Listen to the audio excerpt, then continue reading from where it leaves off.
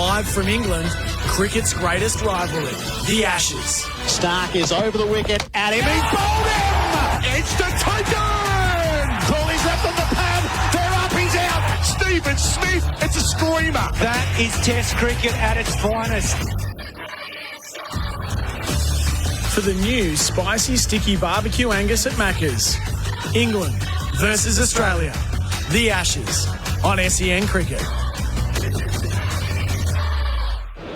Good morning and welcome to SEN Test Cricket from Old Trafford for Macca's. Get the new spicy and sticky barbecue Angus from Macca's.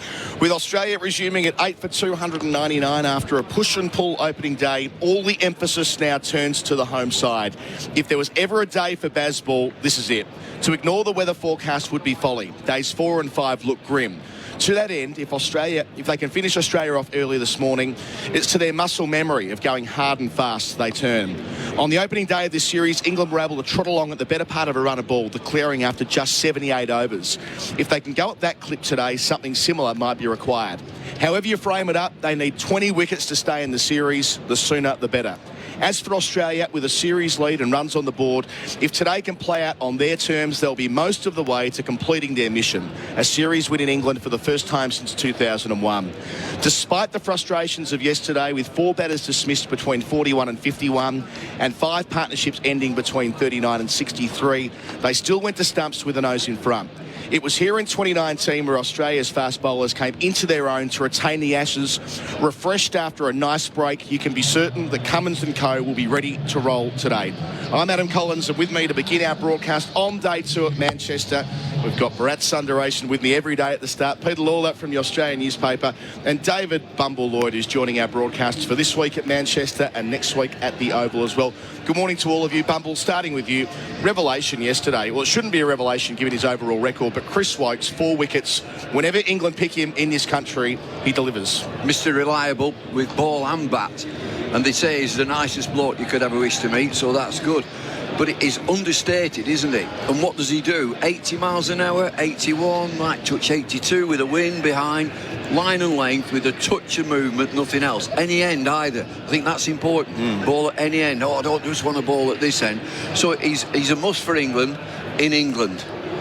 And the other side of it, of course, is Stuart Broad was able to again have an influence. Pete, I'm sure you've been writing overnight about the milestone he reached yesterday, the 5th man in Test cricket to hit 600 wickets.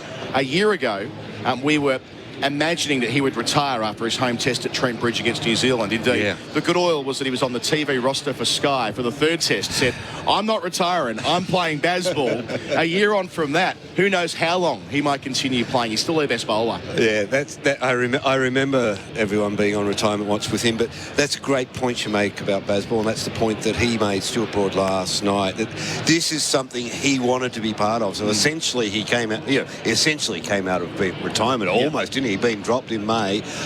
You see that even with Anderson back in the side. And these guys being given a second chance at life, and I reckon you play a different way when you're at the back end of your career and it could have all been over and it all went bad for a little while, like that 2019 tour. You see that with Usman Khawaja. He sort of mirrors that point in your sporting life. That's why England are so dangerous. They have so much experience, but they're at that point in their career where the results don't really matter. They're just having fun and they're just going to give it a red-hot crack, and they know how to do it. We hear a lot about entertainment first, results will follow. Baz, they need to play that way today if weather is a factor. I don't want to emphasise this too much, but they can't be ignoring what it looks like on days 4 and 5. That'll mean they have to use today as their moving day earlier in the test match than ordinarily would be the case. And I think they're doing it even from before the game began. We've been to so many press conferences over the years with captains where you ask them about the weather and they're like, oh, it's not in our control, someone else controls it. But Ben Stokes acknowledged the weather and he said, no, we'll have to play more aggressively than we have if we have to make a match of it. And it is England's match to make a match of because Australia, I'm not saying will play for a draw, but Australia have done what they have to do in the first inning. They put some runs on the board. Hopefully they'll want to put at least 40 more runs on the board, get closer to 350 than they are right now. But after that, by not picking a spinner, Australia, what Pat Cummins has said is, look, I'm comfortable using my seam attack. I'll set certain fields. And they know England will come harder than them, harder at them than what they've seen maybe since Edgbaston. And thereby give themselves a chance of bowling out England and finishing off the Ashes here before they even head to the Oval. I still think there's enough time in this test, despite the weather that's coming, for there to be a result. Forget the weather. I've lived around here for a long, long time, and they can tell you 4 days in that he's going to do this, he's going to do that, and he does absolutely nothing. So just play the game. So getting back to Stuart Broad, he's been England's fall guy, hasn't he? So many times. I will never ever forget in Barbados, which is the one pitch in the Caribbean that you'll get a bit of pace and bounce. They left him out and opened the ball in with Sam Curran, that's right, who's about 5'6", and you just need a tall bowler to hit the pitch hard. And so I think also that he's got rivalry with Anderson, and there's got to be rivalry. Thompson and Lilly, Statham and Truman, Lindwall and Miller. You'd have rivalry between the two, and it must have irked Stuart Broad that it's Jimmy Anderson. Hey, what about me? And he's done wonderfully well to get 600. Well, he got his 600 from the Jimmy Anderson end. That's it, quite right. And he'll have rubbed that into him as well. Well, you're right. When Fred Truman took his 300th Test wicket, there was a sense that no other fast bowler would ever get to 300. I think both of them have doubled Truman. A wonderful sportsmanship. When Fred took his 300th wicket, Neil Hawke was the batsman, and Neil Hawke shook his hand on the way out. Yeah, bring that back. Bring it back. I remember Richie Benno acknowledging Dennis Lilly when Dennis Lilly broke his record. That was a great moment in cricket. Doffed his cap. And didn't Fred then send a congratulatory, begrudging message to Dennis Lilly? Bharat, you were talking to Marnus Labuschagne last night, interviewing him on our SEN coverage, and I mean, he acknowledges there is a frustration. They weren't able to truly kick on with it yesterday. However, in context, 8 for 299 from where they were, losing Green and Marsh in the same over with about an hour and a half to go, they would have taken that. And one ball in particular, the ball from Chris Wokes to get rid of Mitchell Marsh when he was set with a 62-over-old ball, will tell the Australians that, yeah, I mean, this is not a pitch where there's a lot happening, but it has been two-paced, and that's what Marnus spoke about. The thatchy nature of the grass on top has meant that it's nipped around a little bit, and you're never really in, and that's what he meant. He said we had to bat really well to get to 299. That cannot be overstated. But yes, the only regret is none of us really kicked on and went big. And credit to Chris Wokes. I mean, we spoke about him, Bumble spoke about him beautifully. But for me, it's like he's like the recurring character of your favorite show, right? You want to see a lot more of him, but he just appears in certain episodes and he steals the show, but he's never there. He's never headlines the credits, and he's that kind of character. And he kept England in the game. He kept bringing them back. Every time there was a partnership, he gets rid of Warner, he gets rid of Green and Marsh in the same over with that beauty of a delivery. And again, late in the day, the second new ball, he's the one who gets rid of Alex Carey. That might be the intro for your piece later today if Wokes does it again. I might have a yarn for you for first edition, Pete. Oh, good. Are you still having to file pieces for the paper? Well, today I do, yeah. We're staying open for the World Cup. And there's a bit of news there. I don't know if you've seen there that. There is. Sam Kerr's on the bench, which is a huge story. Well, she's calf out of the match. Matches. All of that's on SEN as well. You can listen to both broadcasts, have two phones running or two radios running, or multitask. Steve Smith batting yesterday in a shirt that he cut off himself, and I put this on the podcast last night. Apparently, a lot of the Australians have been doing DIY work on their kit and wearing kits from as early as 2017. So what's going on with the Australian kit? That's something you can find out. Yes. And is that a good or a bad sound in our effects mic? I think that's the good sound. That's the hover cover going off, not coming on. Way, from the field rather than the alternative. I'm just looking at that hover cover, and it's state of the art. And years ago, there used to be one of these underground covers. It came up, and it had to be done mechanical and wound. And they went into it one day, so it's quite deep. And the ground cat had kittens. There's 6 of them down there running about, and they were running around the field trying to catch these kittens. Yeah. We might take our first break on SEN Test Cricket for the day. Reminder that Australia will resume at 8 for 299. Mitchell Starc is still there on 23 not out. Our coverage is for Macca's. Win free McCafe coffee for a year on the My Macca's app. On the other side of the break, Daniel Norcross picking up the conversation with Jeremy Coney, Jarrod, Kimber and Andrew Sampson.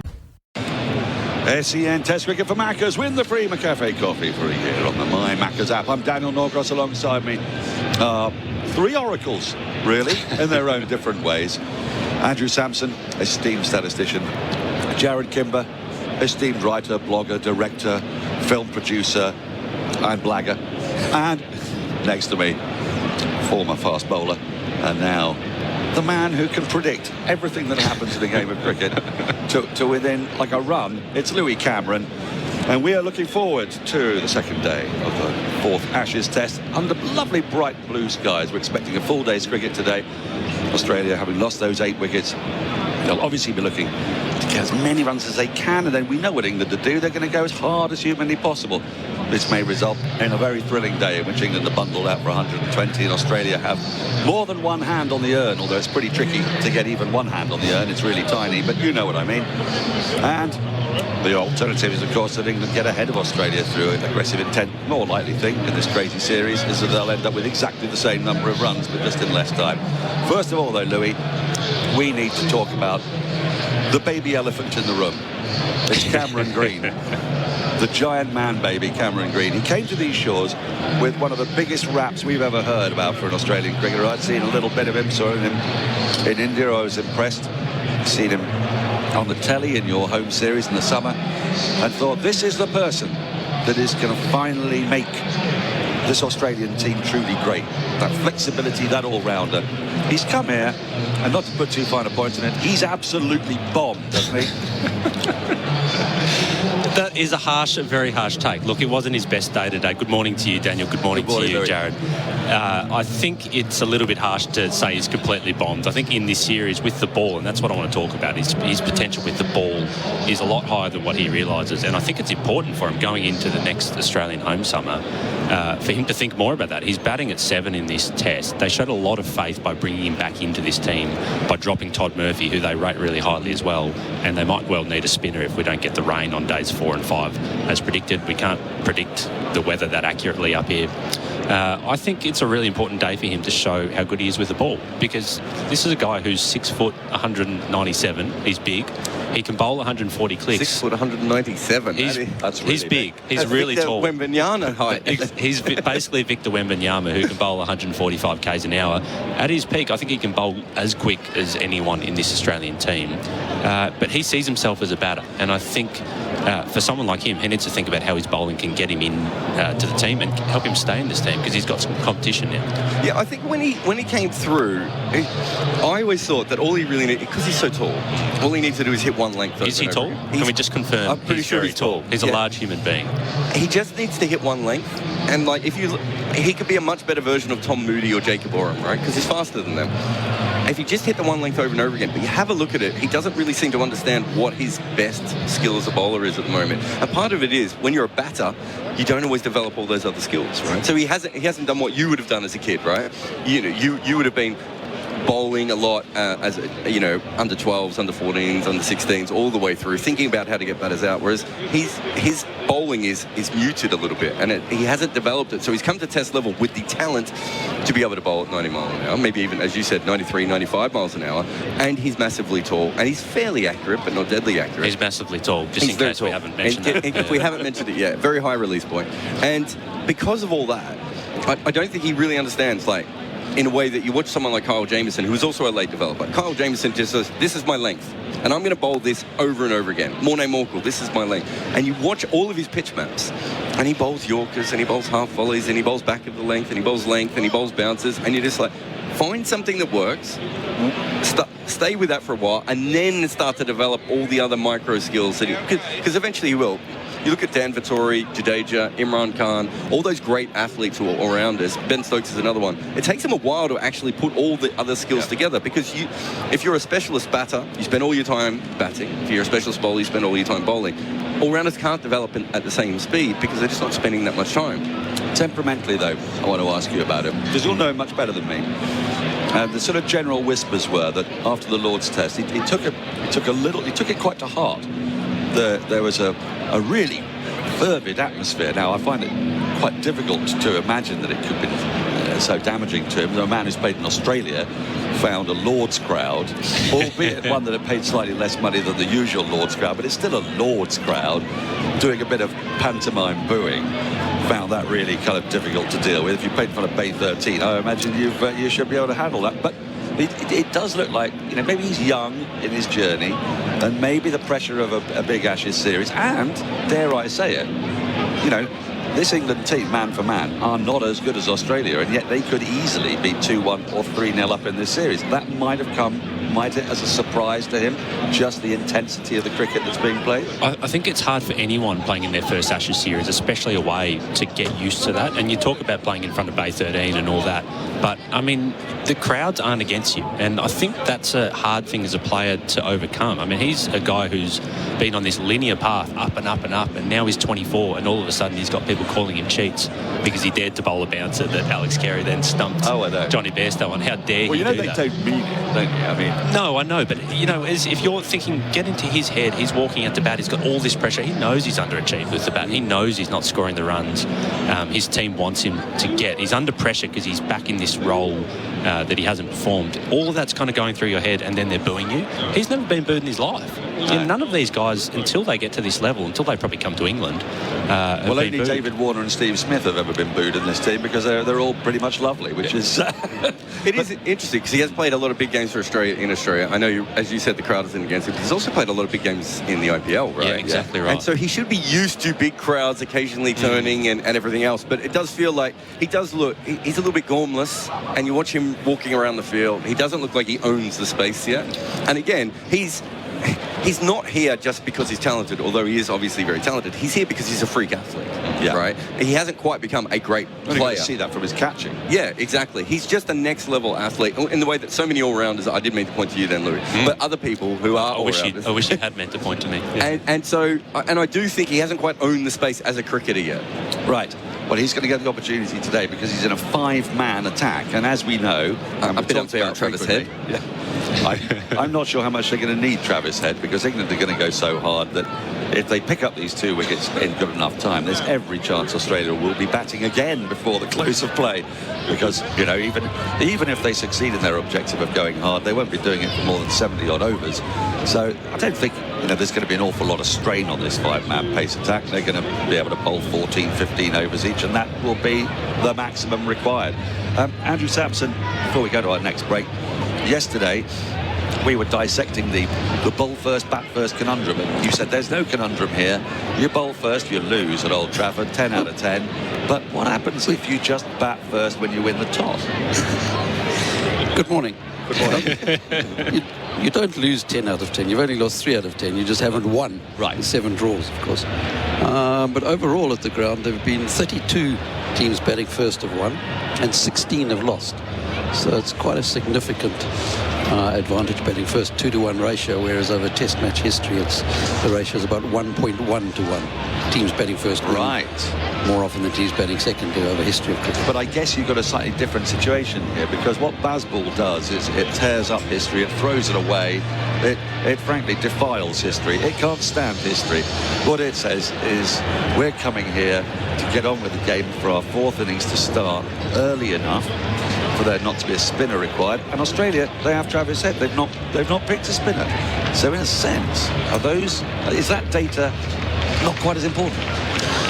That's probably true, especially, as you say, in this era they do have a completely different approach to the historical approach, and it's been successful for them mostly, hasn't it? With the 5 successful run chases of over 250 in the last 2 home seasons combined. So, yeah, they don't care about us historians, do they? No one cares about us historians. On that lament, it's time we went for a break, because in a moment or two, in about 3 minutes or so, it's going to be almost time for the first ball. SEN Test Cricket for Maccas win free McCafe coffee for a year on the My Maccas app. We're just about ready for the resumption. Australia 8 for 299. The captain Cummins prepares to take the first ball. He's on 1. Stark down the other end put a shift in last night. He's 23 from 70 balls. They added 122 runs in the final session but lost 4 wickets along the way. Adam Collins with you. David Lloyd, Bharat, Sundaresan, Andrew Sampson with me, our experts for Red Energy. 100% Australian electricity and gas as the final bars of Jerusalem ring around Old Trafford, and James Anderson prepares to set off from the James Anderson end. Good morning, Baz. Morning, Adam. Morning, David. Andrew. I always find it funny, though, in the morning of a test, even at this level, some things are the same as they are at all levels of cricket, right? I saw when Cummins and Stark were walking out the slipcord and walked up to them and said, "Who's on strike again?" Something quite relatable about that, isn't there? Very much so. Up and down the cricketing pyramid. England will start with 3 slips of backward point. Cover point, a wideish mid-off, conventional mid-on, forward mid-wicket, and or forward square leg rather, and a fine leg. Anderson, wicketless yesterday. Starts day 2, bowls to Cummins on 1, driving and caught at cover point. Wicket first ball of the day. James Anderson gets a wicket. He's toiled so hard yesterday, and Cummins tries to play expansively through the offside. Hits it straight to cover point. England wicket first ball of the day, 9 for 299. The captain's gone for 1 bumble. Well, what a start. Gladiatorial atmosphere out there, and it's their own. It's Jimmy Anderson, and the ground erupts. It's a good catch. It's low. Safe hands. He's in the right place. You just gave the field out. The fielder was absolutely perfect. It looked a fine shot. It looked a lovely shot. Straight to him. Straight to Ben Stokes, the captain, and what a response from Stokes going up to his veteran fast bowler, Baz. That meant a lot to the crowd, meant a lot to Anderson after so much frustration yesterday, and the captain as well, backing Anderson, delivering first ball. Oh yeah, 10 minutes or so ago, Jimmy Anderson walked onto the field, still looking as grumpy as he did when he left yesterday. Having a little bowl on the side pitches. He couldn't have framed the first ball of the day in better fashion. Full, and just swinging a little bit, Pat Cummins' loose shot. Wicket. You're both umpires, you'll appreciate this point. Play started at 10:59. Normally the ICC elite umpires are quite meticulous about holding the players until 11. Wicket at 10:59. Well, I like that because there are so many times we start at 11:04, 11:03. Who cares? So England the chance to finish this in a hurry, to get batting, to get Baz bowling. It's going to be the number 11, Josh Hazlewood. And after 1 delivery today, Anderson has got 3 slips of gully over the wicket from his end, close to the stumps. Hazlewood first ball cuts him in half. Over the top of the off stump, past the inside edge. Super stuff. And what that early wicket also does is, if Hazlewood does survive this over, Mitchell Starc can't take his time to get his eye in. He'll have to start trying and scoring quickly from the word go, which is not what he would have planned for. What a ball from Jimmy Anderson. I said it went over off stump, Bumble. That went over leg stump. That's done loads. Well, I'm just thinking about that Labuschagne interview where he said that the grass is allowing the ball to move and so on. I think it looks a fabulous pitch. Described it as thatchy, didn't he? Anderson up and Hazlewood leaves into the gloves of Bairstow. The crowds turn to sing Jerusalem, as they do after the second ball of the day, every day. Had to wait today, wicket in between. Yeah, no. They'll get the customary applause from Joe Root, first slip, as soon as they're done. What that will do for Anderson, having seen everyone else get in the book yesterday, missing out, bowling pretty nicely at times and getting picked for this test match at home. You can see the relief and the togetherness of the team. First ball. 1 for 43 is figures, halfway through over number 18. Anderson bowls, hits Hazlewood on the back. We're ducking a short ball.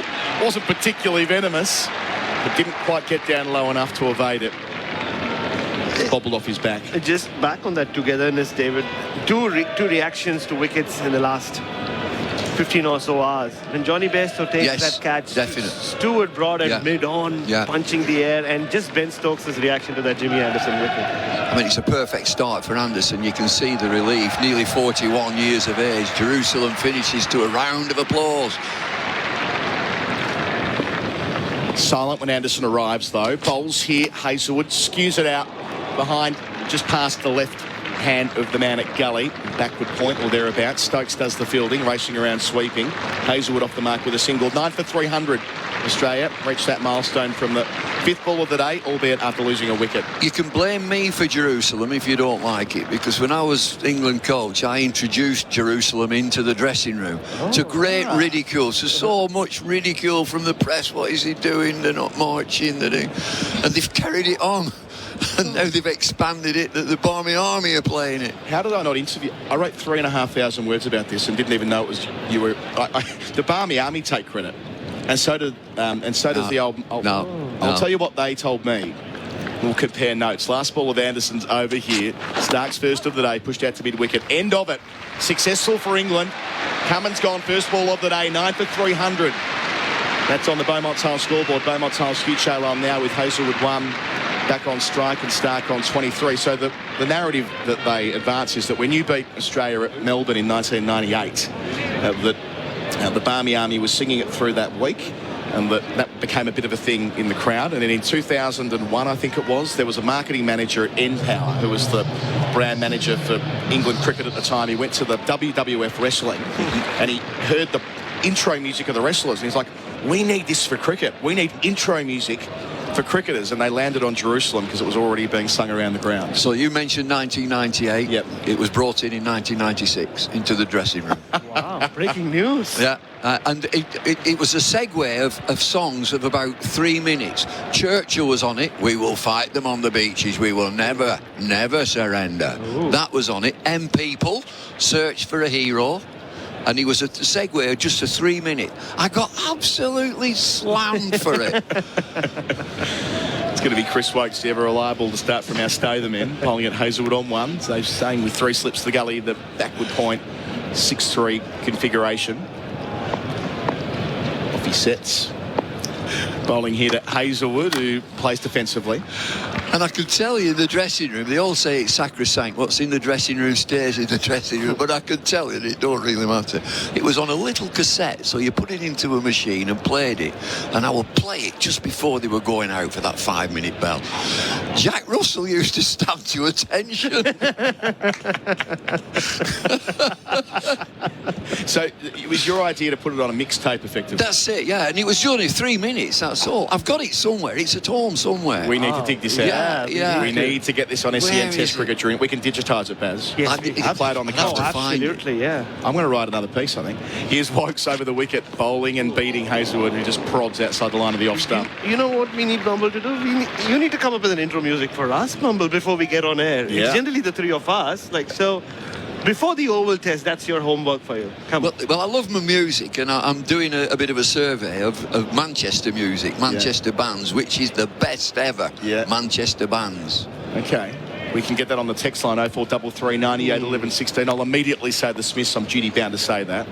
I'm going to get a photo at the front of the Salford Lads Club while we're here. To replicate what they did years ago. Wakes up here, bowls to Hazelwood, back of the length, defended out to the covers, no run. So it's Oasis, New Order, Happy Mondays, Stone Roses, the Hollies, Wayne Fontana and the Mindbenders. Take that. Take that. Take that. Oh. Elbow, yeah. Durutti Column, Ting Tings. That's a great list. Well, there's plenty. I've got a list downstairs. I'll dig it out. Elbow are cricket fans, aren't they? I don't know. Guy Garvey. Wokes up, bowls here. Edging and taken at second slip. Hazelwood gone for 1. Australia only add 1 run to their overnight tally. Wokes completes a 5-wicket bag as well. He has been brilliant since returning to this England team.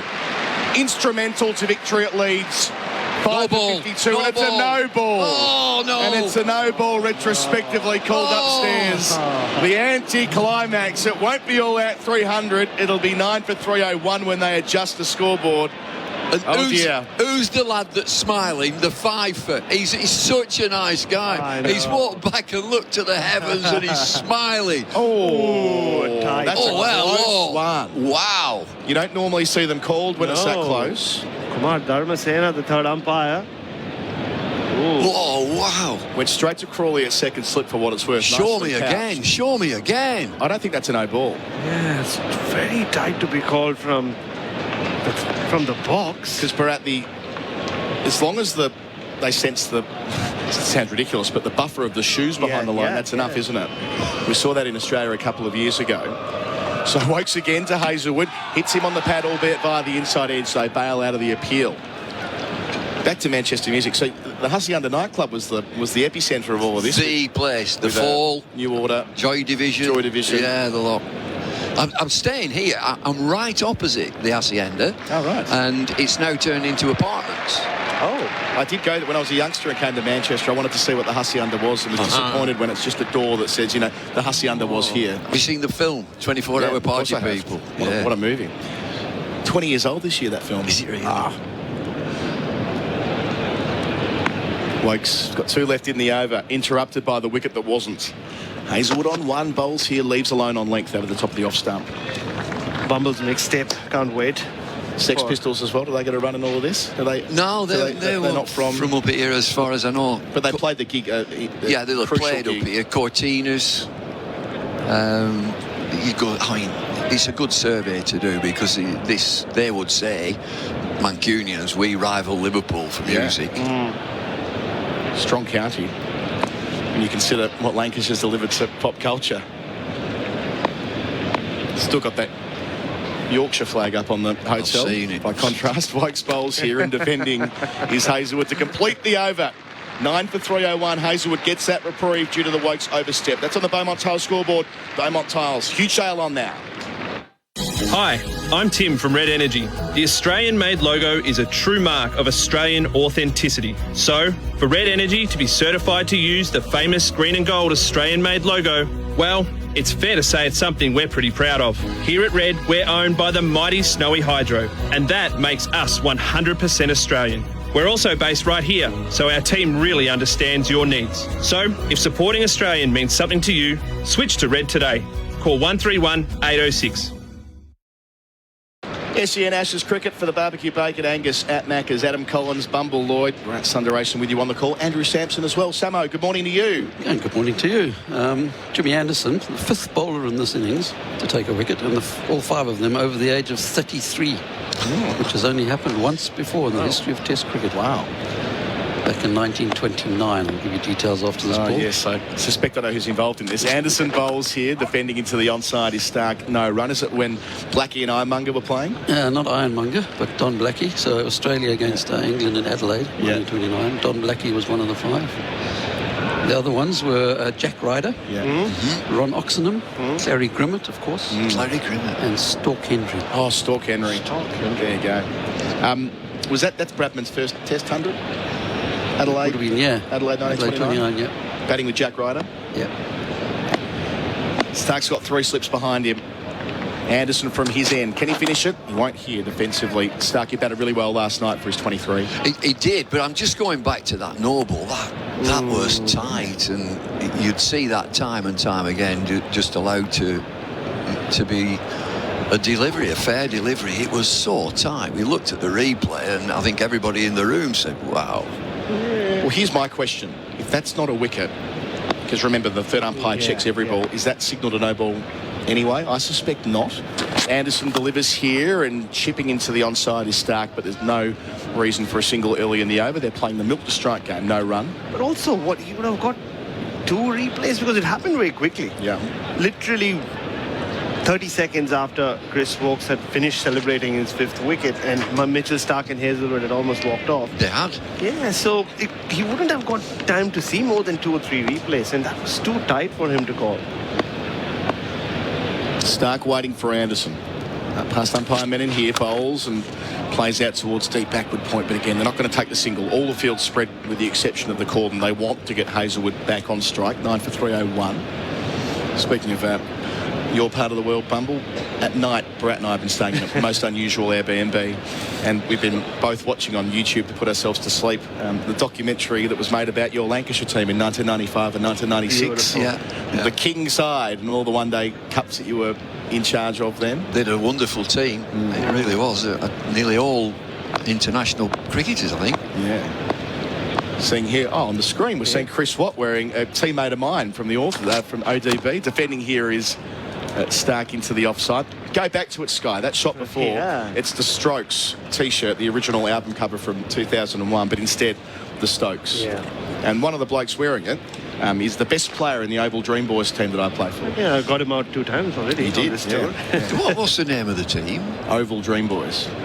Good grief. It's a Monty Panesar joke, but you've got to kind of decode it. When Monty was on Mastermind and asked what the film was about the men who stripped naked to, or however it went. Anderson to finish here, and a wide waft from Stark doesn't make contact. End of the over, 9 for 301. Beaumont Tiles scoreboard. Beaumont Tiles huge sale on now. I think the question was which film in 1997 where men stripped in order to avoid having to. We've got you. Yeah, you know what it was. Yeah. Everyone knows that's the full Monty. You'd think he would. Dream Boys. Dream Boys. Could have been called that. Got some text in here about the about music from Manchester. Oasis, then Daylight, and then the Flemington Straight, then the Smiths, the Stone Roses. That's Ben in right. Thank you. Simply Red, says John. Yes, yeah. Bumble, this is from Shannon. Happy Mondays and Stone Roses, no doubt. Oasis worthy of a very notable mention. Thank you, Shannon. We agree with all of that. We're seeing a very, very slow replay here, close up of the front foot, no ball. That's not a no, I don't reckon. I'm with you. I think he's got, it's a millimetre or two, but it's harsh. Gets another crack to finish it here, Wokes. Yeah, that what we were noticing yesterday, watching the replays of your teams in 95, 96. Michael Atherton in the gully. Yes. SEN Cricket's own Michael Atherton. Before his back went, I assume. Wokes bowling here. And Stark pushing into the onside no run. He was catching flies in there. He was a good grabber. Yeah. You're dead right. Before his back really went, he'd always had back problems, but he was a good grabber. With good balance to the team, you know, spinners and an engine room of spinners coming in late on. Wicket keeper would be Warren Hegg. Yeah. Dangerous. That chase with Wasim Akram and Warren Hegg. Oh, yeah. In the semi-final at Worcester against Graham Hick. Going 9 and over or whatever it was. Wokes bowls here. Before that was possible defensively. I have to tell you about Warren Hegg. When he made his debut in Test cricket in Australia in the Ashes, he only played 2 matches. His all-time hero in cricket was Steve Waugh. He's captain in the team. He walks out to bat. Steve Waugh came up to him and said, "You're an absolute disgrace." He said, "Making your debut, you should be ashamed of yourself. 30 years of age, shouldn't be out here." He said, I welled up. He said, "I got tears in my eyes." Wokes bowls. The Stark on 24. Pulls aggressively. Gets a lot of that. Out towards deep backward square. Gets a boundary. Stark playing aggressively for the first time today, finding a gap in the deep. There aren't many, because they're all spread at the moment. He's 28, 9 for 306. That's such a good shot for an opening bowler to play that shot. Very tall. Not the greatest bouncer, but he played it perfectly. Got a half-century here in 2019 against England. It's strange with some of these tail-enders, right? They have these favourite grounds where they always make runs. Once again away from us. Over the wicket to Stark, who plays off the front foot down to long off. Does take the single with 2 balls left in the over. 9 for 307 the score. Stark to 29. Yeah, that chase at New Road with Warren Hegg and Wasim Akram. What an amazing overseas pro, having Waz to bat and bowl. I mean, fabulous. And when you're coach of a team and somebody would say, as they would, "Oh, you coached Wasim Akram." You're joking, aren't you? Coached him.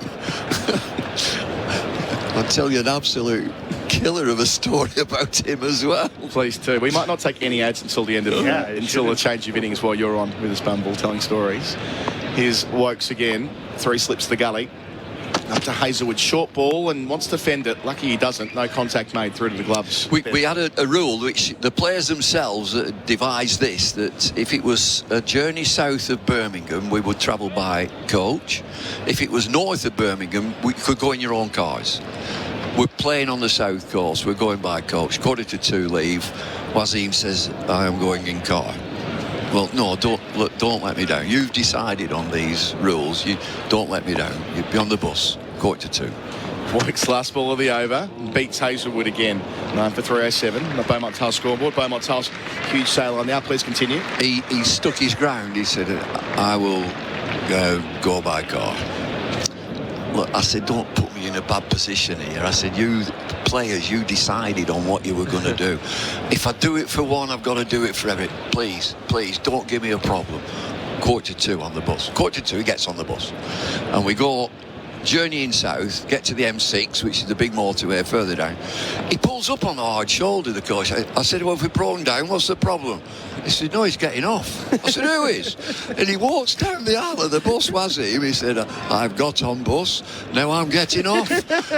And his mate was behind him in a car and they cleared off. Playing to his own rules, wasn't he? We had him as a summariser a couple of years ago. Anderson bowls here, trying to finish it. Finds the edge of Stark, but down towards deep third it goes. Thick edge, reaches the rope, trickles into it. Away to our left, Stark into the 30s, playing well. He's 33 from 81. Frustrating runs for England, given they should have been all out for 300 Australia. Instead, they're 9 for 311. Good runs for Australia, these. as you say, frustration. As the field is set back, they're giving him one. He's not taking the one, but it's a big bonus when you do get a 4. So we had Waz for 2 tests on commentary on SEN, and what we would do is we just queue up YouTube vids of him watching himself, and he'd basically commentate his own wickets from years before. What a great man. Oh, brilliant. Great man. Yeah. Incredible. One of the last of the truly old school as well in many ways.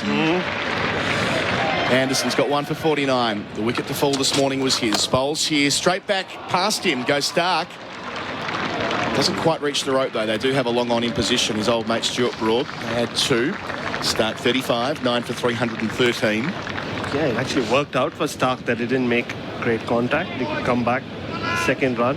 And just on Wasim Akram, the thing with him on commentary, I was told, is never tell Wasim Akram something just before he's going on air, because he will repeat it.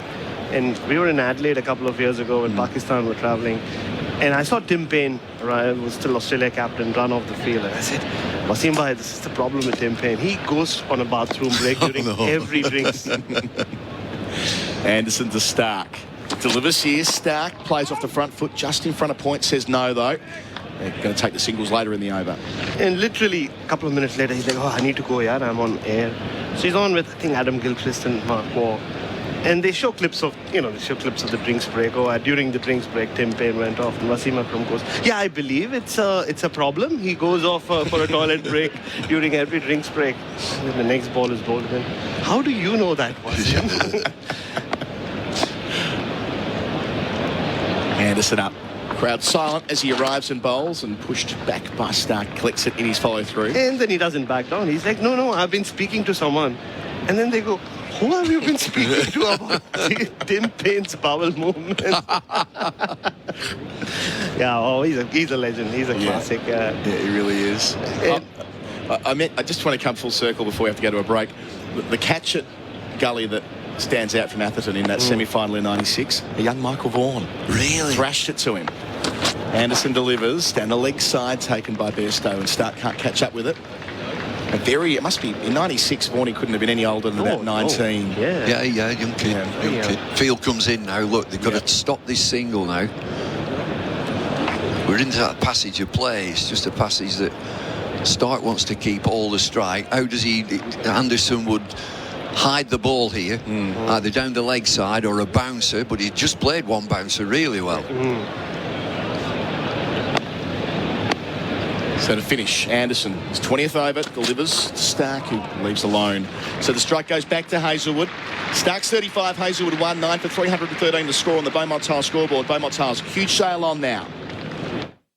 Go into Tyre Power and say, hey, got a great value deal for me this winter? And they'll say, good timing. The winter safety sale is on now. You can buy 3, get 1 free on selected Falcon tyres. Nice one. Tyrepower.com.au. Warren & Brown Tools, Australia's leading manufacturer and supplier of precision tools for every trade. Their highly skilled team know tools and can deliver Australia-wide. Get in contact with your local distributor or use code SEN at checkout for 10% off all orders. wbtools.com.au. SEN Ashes cricket for the barbecue bacon Angus at Macca's. Adam Collins, Bumble, Lloyd and Bharat Sundaresan staying with us because Jeremy Coney at the moment has had to rush back to the Airbnb to find his phone. Now, he left a long time ago with 25 quid and a prayer. Wokes in to Hazelwood and he beats him outside the off stump. Jeremy isn't great at these things, Baz, as we've learnt over the last few years on commentary. He fills his notebook up with every last detail, every last train, then forgets all of it, gets it all wrong, and all the rest. It's part of his charm. So we'll find out soon how he's gotten on. Yeah, spent 15 minutes trying to explain to him how to get from point A to point B in London, taking the tube. He took it all down. Northern Line. He got all the way to my place on the tube the other week. Oh, well done. Jeremy, as Wokes bowls here off the back foot. Carving away is Hazelwood. Just straight of where Broad was at extra cover. Down towards the rope and it's hauled in at the last. About 2 yards inside. Broad nails his dive. Drags it in. And that means the Australians will rotate for 3, which gives a strike straight back to Stark from the first ball of the over. Hazelwood 4, 9 for 316. Oh, that no ball, just more and more. Oof. Yeah. It becomes so crucial, right? England were up. They had the first wicket. Then, just for the addition of 1 run, running off. The sun was out. it's perfectly set up for England to just start off bowling straight away. But now these are frustrating runs, and also you keep thinking about it. Chris Woakes is clearly striving for that 5th wicket again. Not as consistent as he was yesterday. In a test match where time, we don't want to pay too much attention to the weather, but might be a factor. Just losing a few more overs here and the runs they'll have to get. Woakes bowls and clipping is Stark into the onside. They take the single. So now there's some trust shown in Hazelwood. Stark to 36, 9 for 318. Just getting back to the no ball, it took so long. The players were almost off the field. Certainly the batsmen were 3/4 way back. It took so long to reach that decision, and when you see it on replay, you can understand why. It's the tightest thing you could see. It's either a no ball or it's not. Yeah. So Woakes is still operating with 3 slips and a gully, but gets a go at Hazelwood earlier in the set. 4th ball here. Field up. Hazelwood bounces him and sways out the way. Good batting. Umpire to umpire question, David. Like, when you first heard that they were about to call no balls from the box, like, what was your first thought? Sensible. I liked it. A lot of people talking about it prior to the decision. So it takes it away from, and if you speak to, when I did umpiring and spoke to senior umpires, they said don't take too much notice of this line. That the business end is that end. Woakes with 19 on his back. Delivers to Hazelwood. Fuller plays out towards the deep cover where Broad's fielding, but they won't take the single, and that's not full enough for Hazelwood. Although I'm talking at a time in the 80s, the cameras weren't intrusive, if that's the right word, but don't worry too much about this end. They'll always be roundabout, and you might miss one. Sometimes you'll miss it. You'll miss that front foot because his body's in the way. Yeah. The bowler's body is in the way of the front foot. So Woakes up to finish. Hazelwood pushes into the onside. Over complete. 89 overs gone. 9 for 317 on the Beaumont Tiles scoreboard. Beaumont Tiles huge sale on now. Hazelwood 4 and Stark 36. Hi, I'm Tim from Red Energy. The Australian-made logo is a true mark of Australian authenticity. So, for Red Energy to be certified to use the famous green and gold Australian-made logo, well, it's fair to say it's something we're pretty proud of. Here at Red, we're owned by the mighty Snowy Hydro, and that makes us 100% Australian. We're also based right here, so our team really understands your needs. So, if supporting Australian means something to you, switch to Red today. Call 131 806. 0433 98 11 16 to communicate with us in the studio. We've got all the tweets in as well, Bumble, for you from SEN Cricket. Greatest artist band out of Manchester. We've got a Urban Cookie Collective from Dylan Leach. Take that. Oasis, the Smiths, so some familiar names returning here. Joy Division New Order from Buzzman. Thank you, one and all. Follow all of our social media accounts through the English Summer, SEN_cricket. No, not much heavy metal from these parts. No. It's more Birmingham, I think. What about in spiral carpets? And of course the Smiths was out there. I mean, heaven knows I'm miserable now. An evening with the Smiths, you would be miserable. Don't judge me. Everything are from Manchester as well. Forgot about them. Great band. Wood into the attack for some pace to Stark from the Anderson end, replacing Jimmy. First ball hit on the pad, shout for leg before, which Wood isn't that enthusiastic about, nor is umpire Menon. There'll be no review. Yeah, already that extra pace. Mitchell Stark into the shot so early. We saw this from Mitchell Marsh yesterday. This makes you do things that much quicker, doesn't it? That extra pace, and a bit too eager to hit the ball. There are 2 men out there. Long boundary for Mitchell Stark to clear as well. There are 3 on the hook. There's one down here that we can't see. Yeah. Wood sprinting in as he does. Arms everywhere. Bowls here to Stark, who gets out the way of the first short one of the over. You know what? I've missed quite a few bounces at the Charlatans. Yes. Yeah. Dubs. Yeah. Oh, I mean, on and on. Everything. There's quite an extensive list of James. Yes. Good stuff. Up the fall, who we were talking about yesterday. You were wearing a Marquis Smith t-shirt yesterday, which was picked up by many of our correspondents. Was it? Did you pick it up? That's good. Yeah, the photo we put up on Twitter, a lot of people. That must be. It must be Market Young. Yes, it is. It definitely is. So 1, 2, 3, 4 back on the leg side rope. in here is Wood to Stark over the wicket. Stark playing out to deep point where he won't take a single. Probably could have got two there. Easily got two. Yeah. That's not quite the right way to play it. Just knocking it on the head anyway. Stays on 36. Wood picked up one wicket yesterday, that of Stephen Smith, when he shuffled across his stumps and was track leg before. Do we not think at this pace, 90 miles an hour, that just try and get him out, bring the field in, don't give singles, try and get both batters out? Message in from SEN cricket lover Shannon Gill, is a regular on Jarrod Waitley's show. I'm walking to a Yeahs gig in Melbourne. I'm loving this Bumble Manchester music talk. G'day Gilly, enjoy the gig. Seeing them next month over here. Bowling here is Wood, defending is Stark into the onside. I'm seeing the Yeahs and the Strokes back to back on the same night in London.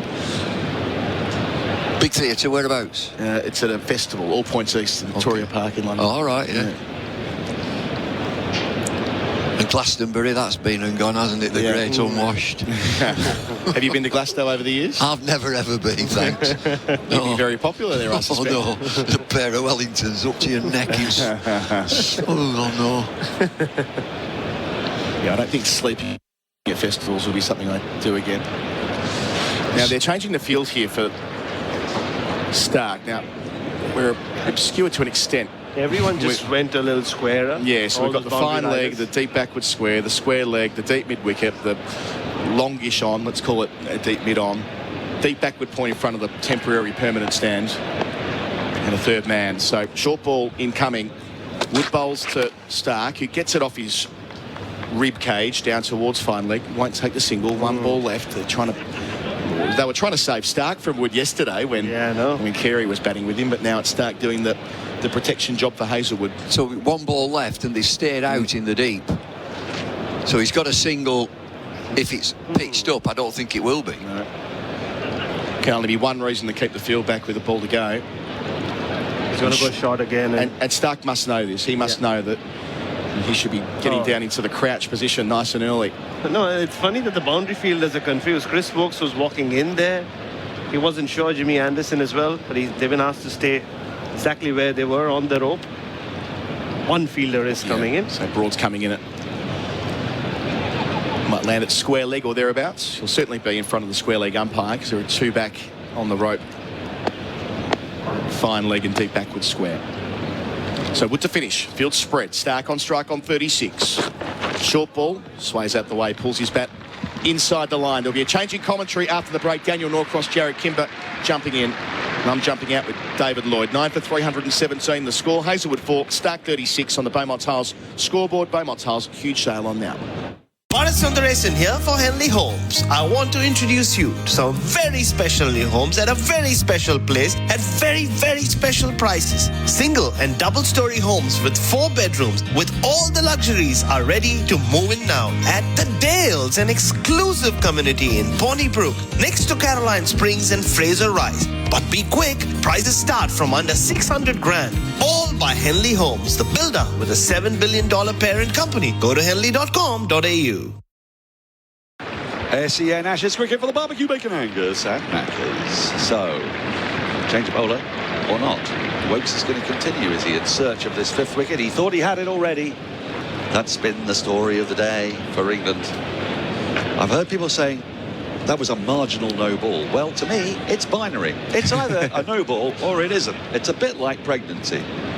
You kind of are or you kind of aren't. I get that. It's a no ball. It's a no ball. Yeah, there was nothing behind the line. The fact that there was very nearly something behind the line, it doesn't really matter. Very, very nearly doesn't cut it. No, it really doesn't. I mean, my favourite contentious line decision, though, still remains Brisbane in 2017 as Woke starts a new over to Hazelwood. Round the wicket he comes and he backs away a touch, pushes out square of the wicket. It's fielded a point, no run. Do you remember Moeen Ali was out-stumped and the and the crease line was thin at one end, much like Anne Elk's Brontosaurus. Thin at one end, much fatter in the middle, and thin again at the other end. And bless him, you could see why it was quite tricky to get your foot behind that line, because it sort of meandered much closer to the stumps. As Wokes is in again. 3 slips in a gully in place, and he moves away and it's gone. Cork moves away with the ball, pushes and it away from his body. Wokes has 5. He's on the honours board. He's got Hazelwood for the second time today, but the first time legitimately. And Australia have been bowled out for 317. Addition of just 18 runs this morning. Wickets for Anderson off the first ball. Wokes with his 5th. Hazelwood goes. And that's the 5th time he's taken 5 wickets in 47 matches. His return to the England team at Headingley and here at Old Trafford has given England just that little bit more bite. It was back of a length, pushed away from his body. He ran away from the ball, frankly, Hazelwood. And a good, neat catch by Duckett, high above his head. A lot of things are high above Duckett's head. But that ball was one of them. And he got both hands to it and snaffled the grab that brings the Australian innings to an end. And we can get on with Bazball. Andrew Sampson. Yeah, let's get on with Bazball. It's his first against Australia. He was averaging 42 against Australia before this one. Right. And he's second overall at this ground as well. Neat. Well, Jarrod, I suppose England would take the addition of 18 runs. I mean, it's all a bit inconsequential. The real part of the day is about to commence, isn't it? I always think that if your tail can stay in for a little while in those sorts of situations, that the opposition opening batters just feel that little bit more confident coming out. They didn't see anything going on that was, didn't see anything going on where they were like, well, this is impossible to bat on, and the tail couldn't handle it or anything like that. So I think from that point of view, England's like, okay, well, it was only 20 runs, which more or less is within the margin. Yeah. And now we have the opportunity to bat on a pitch that looks okay to me, to my eye. How many overs were bowled this morning, please, Andrew? 7.2. So that takes us to 10. So 80 notionally left in the day. Yep. It is a notion. So 72 left in the day. 72 left in the day. Yeah. Yeah. So if England look to go at 5 and over, that would get them to 360. I mean, this is all nonsense, of course, but it's the way Bazball's thinking. I'm just trying to get inside their head. I don't think they've scored at 5 and over much in this series. They haven't, have they? But big open spaces. I don't know whether that'll depress scoring or increase it. If Australia go to the short ball thing, it's quite hard to hook for 6 on this ground. And they've got 5 seam bowlers, so they could. Before we take a break, we're going to run you through that scorecard. It all began yesterday, of course, when England won the toss and, not controversially, entirely expectedly decided to bowl first, which is what no one ever does, but that's what Bazball's all about. First to go, Usman Khawaja for 3, LBW to Broad off 19 balls. That was 1 for 15. David Warner out driving loosely at Wokes, his first of 5, caught by Bairstow, his first of 2.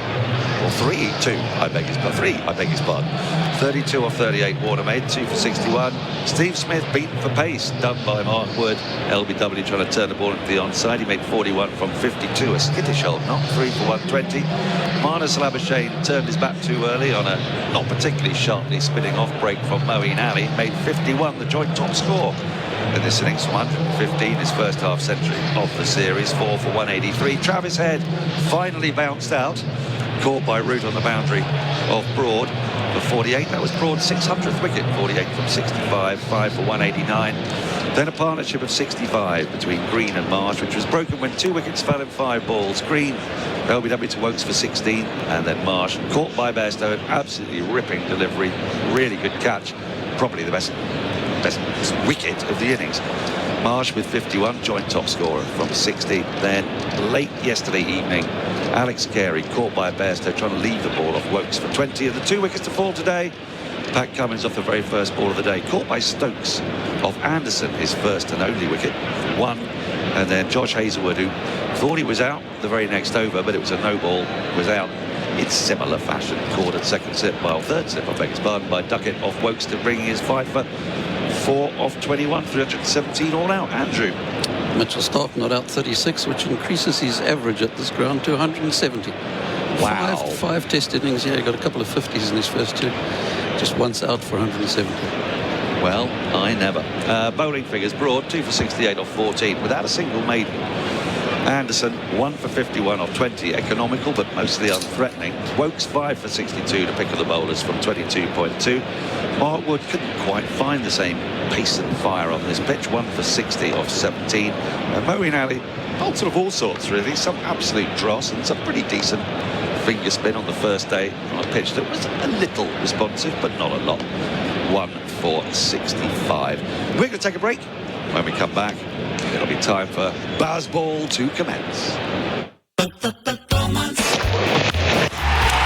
Beaumont Tiles hits another 6 for your renovation budget, introducing the best value tile range ever. It's called Beaumont Max. How's this? Subway tiles from $30. Yes, Subway tiles from $30 in over 10 colours. 3x6 white wall tiles only $19.95. Floor tiles from $29.95 featuring concrete and marble look. Don't be caught out of your crease. Buy Beaumont Max from Beaumont Tiles. You'll be happy you chose Beaumont's.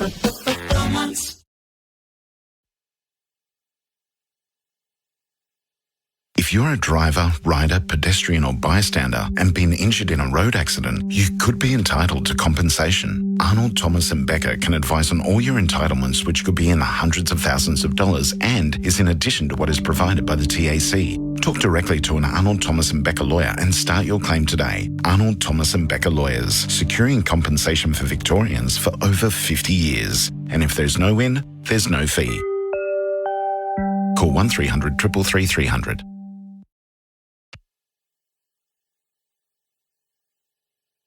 Hi, I'm Tim from Red Energy. The Australian-made logo is a true mark of Australian authenticity. So, for Red Energy to be certified to use the famous green and gold Australian-made logo, well, it's fair to say it's something we're pretty proud of. Here at Red, we're owned by the mighty Snowy Hydro, and that makes us 100% Australian.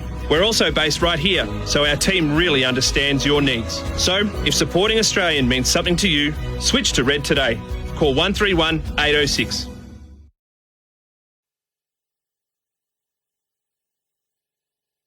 Bharat Sundaresan here for Henley Homes. I want to introduce you to some very special new homes at a very special place at very, very special prices. Single and double-story homes with 4 bedrooms with all the luxuries are ready to move in now at The Dales, an exclusive community in Ponnybrook next to Caroline Springs and Fraser Rise. But be quick, prices start from under 600 grand. All by Henley Homes, the builder with a $7 billion parent company. Go to henley.com.au.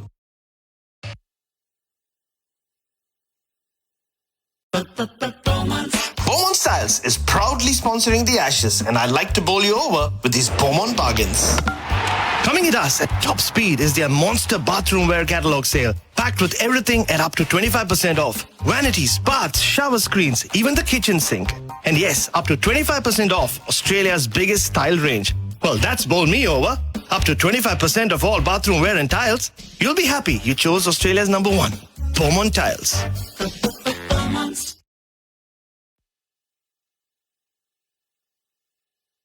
No matter which footy team you cheer for, around 1 in 3 of the players will need donated blood in their lifetime.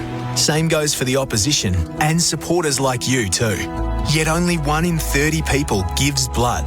That's a lot of potential donors sitting on the bench. So why not be the lifeblood of your footy team and everyone's team? Search Give Blood to book a donation with Australian Red Cross Lifeblood today. Give life. Give blood.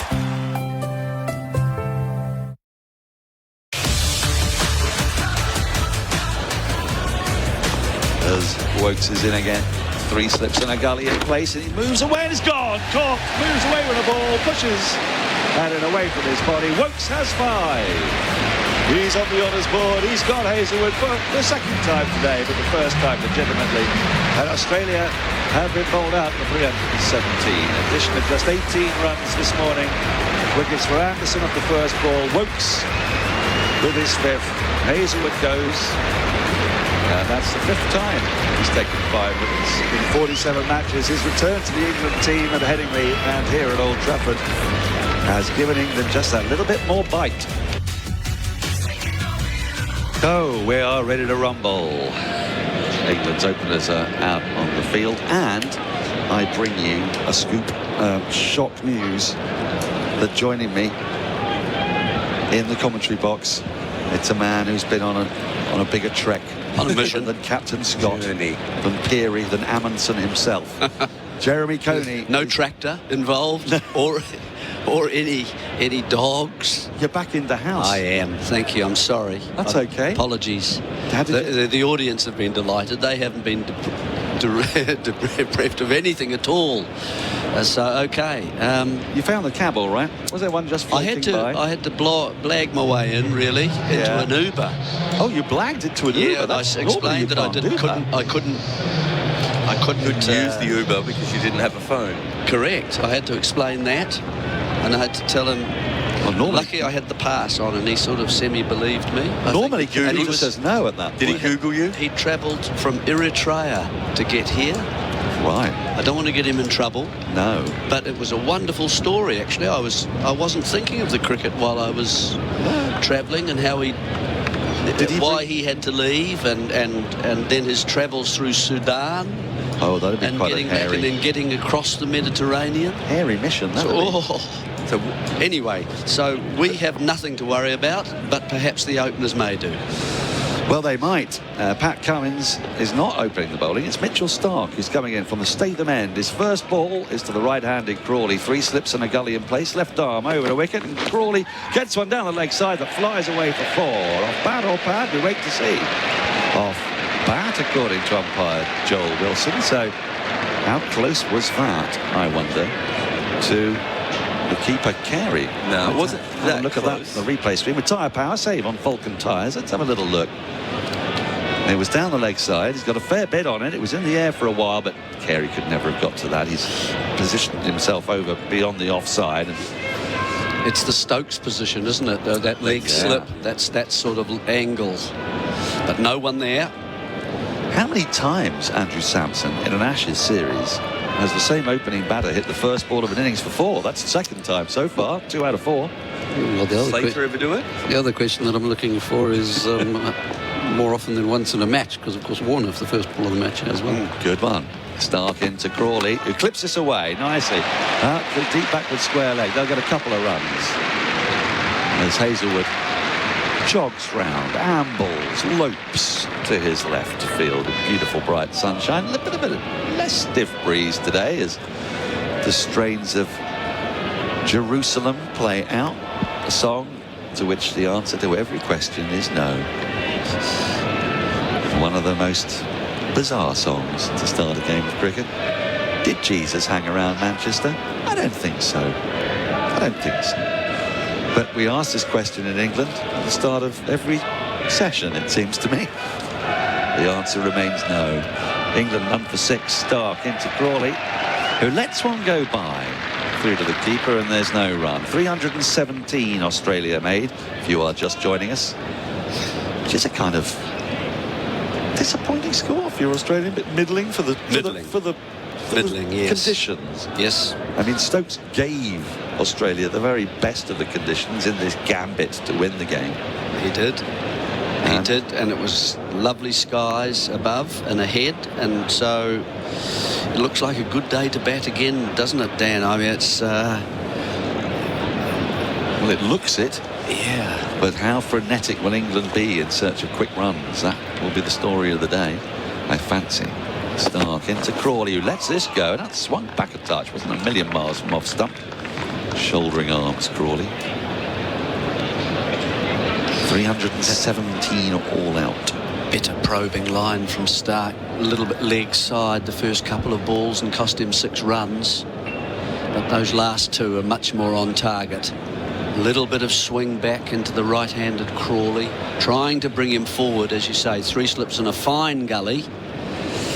Also a fine gully because he also catches so well, and that's Cam Green. A very fine gully he is too, yes. Hands on knees. In comes Stark to Crawley. Crawley gets an inside edge onto body that dribbles out into the offside. Stark in his follow-through fields. There's no run. Hands on knees, of course, is the correct way, isn't it, Jarrod? Is that right? He's very comfortable.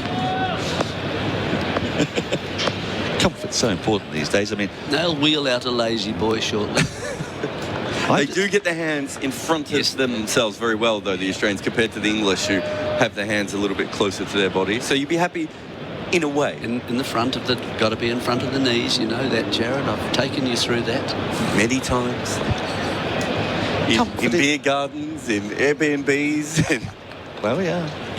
Yeah, the cricket doesn't stop on SEN just because stumps are drawn. Stark into Crawley, who drives loosely, thinks of a run, but gets inside half of the back of the ball, rolls up towards mid-off. That is the end of the over on the Beaumont Tiles scoreboard. Beaumont Tiles, sail on now. England none for 6.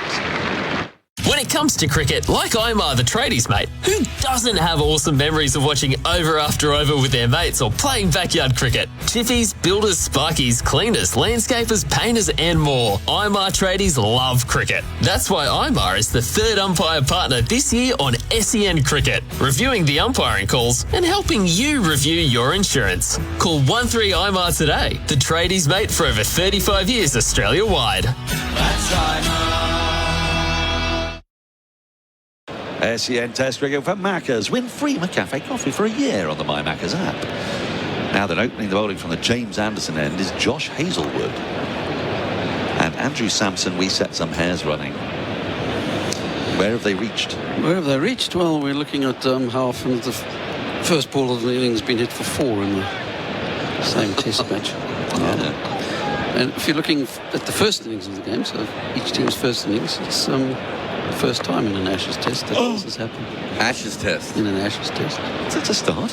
Hazlewood, his first delivery to Duckett is full and is defended rather crabbily by Duckett back to the bowler, no run. First time in an Ashes Test? The first time in an Ashes Test. It's happened 3 other times. So it was the first thing. How many Test matches are we now at? This is number 2512.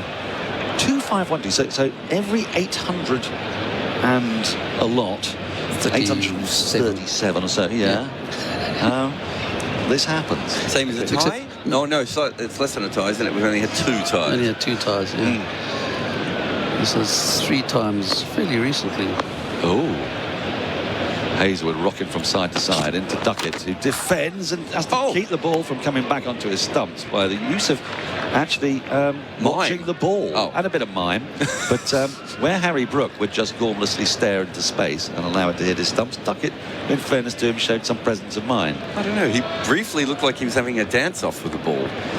But I think he was going to grab it with his hand here, and then he realises his hand's there, and then there's a little dance shuffle towards the ball.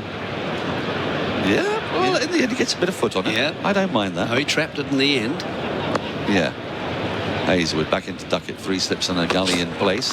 Duckett clips into the onside, doesn't want a single in the end as it goes up to Cummins at mid-on, no run. This is terrific. I mean, actually, it's 4 tests now, so it's 1 in every 628. Yes, not worth bothering anymore, is it? Yeah. So when were these other 3?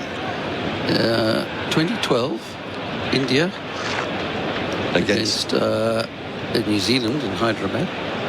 2013, India, West Indies in Kolkata. Hazlewood into Duckett. That's defended again up to mid-on. Cummins does the fielding on front foot, no run. Do you have the player? Was that Shikhar Dhawan or Sehwag? It was Shikhar Dhawan and Chris Gale in the West Indies one. I mean, that's a fairly good line-up for 4 off the first ball of an innings. I think Sehwag will be in there, and the other one probably. And when's the other one? And the third one was Bangladesh, West Indies at Chattogram. Well, that was 21. That was Chris Gale hitting a 6. No, it's 2021. Oh, okay. So it's post-Gale. So they've all happened since 2012. How cricket is changing. Hazlewood into Duckett, who pushes into the offside, finds a gap, gets a single, gets off the mark. None for 7, England. So, but genuinely though, that is intriguing, isn't it? It didn't happen once until 2012, and now it's happened 4 times since. Well, it might have happened in the which Ashes was it? The one where the 1902 was it? The guy tried to hook the ball first ball, scooped it. Oh, Frank Worthington. Was that his name? They did 1936-7 at 36-7, yeah. That's the worst shot I think I've ever seen to the first ball of an Ashes. It's worse than Rory Burns. Really? Yeah, we went in search of the worst shot ever after Rory Burns' Well, it wasn't really a worst shot. Rory Burns's? No. Well, have you seen Frank Worthington's? Just take a look at the Stan. Sorry, it's Stan Worthington. Oh, is it Stan? It's almost like he read a book about a hook shot, but had never seen one in real life. It's permanent place on my phone as Hazlewood is in. This is worked away. Square of the wicket on the onside, just behind square.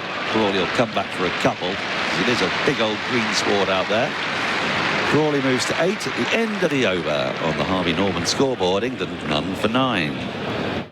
This International Lipstick Day, Revlon is donating $2 from every super lustrous lipstick sold at Chemist Warehouse to look good, feel better. A foundation that helps women face cancer with confidence. For high impact and moisturising lips, buy Revlon Super Lustrous Lipstick, Australia's #1 lipstick from Chemist Warehouse, and inspire confidence through the power of lipstick. Promotion ends 2nd of August 2023. Chemist Warehouse, great savings every day.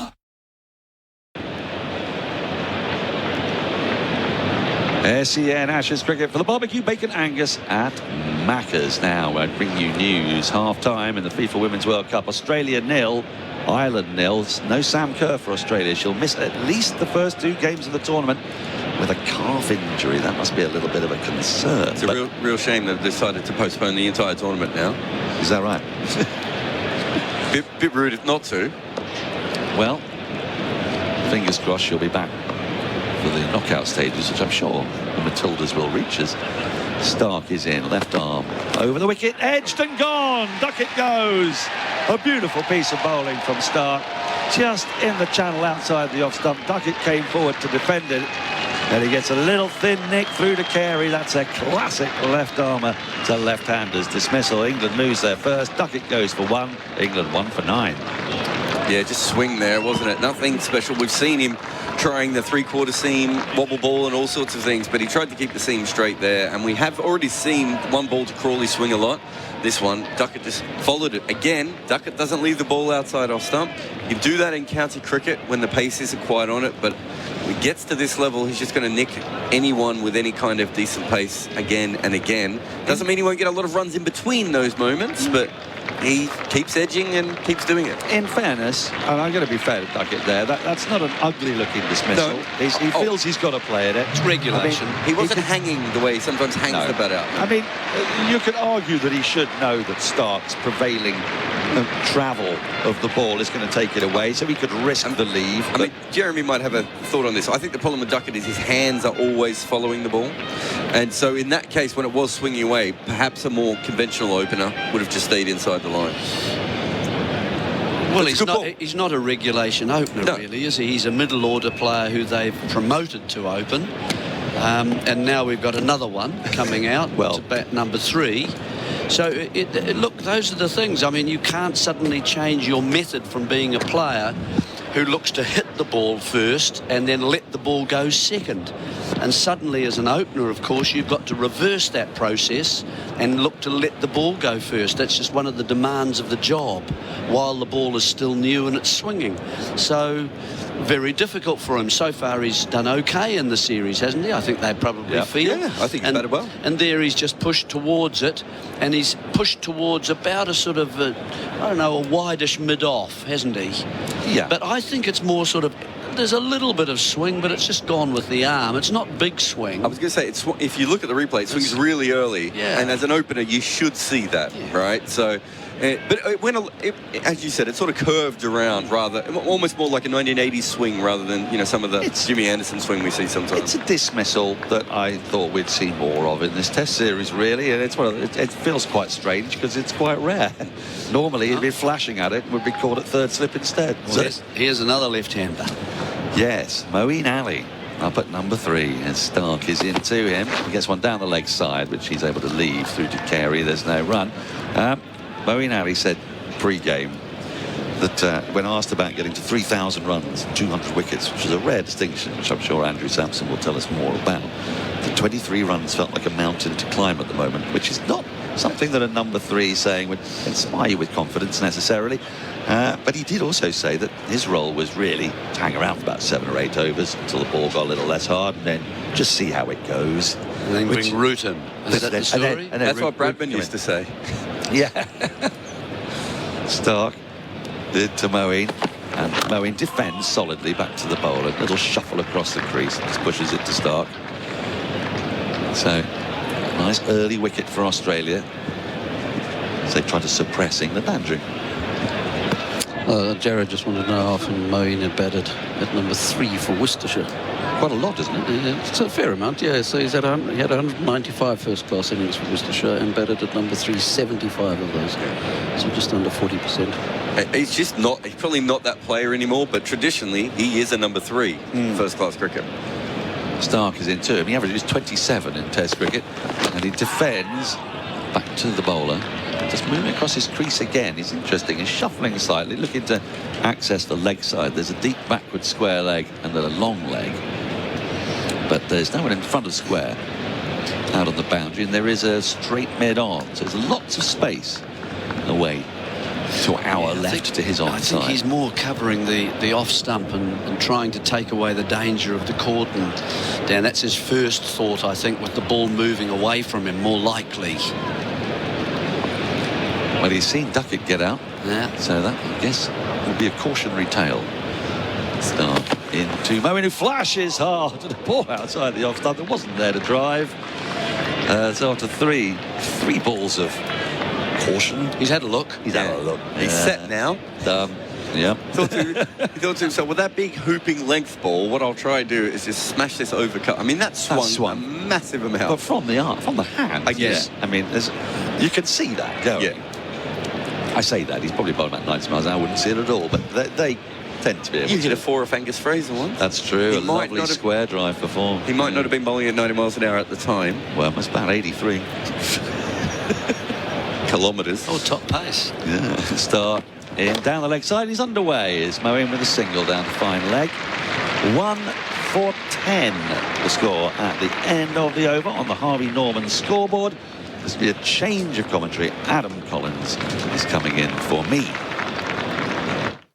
Hi, I'm Tim from Red Energy. The Australian-made logo is a true mark of Australian authenticity. So, for Red Energy to be certified to use the famous green and gold Australian-made logo, well, it's fair to say it's something we're pretty proud of. Here at Red, we're owned by the mighty Snowy Hydro, and that makes us 100% Australian.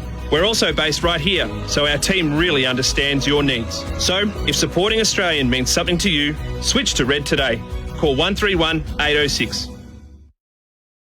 SEN Ashes cricket for the barbecue bacon Angus at Macca's. Ordinarily this would be where there are drinks taken, but we've had a change of innings, so no drinks this morning. No soup for you. Hazelwood to Moeen Ali. 3 slips in a gully, and he beats the outside edge with one that takes off from a length. Had to play at it. Adam Collins back on commentary. Jeremy Coney with me. Good bounce, wasn't it, Adam? Just a lovely angle. I thought Hazelwood's first over too was pretty accurate and on the money, just outside Duckett's, off stump, and the odd one just sneaked through a little low. That one's bounced a bit more. We've seen the odd one do that actually, even yesterday. Perhaps it's just the new ball reacting with the pitch and so on. That's the difficulties of number 1, 2, 3 batting. Hazelwood delivers and Moeen defends our replays. So for tyre power, save on Falcon tyres. Yeah, we did see quite a lot of movement in the first hour of play. Crickviz calculated there was more swing for England yesterday than anyone bowling in the first session of the series, and I thought that was quite a bit of lead. So that says a bit about what's going on with the new ball and how it's interacting with the surface. But it did flatten out somewhat through the day. Interesting commentary from Marnus Labuschagne last night saying it was thatchy grass that kept the bowlers in it yesterday. Hazelwood approaches, Moeen leaves alone in that channel outside the off stump. Yeah, well, that's why perhaps it would explain that slight on the surface, a little bit longer and then rising slightly more than you think as a batsman, so it makes it harder to time. Just takes that extra pace out of the game. Someone described it to me last night as very much like an Adelaide day-night pitch, which feels about right in terms of that extra layer of grass they have. It still looks straw-coloured, but can be a little bit too paced and pop a little bit from time to time. Hazelwood trying to shoot it through here to Moeen, defends down the pitch. Andrew Sampson is also with us. Samo. Yeah, we've been looking at 4s of the first ball of the innings, which has now happened 4 times in the series, both times in this test match so far, which I reckon has equaled the most. Oh, Samo, I'm writing that down. You're writing it down. 4 times for first ball record. Equals the record. That's going to be on the podcast later. Oh, jolly good. I'll have to watch out for that. So should everyone else. Final word goes okay. Here's Hazelwood again, good over this to Moeen. Delivers on leg stump, turned into mid-wicket. No single to the captain, Cummins, fielding in the short sleeve jumper. The other time was the 1972 Ashes here in England, where Keith Stackpole did it 3 times, and of course Jeffrey. A happy hooker. And Jeffrey Keith Boycott. Stackpole. And who was the other one, sorry? Jeffrey Boycott, the one for England. Boyks. So there you go. Very good. This was where the 72 Ashes started, wasn't it? Where Australia got beaten. Ian Chappell hooking out both innings, hooking, and said, he got did he get a letter from his mum saying stop hooking? Yeah, that's right, yeah. And he said, I'm going to keep doing it anyway. And then, of course, Greg Chappell went on to make that famous 100 at Lords the next week. Hazelwood bowls and Moeen defends. It completes the second over for him. England 1 for 10. That's on the Beaumont Tiles scoreboard. Beaumont Tiles, huge sale on now. Crawley 8, Moeen on 1. This International Lipstick Day, Revlon is donating $2 from every super lustrous lipstick sold at Chemist Warehouse to look good, feel better. A foundation that helps women face cancer with confidence. For high-impact and moisturising lips, buy Revlon Super Lustrous Lipstick, Australia's #1 lipstick from Chemist Warehouse, and inspire confidence through the power of lipstick. Promotion ends 2nd of August 2023. Chemist Warehouse, great savings every day. SEN Ashes cricket for the barbecue bacon Angus at Macca's. Jeremy Coney with me. Australia have already celebrated 1 wicket for Tobin Brothers' funeral, celebrating lives. And the Australian team for Red Energy awarded Australia's most trusted electricity provider by CanStar. Stark is the man with that wicket. Bowling from out Brian Stay, the man. Feels like you can touch him so close to the rope. That's where he sets off, bowling to Crawley on 8. And Crawley turns him out to the onside, as he's done so many times through the series. 2 men set back. The single moves him to 9, 1 for 11. So 72 Ashes where I think Australia lose here with Chappell in hooking trouble. He was asked by his mum, stop doing it. But the next week at Lords is when Greg makes 3 figures at Lords and Bob Massey takes 16, and that changes the nature of that series. Yeah, it was also the last drawn Ashes series until 2019. The series was drawn 2-all in the end. At Desmond. 2-2. Yep. Great man. Indeed. Got a nice little message in here on the text. 0433 98 11 16. Stark to Moeen. 1 from 11. Make that 1 from 12. Pushing out to cover point, no run. Norcross raises a good question, says Michael Coney in Melbourne, a diligent listener to SEN Test cricket. If Jesus did come to Manchester, which end would he bowl from? Well, probably with the wind behind him and low scudding clouds at the far end. Have to be from the Statham end, surely, because Jimmy's got the Jimmy end. Yes. Is that a reference to Stone Roses, I Am the Resurrection? We were talking Manchester music before. Let us know, Coney. Got an update. Half-time at the Women's World Cup. Australia 0, Ireland 0. Of course, no Sam Kerr for Australia. A massive out. Stark up 3, slips the gully, bowls to Moeen, who drives off the front foot, but only as far as Labuschagne at mid-off. So Sam Kerr's missing the first 2 games with that calf injury she picked up at training yesterday. Huge blow, so they need to find a way to win against Ireland. That second half also on SEN. You can tune into both if that's the way you like to do these things, all on the app, all the way through the night. I believe New Zealand won a match against Norway. Very good. What are the New Zealand women's football team called? Do you know? Have they got a nickname? The White Ferns, perhaps? The White Ferns. Stark bowls here and edging through the cordon for 4. I mean, you could say it was a controlled edge on the basis that it went to ground, but it didn't feel it. 1 for 15, Moeen to 5 with his first boundary. No, that won't worry Starks quite so much. Just a question of at what point do you feel... I mean, at the moment they've got 3 slips in there and then they've got green, but he feels almost like a 4.5. That's how fine he is as a gully. It's quite hard to describe his gully. There was a slightly open blade there from Moeen Ali, and that's why it got more of the bat and slid away. It's just a question of where you place yourself there in gully. Big bang green there now. Three slips next to him. Stark bowls close to the stumps. Moeen goes back and defends. Would you believe that the white ferns of the cricket team, the New Zealand women's football team, are called the football ferns? There you are. Good on them. But they had a victory, though. That's the important part of the sentence. Norway 1-0. Hannah Wilkinson scoring in the 48th minute. Good old Hannah. Don't know where they're... Right footer, I'm sure. Well, top corner. In their group, they've got Philippines, Switzerland and Norway. So 3 points early on. One more win and they're through. Who knows? You'd say it would be the top corner, wouldn't you, Bharat? Yeah, I think so. Slightly. Up where the Spiders live. Stark bowls here. Moeen out to backward point where Travis heads position. Bharat Sundaresan jumping back in for Red Energy. 100% Australian electricity and gas. End of the over. England 1 for 15, and that's on the Harvey Norman scoreboard. Crawley 9, Moeen 5. My most memorable footy moment probably would have been watching Plugger kick 100 and jumping the fence with all the other kids, and I touched his shoulder. Probably the 81 grand final. It was a great day. Very memorable. You know how you used to be allowed on the ground at the MCG? If you'd like to celebrate your life at your local footy club, have your club's theme song played and have your guests show up wearing your team's colours, the team at Tobin Brothers Funerals can make that possible. Get to know them at tobinbrothers.com.au. Tobin Brothers Funerals, celebrating lives. SEN Test Cricket for Henley Homes. Land from $350,000. Build your dream Henley home at the Dales Bonnie Brook. Josh Hazlewood. Frugal so far, asking good questions. Bowls to Crawley for the first time. Crawley turns into the onside.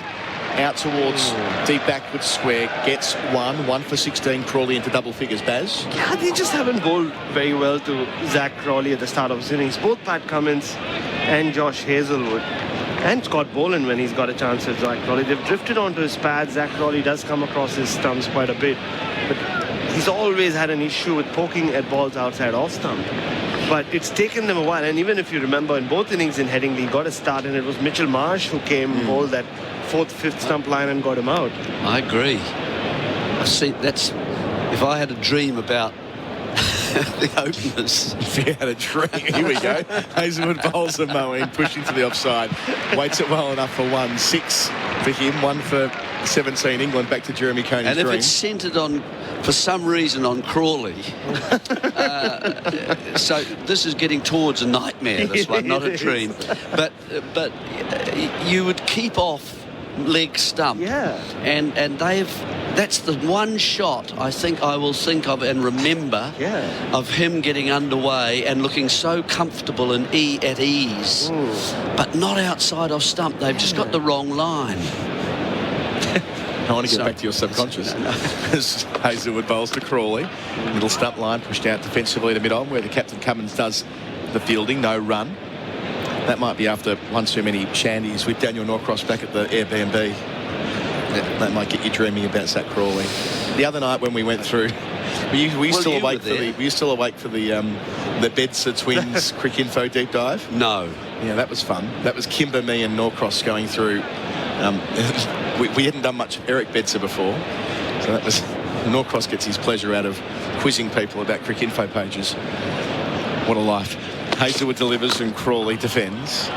Not sure how we got there, but we spent about 20 minutes being quizzed on every statistical category for both Bedser Twins. And we were surprised by how many wickets that Eric took, and we were disappointed with how few runs that Alec made. Maybe it's time someone wrote a calypso on Eric. Yes. That famous Alec Bedser calypso who taught you. Can you sing it? Yeah, of course I can. Not only can I sing it, unfortunately, my wife, who has no idea who the hell Alec Bedser is, every time at home I just go... After this delivery, you're singing. Crawley's 10, Hazlewood's in, 2 slips the gully, over the wicket, close to the stumps, turned into mid-on. Gets 1, just wide of mid-on actually. Crawley 11, productive through the onside so far, 1 for 18. I'll just give you the main chorus, and so every time at home, Jeremy, all I have to say is Isha, my wife's name. Alec Bedser, and she finishes the line going, who taught you to bowl Australia?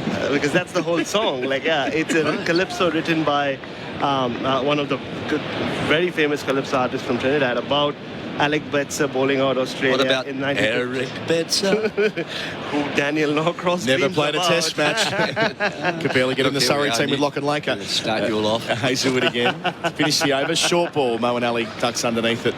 End of the over. 1 for 18 on the Harvey Norman scoreboard. And our coverage is for the barbecue bacon Angus at Macca's. Crawley 11. Mo and Ali on 6.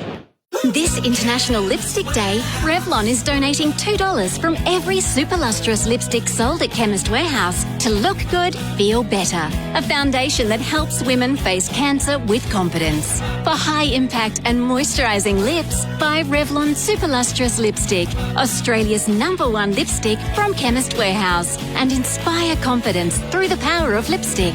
Promotion ends 2nd of August 2023. Chemist Warehouse, great savings every day. Our experts are for Red Energy, 100% Australian electricity and gas. They're Jeremy Coney, Bharat Sundaresan. The pumper is out there. Looks like Mitchell Stark's not happy with what's going on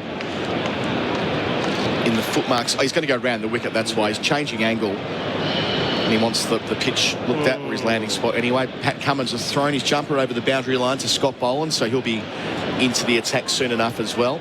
Actually, no, he's not. He's going to stay over the wicket, but maybe he wants to consider going around. Or maybe he'll go around to Moeen Ali and maybe they'll go short at him. We haven't seen a lot of that yet in this brief innings from Moeen Ali, which is why I thought number 3 could work out for him.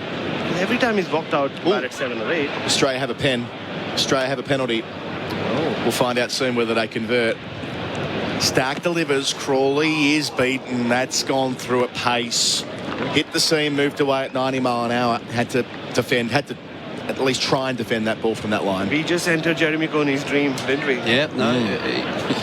That's certainly an area that they could get some success from. Just nipping away off the seam from the right-hander. Wobble seam as well. Seeing it on the replay for tyre power, save on full containers. What I'm seeing here at the moment, though, is 2 batsmen not really interested in playing big shots. I'm looking at 2 players who are trying to use up the new ball. That's what I'm seeing. Stark up. Bowls here. Crawley. Squared up out to deep point. So they get the single, but Stark's in this. Crawley 12, 1 for 20. Almost as if the English side may have a slight plan. You pretend you know those things, but as a commentator, but that may not be the case. But that might be. We think this pitch responds to the new ball a little bit better, and as is normal, but it's a new ball pitch, meaning that it does it and then it goes flat. And so here are a couple of batsmen looking to just play the delivery and leave it outside your eye if you can, but not big shots. Steph Catley converts the penalty. Australia 1-0 up. Stark bowls short ball. Moeen Ali gets the gloves out of the way. Arsenal striker. Well, no, she plays down back, doesn't she? Nevertheless, Australia are up 1-0. There you go. Big deal. Yep. Okay. In which case, though, if we just come back for a second, the backward points now come up, because if he's going to be playing defensive strokes, we've got to have a man up there. We can't allow him to get off strike with just an outside middle that rolls out and they take an easy single. So they've just got to... The backward square on the leg side is there for a short ball, obviously. They feel that's an attacking position to mow in. So still 3 slips there. Then will he bang it in? Full and driven, not convincingly, to Marnus Labuschagne. And wide bit off, no run. And bringing the backward point in, Jeremy, also means that now, because he's such a handsy batter, he might go for it. He might go for it, and he also now has to play it slightly finer, right? He opened the face of the bat, he'll have to open it even more to find that gap between backward point and gully, bringing the outside edge into play a lot more. He's gotten out so many times like that in Test cricket, Moeen Ali. It's his strength and his weakness outside off stump. Can the Corden get a chance here? With Stark operating at the Statham end. Moeen, full leg stump, line down the leg side. Nothing on it, through to Carey. Interesting to kind of weigh up how England might play it from a tactical perspective. We're all convinced they're going to go hard today due to the weather later in the test and so on. But your point there, Jeremy, if they bat normally, in whatever normal means in England speak at the moment, for a session or 2, the third session today could be Very outrageous. interesting. Yeah. If they have wickets left in hand. That's the thing. I mean, the view I was advancing last night is it might be in their interest to get bowled out, short of Australia's tally. The reason I say that is they've got to take 20 wickets, and the sooner they bowl again, the better. They'll have to bat quickly. Stark bowls and Moeen turns into the onside, wide of mid-on, gets the single, keeps the strike. Moeen Ali to 7. After 7 overs, England 1 for 20. That's on the Harvey Norman scoreboard. My most memorable footy moment was the 2007 grand final. I remember Dad came home. I was just so happy. 2013 preliminary final, Hawthorn against Geelong, and I got to share it with my dad and my cousin. If you'd like to celebrate your life at your local footy club, have your club's theme song played, and have your guests show up wearing your team's colours, the team at Tobin Brothers Funerals can make that possible. Get to know them at tobinbrothers.com.au. Tobin Brothers Funerals, celebrating lives. Seeing a replay for tyre power between overs, save on Falcon tyres. That last ball was very uppish through mid-wicket, but no fielder set there, Jeremy. Yeah, flicked that, and not a controlled stroke from Moeen Ali. And a man that was kind of mid-wicketish might have been brought into play, perhaps a bit straighter than that. So Hazlewood up, continuing his spell. Bowls to Moeen, who defends, out to the offside. Gets a single first ball of the over. It's building momentum here, England. Moeen 8, 1 for 21 the score. Coverage for the barbecue bacon Angus at Macca's. And now Josh Hazlewood has 5 balls at Zach Crawley. Just want him to get him fishing outside off stump. He will do it. He has left decently enough in this innings. He hasn't had to leave too many deliveries, but he bowled 4 in the channel. Zach Crawley does get tempted into playing it. Looks as though is he batting outside of his crease? The back foot looks to me as if he's beyond that popping crease. Up again is Hazlewood. Bowls to Crawley. Edged and lands in front of first slip. Doesn't quite get to David Warner. Smith might have had the chance to dive across in front of him. That'll make for an interesting replay for tyre power. Save on Falcon tyres. I mean, it was a thick edge. Jeremy Coney's our slip specialist on SEN Test Cricket. Talk us through it. Well, it's just nipped away a leg. Sounds hard with the hands, and it's bounced well in front. I think it's quite a tricky one for Smith to go to. You'd really have to be looking hard at that. That's closer to the leg, isn't it? The right leg, the outside leg, if you like, of Warner. False stroke from Crawley. Hazlewood to him here and beats him. That's got no concerns carrying. Carey takes it with his fingers pointed towards the sky. And there's the one that just does a little bit more. If that had been the one he nicked, that would have carried. Yeah, he just got lucky, Zach Crawley. But again, I said, bowled 4 balls in the channel, he'll nick one. He nicked the first one, nearly nicked the second. Can Josh Hazlewood just keep the ball there? There's a wicket coming. Yeah, that must encourage your opening bowler to see that sort of reaction from the surface. That other one is starting sort of middle and leg kind of line. Hazlewood bowls, using his feet, Crawley, before whipping out towards deep square. Times it so well. That's a boundary. Had one man to beat in the deep, who only had to move about 15 metres, Marnus Labuschagne, but had him covered. Moves England along to 1 for 25. Crawley is 16. That right out the screws towards the eastern side of the ground. And how far he came across the stumps, that's been his strength throughout this series. Anything on even middle stump, because of where he ends up after his trigger movement, he can just whip it away. That's his scoring range, that's his scoring arc. That was the subfielder Harris actually patrolling that rope. Not sure who's off. Hazlewood bowls, playing into the onside from the inside part of the bat is Crawley again for one. Another little bobble misfield from Cummins, but it doesn't cost him any further runs. 17 for Crawley, 1 for 26 England. Looks like Mitchell Marsh is not on the field. Oh yes, Mitchell Marsh beneath us. There's a shot of him now on our screen for tyre power. Save on Falcon tyres. But again, that ball, Zach Crawley outside off stump, trying to force it. But on the leg side again, trying to whip it across. He's thumping into that sort of inside edge bat of his. Got to keep it outside that off stump and find the length too that he can't feel comfortable to drive at it. So So it's going to be Hazelwood round the wicket to Moeen. 8 from 23 to finish his 4th over.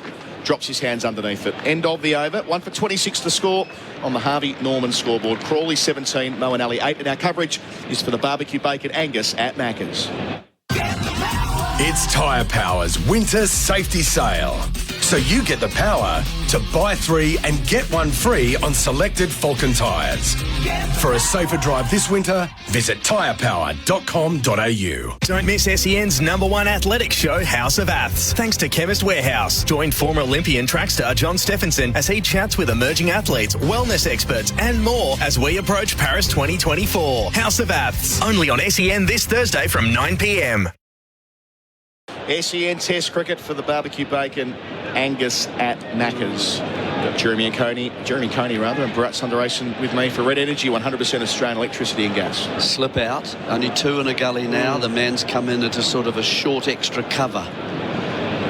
It's the extra man on the offside. 2 back on the leg side. Bowls to Crawley, playing with hard hands, 1 hand off the bat. Towards Kawaja at mid-off, deepish mid-off. That's the two-pace nature of this pitch, which is why it's not the easiest pitch. I mean, we've spoken a lot about England will come hard and it'll be pass ball and they'll destroy Australia or try to do so. It's not a very easy pitch to do that. It's not a true pitch in the sense, and this is what Manas Labuschagne spoke about quite a bit yesterday, where certain balls just stop on you. The David Warner dismissal he described in particular, and that one again, Zach Crawley trying to drive like he would on the up. The ball didn't come on. So Stark, in the 5th over of his spell, yet to see Cummins, who was such a big factor here 4 years ago. Close to the stumps to Crawley, plays and misses. That's a get-out shot. Crawley just wanting to throw his hands at balls that are in that channel, Jeremy. It doesn't feel sustainable. No, it is certainly an area he's gone a lot of times in his Test career so far. Just that slip cordon. It's kind of closing the face of the bat as well, and he's looking almost to either hit it leg side or go out to sort of the deep point area, try and flash it out there. You see he's practicing that now, just to play it a little bit later. Dangerous shot. You haven't got the 3rd slip where he's been caught quite a bit in his Test career for what it's worth. That got a 4th though. Stark bowls on the hip. That's not the follow-up delivery that he wanted. Crawley gets it down to fine leg, maybe off the thigh pad. We'll look towards umpire Wilson for a signal. Either way, they add 2. 1 for 28. It is leg byes. Crawley back on strike. If there was a little criticism you'd make, it would be that the 2 opening bowlers for Australia just haven't been quite consistent with their line. They haven't found a sort of a channel and a corridor they can just hone in on, particularly to Crawley. And that's why he's got himself through to sort of nearly 20 at the moment. I mean, he's had a fairly productive series for a guy who's not really been able to be match winning. A couple of half centuries, 2 40s and a 30 in that. Up to 17 here, facing Stark again on the hip from Stark. Wasn't able to build pressure through the over, not yet at least, after bowling a good and early on. So another leg bye for England. Yes, it is. So Crawley gives a strike back to Moeen. 1 for 29. First 2 balls perfect. The last 2 balls, bit of a letdown from Mitchell Stark. I mean, he would be disappointed with himself. CricViz tell us that Moeen batting average at 3 and Test cricket's 14. He's most productive at 4, where he averages 51. Made a Test century in that position back in 2014. Averages 30 at 5 and then 34 at 7. 33 at 9 for what it's worth, but it shows that this is not a natural fit for England, but needs must, wanting to bat Brook at 5 and Bairstow at 7 to come later today in all probability. 3 slips and a gully for Moeen. Stark in here. Good delivery, but well negotiated. Played it with hard hands just in front of point. Travis Head does the fielding. He rotates the strike again. Moeen 9, 1 for 30, 1 to come in the 9th over. Yeah, Pat Cummins can't be too far away, and he could be that bowler who though in this series has somehow never found his line right to Zach Crawley. Hopefully it's the day where he gets his line right and consistently, or maybe even bring Mitchell Marsh on from the other end. We'll also see, I think, today later in the day, how sensible it has been to go on without a spinner. You know, and I know that we've got headers there and we've got part-time spinners available as far as Aussie are concerned. Stark to Crawley to finish, closer to the stumps, and he wafts again, twice in the over. trying to play booming drives at balls that can only possibly get him out if he doesn't cream them. End of the over. Our coverage for the barbecue bacon Angus at Macca's. 1 for 30 England, Crawley 17, Moeen 9. Beaumont Tiles hits another 6 for your renovation budget, introducing the best value tile range ever.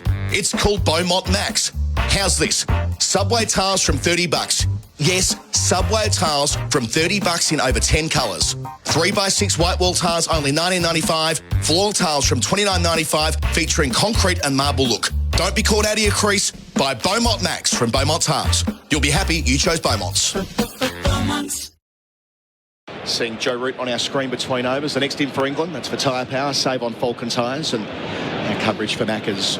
Win free a cafe coffee for a year on the My Macca's app. I wonder what Joe Root will get to see today. He was very restless, in a hurry, Joe Root, in both innings at Headingley, and never got going. I've been out a few times. Guess what? Someone's behind the sight screen. It feels a bit unfair to the patrons up there. They let them sit on top of the sight screen and they get angry when they're in the line of sight of the batter. You go one way or the other, don't you? But you get rid of them altogether, or you just have to suck it up a little bit. When you played, it was the side board, wasn't it? One board moved from one side to the other, and spectators everywhere. And they used to move, didn't they, at the MCG as a kid, enjoying the fans moving from one bay to the other, mid-over. All sorts of movement out there. They took third slip out. Usman Khawaja, they asked him to go to deep backward square leg. Mitchell Marsh came from the offside and said, I'll go there. And then they said, no, Manas, you from mid-off, you go there. And then all this, Joel Wilson has decided, no, I'm not happy with square leg. I'm going to deep. Well, bat pad in, that's the new position. Head under the lid. Hazelwood, 5th over of his spell from the Anderson end. Bolster Moeen over the wicket, defends out to mid-off. Surprised we haven't seen Cummins. Yeah, I think maybe. Me too. He opened the bowling here in 2019 in the second innings. I don't think he opened in the first. Andrew Sampson will confirm this, but Mitchell Stark played his one and only Ashes test of that series and took wickets, did a good job, but it was the Cummins and Hazelwood show for the most part. It was, and Stark bowled first change, didn't he? During that one test he played here. Got 2 in a gully, Hazelwood for Moeen. Started well to end. Bowls here, driving, not quite. Back onto the stumps at the non-striker's end. Hazelwood puts his hand up to say, I did flick that on the way through, but no concerns with Crawley back to where he needed to be with his blade. Thank God Zach Crawley's bat was inside the crease. We can't have another one of these. Of course. Can you imagine the blow up there? We'd have spirit of cricket galore again. I do want to see Carey try and throw the stumps down again. Just at some point. Why not? Yeah. Just to make sure they know he's there. The crowd are giving it to him anyway. Hazelwood to Moeen, 9 from 27. Bowls here, Moeen on leg stump, turns it down to fine leg, gets it very fine for 4. Mitchell Stark set a fraction square at long leg, and Moeen Ali gets inside the line and tucks it away. He's 13, his second boundary, 1 for 34. Andrew Sampson. Yes, 3 for 60. It's first change in the first innings for Cummins 4 years ago. And then opened the bowling the first ball. 4 for 43 in the second innings. Famous first over as well. Yeah, 2 wickets in it, including Joe Root. The ball that David Gower called so well and Georgie Parker has imitated so well on Twitter. Beautifully. Hello, Georgie, if you're listening. Poor ball from Hazelwood. Moeen facing Hazelwood here over the wicket. Bumper. Underneath it nice and early, though. Yeah, it feels like every over we've seen so far, at least the last 5 or 6, there's been that one ball, like a release ball from both Stark and Hazelwood. Pat Cummins is warming up, so he should be in very soon. And that delivery was just a half volley on his pads that Moeen Ali could easily just glance away for 4. We saw even in the previous over, Zach Crawley twice beaten outside off stump, but he still had those release balls where he could just get something on it, get off strike. They need 6 balls where they want it. Just know there's a wicket coming. Yeah. Got to build that dot ball pressure. Hazelwood bowls and Moeen defends. That's better. That's the kind of delivery you can work from. 1 left in the over. We saw a little bit of this in Headingley, where Australia had those 6 overs to bowl late on day 3, the start of the run chase. But they got a little desperate. They went a little too hard and they just struggled with their lines and lengths, Cummins in particular. Not desperate times yet, but looked a little ragged in that sense again. So Hazel with the finish. Rolls to Moeen, and Moeen drives out through point, square drive for 4. They got on top of Hazelwood in that 5th over. Might have been one too many. 10 overs gone, 1 for 38. England finding their rhythm. Moeen, Ali and Crawley, both 17. Changing commentary after the break. Now coverage for the barbecue bacon Angus at Macca's. Norcross in for me. Here's another powerful reason to choose Tyre Power. Tyre Power stores are owned by local families who understand the cost of living pressures. We're here to help you save on your tyres. Visit tyrepower.com.au or call 1321 91 for your local independent owner. There's a word for when 100% Aussie Angus beef meets fresh, crunchy lettuce, onion and juicy tomato. Classic. The Classic Angus at Macca's. Available after 10:30am. SEN Ashes cricket for the barbecue bacon Angus at Macca's. Stark still bowling Into his 6th over. It's the right-handed Crawley. 2 slips and a gully. Runs away from us in bright sunshine. Crawley defends into the offside. There's no run. Moeen Ali has moved to 17. He's just 6 runs away from his 3,000th run. Andrew Sampson will have got all of that information up. He'll be hoping to use it. It could all be moot. You never know. There aren't many people who've got 3,000 runs and 200 wickets. As someone who has been housemates with Andrew Sampson in the past, I can imagine he would have spent all of last night fretting over it. Yeah. And to think of what time of the day that record's going to come. Yeah. Oh, yeah. All these things. Not really, no. Stark into Crawley. Crawley clips this away nicely out towards deep square legs. A man out there. Travis Head, 1 more to the total. Crawley to 18. England 1 for 39. I do remember we were in Canberra a few years ago now, 4 years ago. Daniel, sorry to hear that. Yeah, no, true. Yeah, and, me too. If you're sorry about us being in Canberra, imagine this poor guy's plight. He never met me before. He had to spend a whole week with me in an apartment. A week with you in Canberra? And yet I'm still here. I don't know how. Well, you're a stoic fellow. Sometimes. And every night I would I'm always up for a chat. Yeah. I'm known to be. Oh, yeah. So I would walk into Andrew Sampson's room for a chat. There he would be with all his stats and chase me away like an annoyed parent. Go away. Play with your toys. I've got numbers. Stark into Moeen Ali, who works us into the onside. It's another run. He moves to 18. Just slightly hopping about a bit off the hip to square leg. The field is set deep. 1 for 40. Moeen to 18. But I was actually more disappointed that he didn't get his 3,000th run in the last Test match, because he would have done the double of 3,000 and 200 in the same game, having done the double of 2,100 in the same game as well. Oh, so it's taken him... So the excitement was last week. This week, I'm like, I'll just get it over with. But that tells us that he was scoring runs at a rate of 20 per wicket, and then at only 10 per wicket. Basically, yep. So the batting has fallen off a cliff for Moeen. That's why he's number 3, presumably. The Stark is into Crawley, down the leg side, taken by Carey. There's no run. Yeah, it's been... What? You're frustrated here. With Mitchell Stark and Josh Hazlewood, there's just been enough release balls, because you can see Zach Crawley is desperate to get out.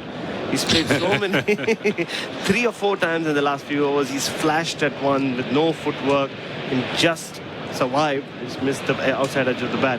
Still, there have been at least 2 balls every over where they've been on his pads. He's either got off strike or has got that respite. It's just been the last over or 2, hasn't it? Because I thought they started really well. Mitchell Stark, that wobble seam he's got going across the right-hander. He's in again to Crawley.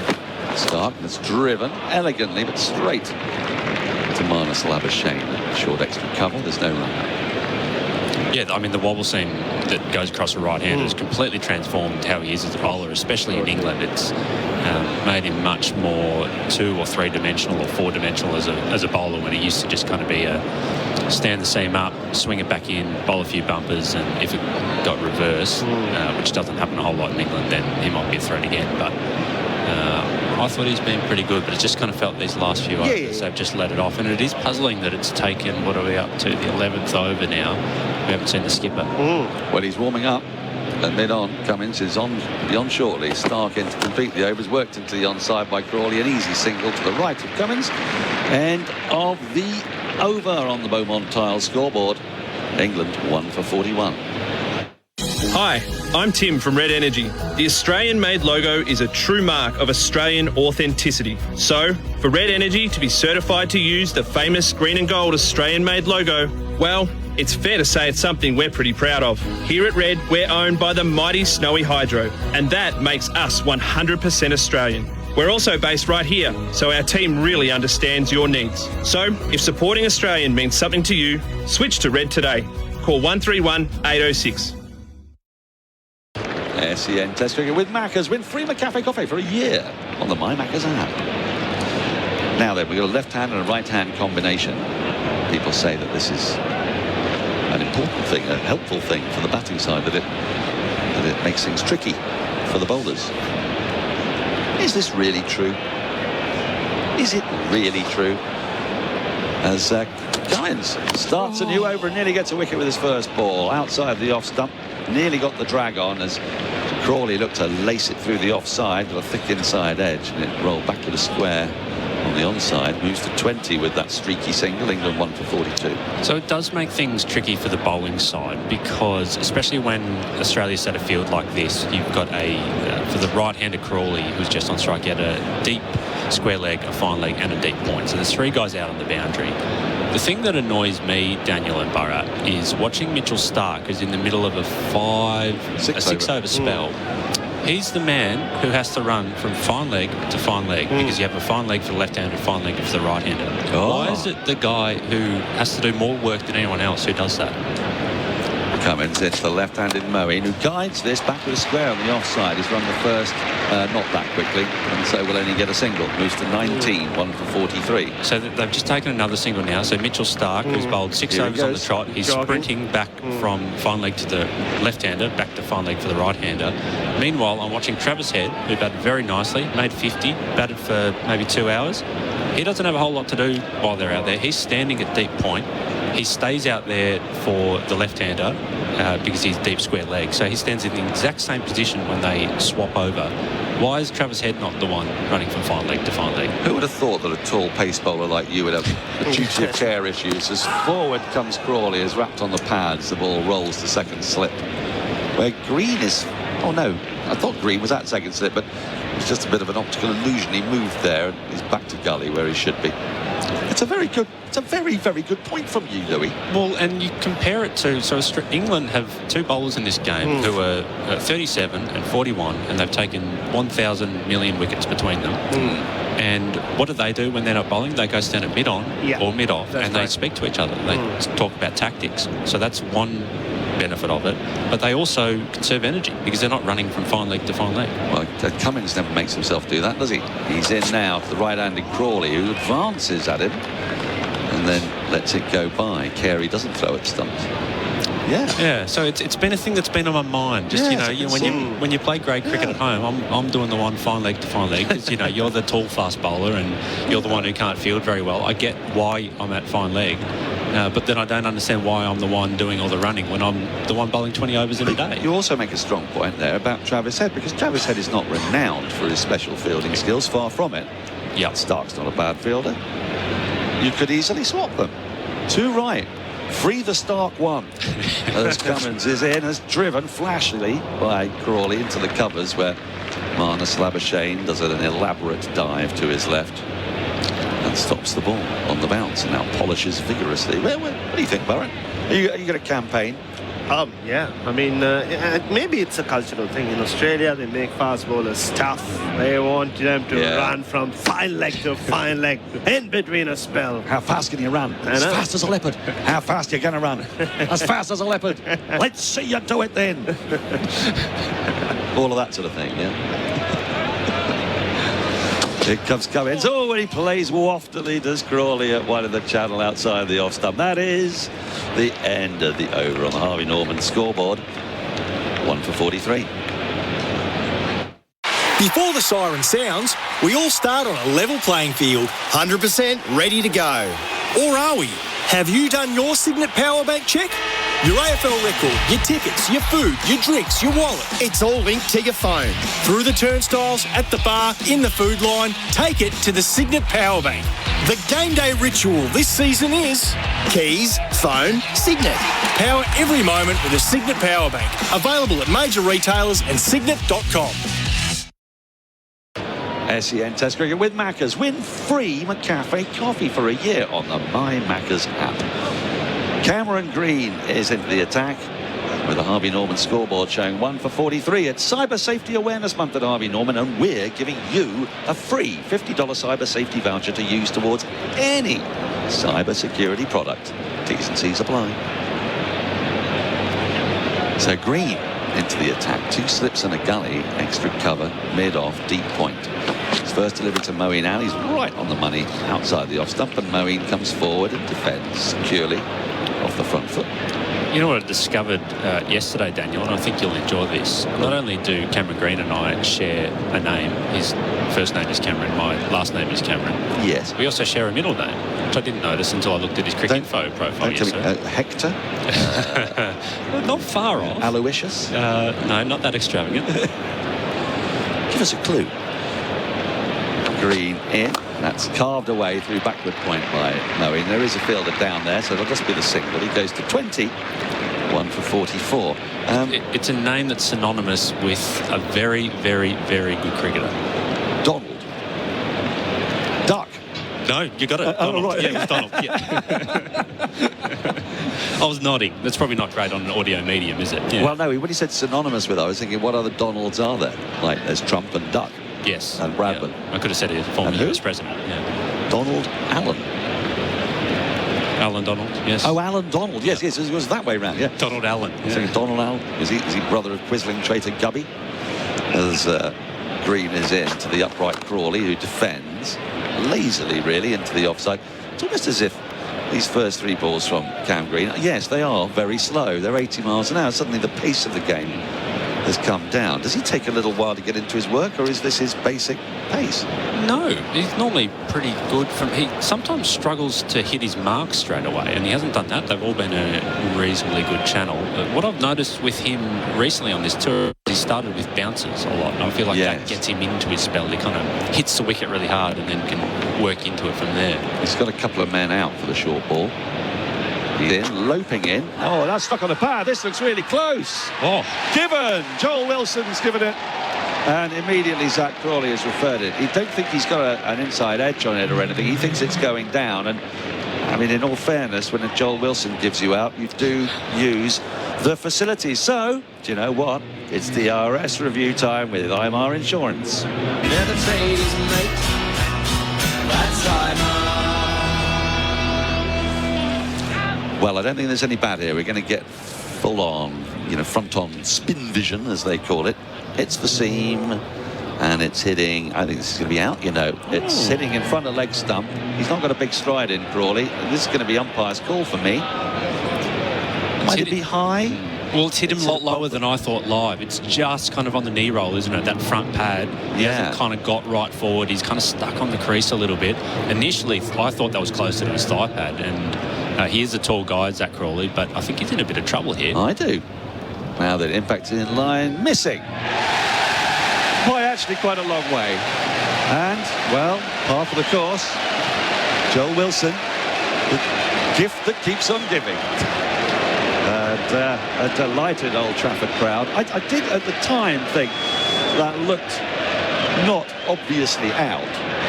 And you think about the ones that, I mean, in this match, I'm sorry, I'm just going to have a very brief rant. Marnus Labuschagne and Steve Smith were absolutely plumb. Plumb as plumb can be, not out. This ball going down the leg side from a tall bowler hitting a tall man on the knee roll just above. There's enough doubt there for umpire Sundaresan to give it not out as Crawley comes forward and guides the ball into the gully region. It's fielded and there's no run. I mean, you're not certain about that ever, are you? It was surprising, and the amount of time it took for him to give it, that was kind of the bit. He's like, oh, no. Oh, yeah, no, I'm going to give it. It was kind of, and look at Zach Roy, just seeing the replays, just got, as soon as he got given, it was just this puzzled look of bewilderment almost. Well, he did go, he gestured, it's going down, isn't it? Yeah. To Moeen, and Moeen, I think, said, look, I mean, have a look. Some umpires call it best. Green into Crawley, who defends on the front foot up to mid-on. That completes the over on the Beaumont Tile scoreboard. England 1 for 44. Beaumont Styles is proudly sponsoring the Ashes, and I'd like to bowl you over with these Beaumont bargains. Coming at us at top speed is their monster bathroom wear catalog sale, packed with everything at up to 25% off. Vanities, baths, shower screens, even the kitchen sink. And yes, up to 25% off Australia's biggest tile range. Well, that's bowled me over. Up to 25% of all bathroom wear and tiles. You'll be happy you chose Australia's number 1, Beaumont Tiles. SEN Ashes cricket for the barbecue bacon Angus at Macca's. Now we've had some texts have come in. Oh, Australia. Have we had this? They're ahead. 1-0. On the football, yes. Catley. Soccer, yep. Catley with a penalty. Did you know all that? I did. I saw it just before I came on. I've just seen. Hang on, Matildas. You're there, nearly. Cummins in, outside the off-stump, left alone by Moeen Ali. Too much sport on tonight. Colo mentioned a penalty. I just presumed it was a no ball. or an overrate penalty. We're into the 84th minute in that game. The Matildas, of course, shorn of Sam Kerr for at least the first 2 games. So they can get through a couple of group games without her and win, then she can come to the fore later in the party. Apparently it's a calf injury, and they're saying it's a 2-game injury. Well, I suppose it depends when she did it. Yeah. Got to be careful with calves. As Cummins is in. That's flashed away. Past the diving green. Down to the boundary for 4 for Moeen Ali. And he has brought up his 3,000th run in Test cricket and becomes Andrew Sampson the 16th player. The moment has arrived. So makes 3,000 runs and take 200 wickets. The 4th Englishman after both of Flintoff and oh, not Stokes, no. No, not Stokes. Stokes will be the next one if he ever bowls. It should be obvious. Again. You said Bob Willis? No, not Bob Willis. He's playing in this game. Of course he is. They're all playing in this game. I know. Stuart Broad. Next delivery, driven gloriously through extra cover. That is the Moeen Ali that is in the imaginations of the English. A languid drive through extra cover. It's been a vanishingly rare sight in recent years. But when you do see it, oh, it takes you right back. No more than a little push. It was a long half volley, but oh, the beauty and grace of that shot all along the carpet for 4. You just feel like England have wrestled the momentum of this game slightly. Moeen Ali's seen off some really good bowling early on, looked a little bit scratchy. Now he's really starting to come into his own. You're trying to jinx him, Louis. As Cummins is in, a bouncer goes through the keeper, and there's no run. And Australia have just let the ball slip a little bit with the ball. The back ends of Stark and Hazelwood spells haven't been fantastic. And now Pat Cummins is trying to rescue things. You're asking Cameron Green, who's coming off a hamstring injury. He's getting the ball before Mitchell Marsh, which is interesting on a pitch that did a little bit, was done a little bit all game. Mitch Marsh, we know, bowled really well at heading when the ball nipped around a bit. Well, Moeen Ali said that his role was to basically last 7 or 8 overs, and he's done more than that. He also said that 23 felt like a mountain to climb. Well, he's up to 28. He's done his job. But all these are bonus runs for England as Cummins is in, and another bouncer which he evades, and I think Cummins is cheesed off here that Moeen's hit a couple of 4s, and he's thinking, why haven't we gone short at Moeen? It's the 5th spinner to do the double of 3,000 runs and 200 wickets. Oh, let's have a go. Daniel Vittori. Shane Warne. Shakib Al Hassan. Anil Kumble. No. What are you trying to do? You're trying to do an off spinner. Graham Swan, he didn't get 3,000. No. Oh. It'll come to me. Cummins in. Cut away. Out to the backward point for a single for Moeen. That completes the over. We're going to come back to that shortly. England on the Beaumont Tile scoreboard, a 1 for 53. This International Lipstick Day, Revlon is donating $2 from every super lustrous lipstick sold at Chemist Warehouse to look good, feel better. A foundation that helps women face cancer with confidence. For high impact and moisturising lips, buy Revlon Super Lustrous Lipstick, Australia's #1 lipstick from Chemist Warehouse, and inspire confidence through the power of lipstick. Promotion ends 2nd of August 2023. Chemist Warehouse, great savings every day. SEN Ashes cricket for the barbecue bacon Angus at Macca's. England 1 for 53. We're 8 minutes away from lunch. Australia's 2 wickets this morning yielded just 18 runs. Cummins out for first ball of the day. Skipper caught Skipper. And another catch for Ben Stokes. There's something in Stokes' catching that might be of interest as Green is in, short, swaying out the way is Moe. There's no run. How many catches does that give Stokes now in his career? It feels like a fair few. Is it 99? 99, yeah. Because there's another one. 5,000 runs, 197 wickets and 100 catches. I suppose both of them. And there won't be many. 5,000, no. Green is in. That's played nicely by Moeen. Gets up on his toes and guides short ball through backward point. For a single, Moeen to 30, I beg his pardon, 1 for 54. So you were asking about the spinners. Yes. And we've got Dan Vettori. We've got Shane Warne. Yep. We've got now Moeen Ali. We've got Shakib Al Hassan. And Ravichandran Ashwin. But where's Ravindra Jadeja in all this? He can't be far away. Not far away, yeah. What's he check his runs, but he was close to 3,000 runs, well over 200 wickets. You'd think he'd get more wickets than Bishan Bedi. Wow. Crawley faces up to Green, and he clips this away out through square leg. He'll just get a single as Travis Head jogs in from the deep leg side boundary. 1 for 55. He's not a spinner, but I dare say Cameron Green might be a good chance of joining that list. And even if you're thinking about the catching wickets, runs, triple, yes, he will end his career. I mean, the 200 wickets, that's the really hard bit for a batting all-rounder to do. I dare say 100 catches. When you get the injuries, don't you, as well? You get the back injury. You see with Stokes, you know, he would have been a nailed-on certainty, but that has barely been able to bowl in the last year. So that does rather depress your figures. As Green is in, and Moeen just pushes into the offside, finds the gap off the front foot.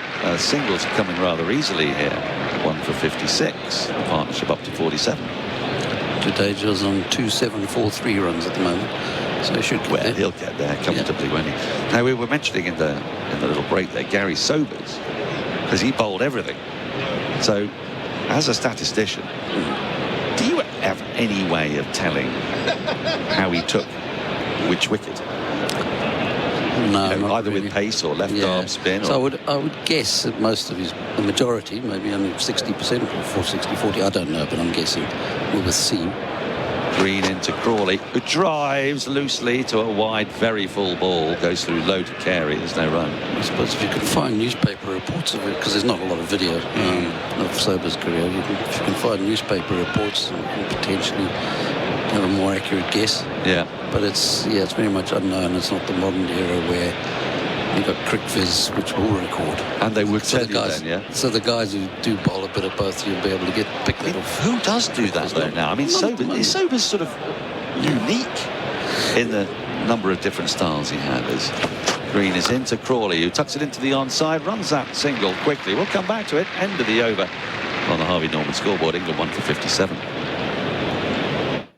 Hi, I'm Tim from Red Energy. The Australian-made logo is a true mark of Australian authenticity. So, for Red Energy to be certified to use the famous green and gold Australian-made logo, well, it's fair to say it's something we're pretty proud of. Here at Red, we're owned by the mighty Snowy Hydro, and that makes us 100% Australian.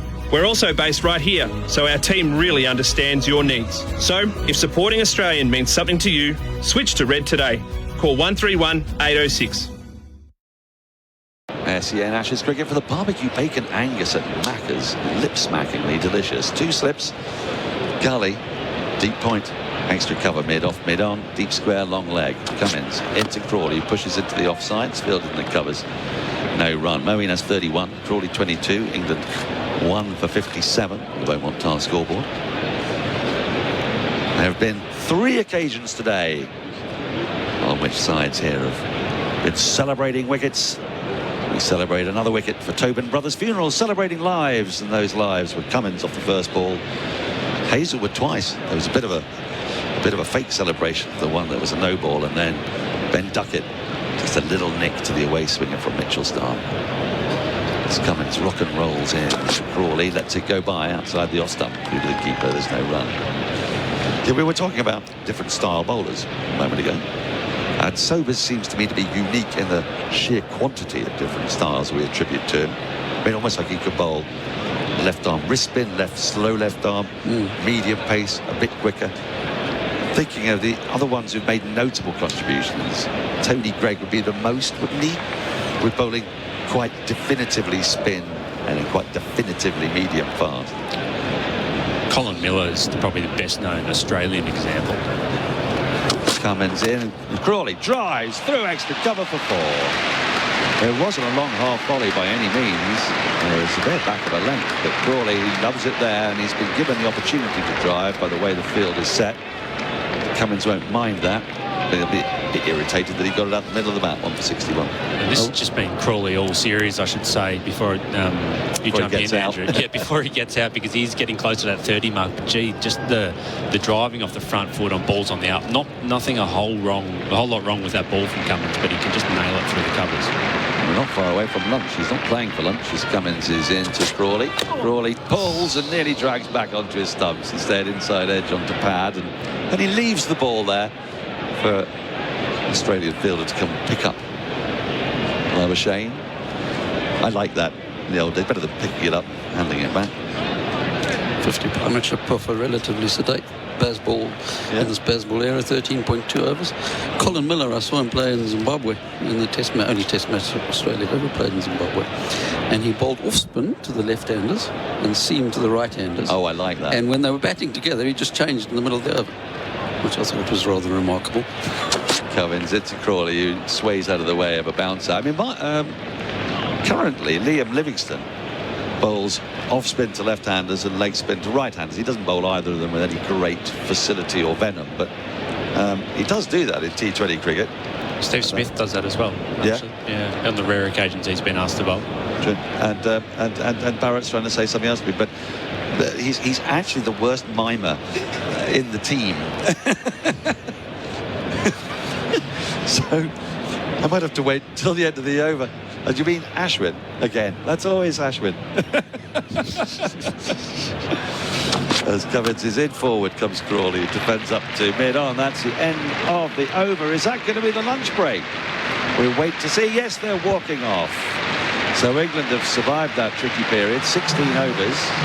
In theory, there is 64 left to be bowled today. We'll see if that happens. They are at this deficit to the tune of 256. Crawley 26, Moeen Ali 31 from 44.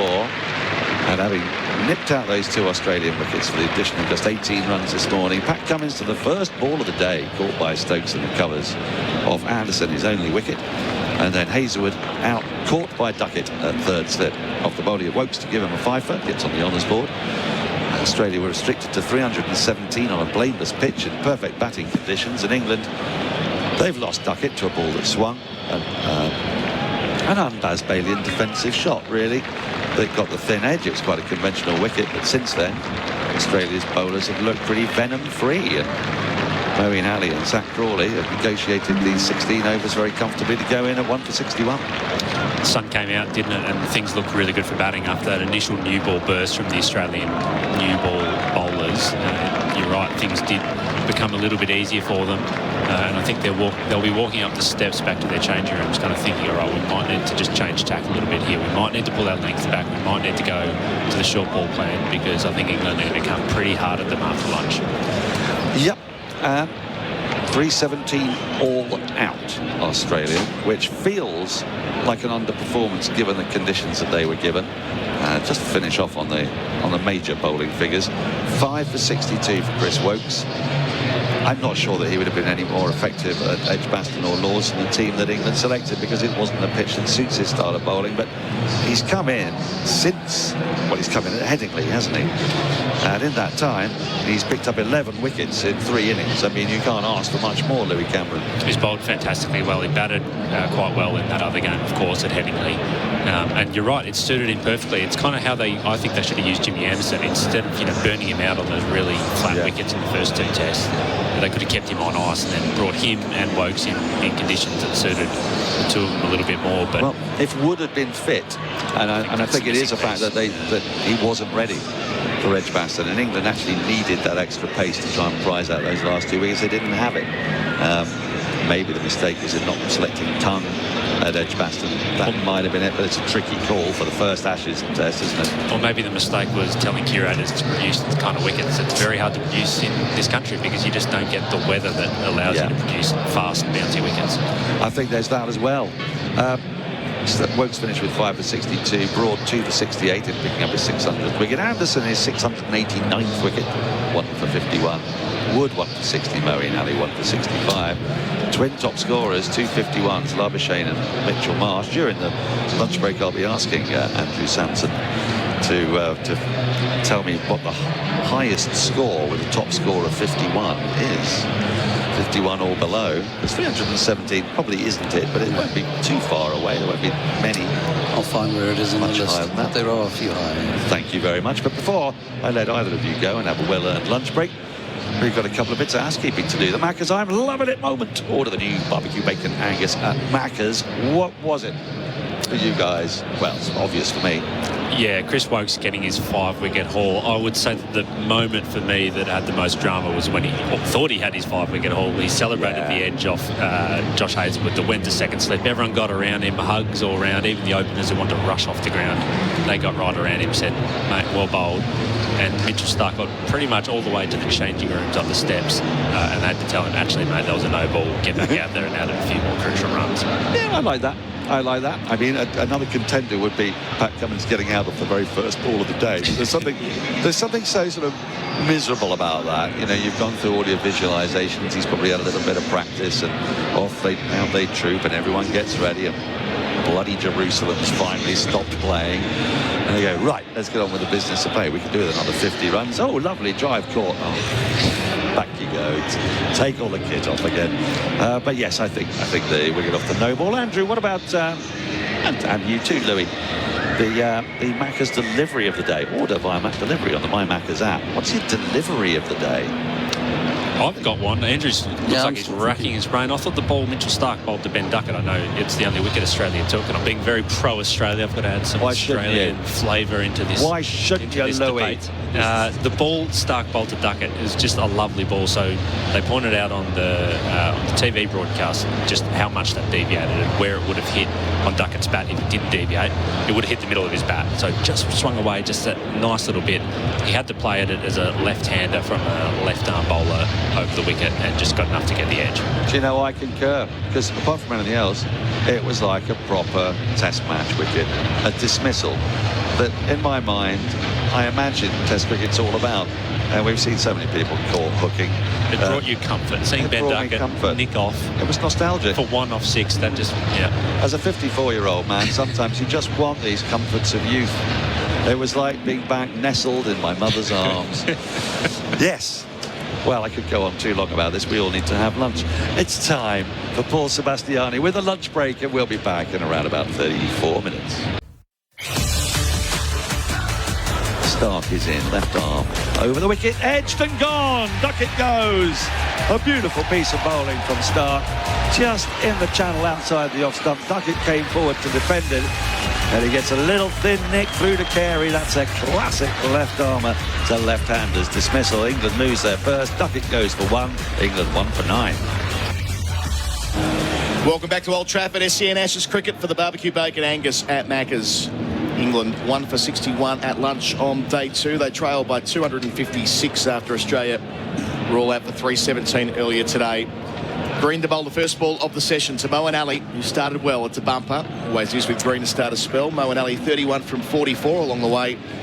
Became the 4th Englishman to reach 3,000 test runs to go with 200 test wickets, and Zach Crawley the opener up there on 26 from 46. I'm Adam Collins, and with me our experts for Red Energy, 100% Australian electricity and gas, former New Zealand skipper Jeremy Coney, and the quintessential all-rounder Jarrod Kimber. Good afternoon to you both.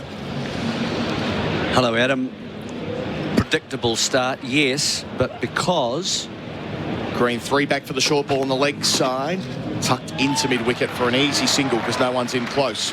31 for Moeen, 1 for 62 England. Moeen Ali has a really nice bat swing, and I'm comparing it particularly to the man who's now on strike, you know, Crawley, who always comes from wide outside, the way the bat, the plane of the bat, and he always has a slightly closed face of the bat, which we've talked about, and it goes to mid-on.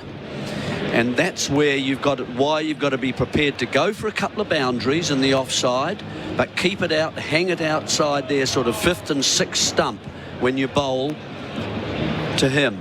How will he tempt him here? Green to Crawley, gets a single to mid-wicket, and Jeremy's frustrated. 2 out for the short ball for him, but the first ball on leg stump tucked away. He's 27, 1 for 63. He looks so comfortable there, and it's bowling straight to his strengths. That's what Australia have done prior to lunch.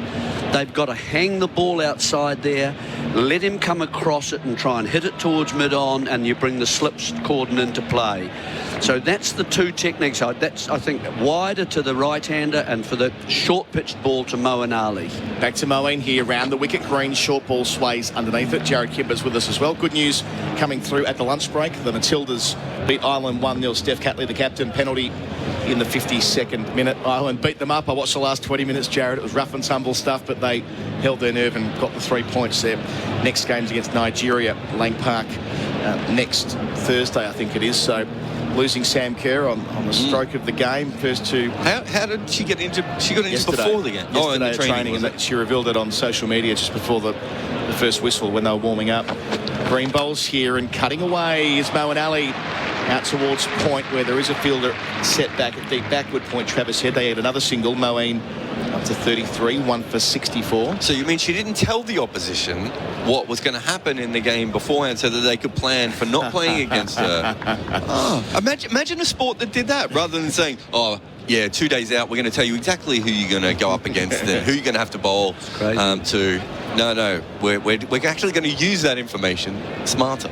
England are taking that to extremes, aren't they? It was 50 hours before the first ball of this test. They announced her 11. Seen that long before. Green to finish the first over after lunch. Full and straight to Crawley. Again, out towards mid-on. Over complete. 1 for 64 on the Beaumont Tiles scoreboard. Beaumont Tiles, huge sail on now. England trail by 253 with Crawley 27, Moeen Ali 33. And I wonder when the moment will be when England really try and advance the game here and put the foot down. It won't be yet, but maybe later this session. Yeah, but, I mean, with these two there, that's kind of what they're both for, right? Like, I mean, Mo's a disposable wicket. You know, he's already done his job. Yep. He's already played with a bit of poise, though, to be fair. No, but I mean, he's already... This is more than they expected from him. And Zach Crawley, the whole idea of the Zach Crawley experiment is to enforce his big front leg on everyone, right? So these two should be the guys who start to push on more than someone like Joe Root. You want him to come in and just say, this is a good wicket, I'll bat for 2 days. Oh, wow, sorry. 3 sessions in England. I think we can definitely say there's going to be a rise in tempo throughout this session. In fact, it's a nasty potential for Australia here in these next 2 sessions. Cummins over the wicket from the Jimmy Anderson end. 3 back for the short ball, 3 in the cordon. Bowls here, Moeen drives square. Out in front of point for 4. Out to the eastern side of the ground. Talk about that bat swing, Jeremy Coney. The great example of it there. Moeen Ali moves along to 37. England 1 for 68. As I say, he's looked quite poised. It's a no ball as well. So things not quite going for Australia at the moment, but they have been culpable themselves. Sometimes other teams can just take it away from you, but this one, I think that there are areas that they've missed out on. It's a lovely shot. 1 for 69. Loosener from Cummins again beats the inside edge on this occasion. A ball that didn't really get through to Carey, though. So a little bit up and down late yesterday, Jarrod. Yeah, that was a terrible shot. I mean, that was a swipe. And that's the problem, isn't it? Every now and again, that wasn't another no ball, was it? Or is he coming around the wicket? I think he might be changing to around the wicket. you know, he's just played a beautiful shot, and then he just plays an absolute terrible hack at the ball. So maybe this is the best ball theory now. I'm just gonna whack a few and see what I can do. Two very similar balls, watching them back on TV for tyre power. Save on Falcon tyres. Cummins now, as you say, change of angle round the wicket. Field remains the same. Two slips at gully. Short ball gets underneath it only just. That was a bit quicker. So we've seen Jeremy through the series, the short pitch attack and the bouncer war used, or fielders in the cordon. Rarely have we seen both. So there's no fielder in front of square on the onside. So we've got a paddock to work with there. And on the offside, just one sweeper at deep backward point. Yeah, it's less of the Neil Wagner style, isn't it? It's more the conventional. We're going to bowl short, but with catches. It's $1 each way sort of field at the moment. He's got two ways of getting him out. It's just a hold up there with, again, movement behind the bowler. But, yeah, he can either pitch up and bring the slips cordoned into play. He's got three there catching. Or he can... and he's also, if he brings him forward, he's got two men saving the single. Up here Cummins, wider on the crease. Moeen opens the face. Easy single to deep backward point. Out the middle of the blade. 38, 1 for 70. I know England haven't batted particularly well. They're, 70 for 1, but Crawley certainly could have been out quite a few times. And most, I think, batted a little bit better than him. But it does look like the wicket's doing a lot less.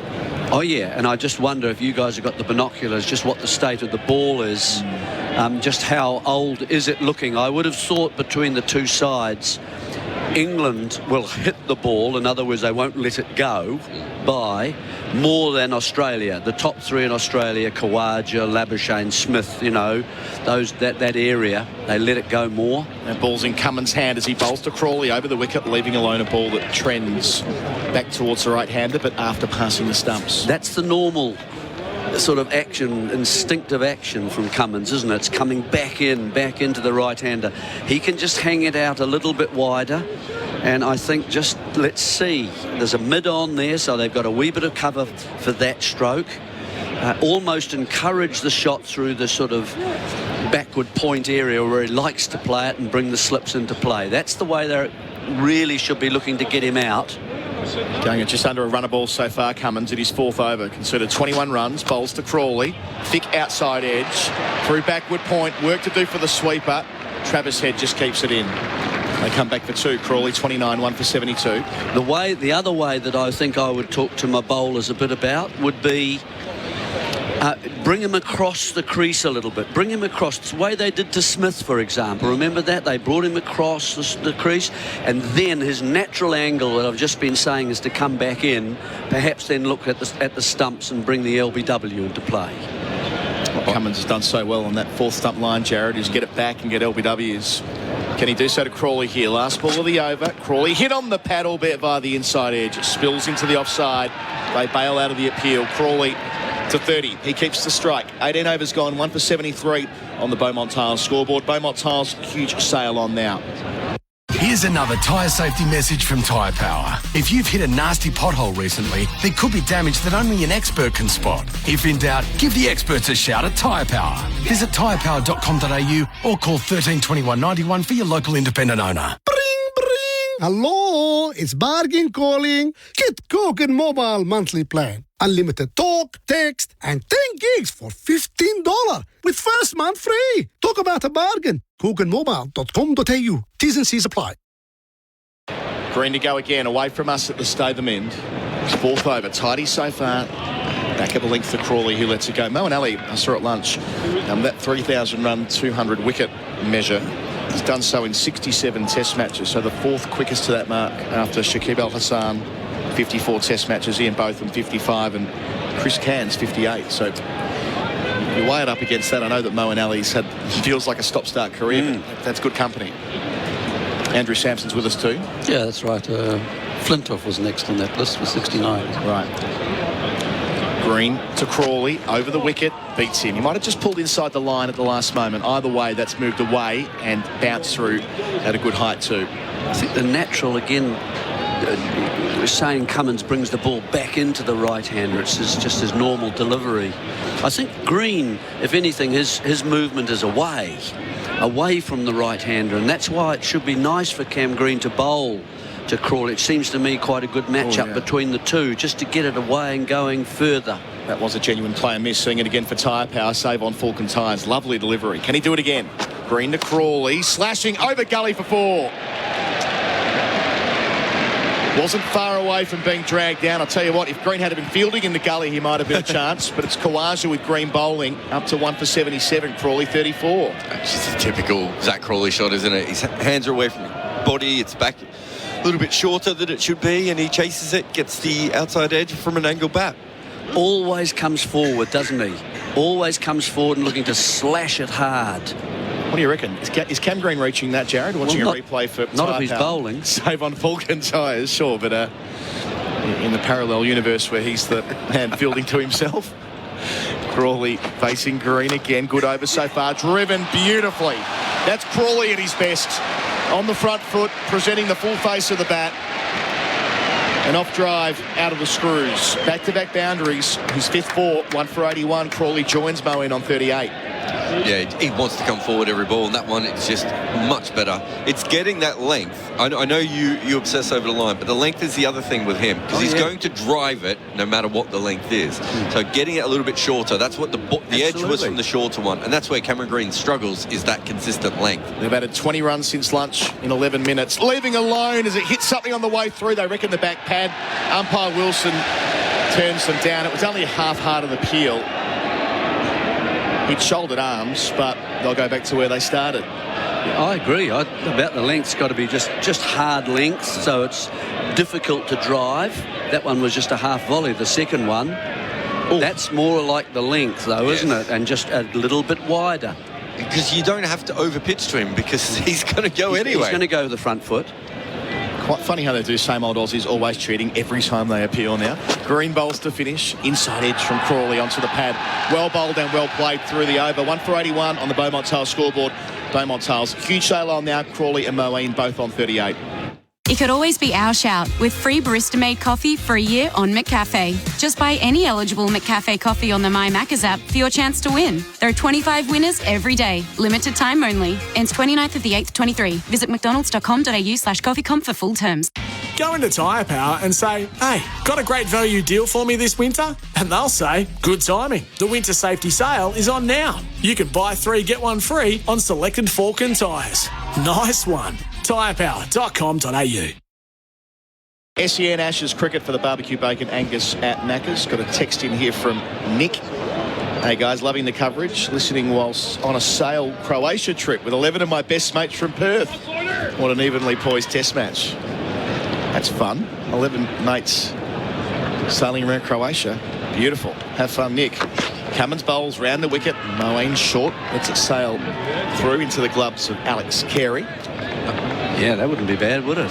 Up around Split and all those places. Unless they're all Cameron Green and Mitch Marsh size, and if so, I worry for the boat. Yeah, Cam Green. There are a lot of. I think I'd watch your head if I was Cam Green with the boom coming around. A lot of our colleagues were writing about Cameron Green and Mitchell Marsh batting together yesterday. Nice colour piece in that, wasn't there? The two massive all-rounders. Here comes Cummins, the captain, in his 5th over. Expensive so far. Bowls to Moeen Ali, who plays with the full face of the bat out to cover. Marnus Labuschagne does the fielding. No run.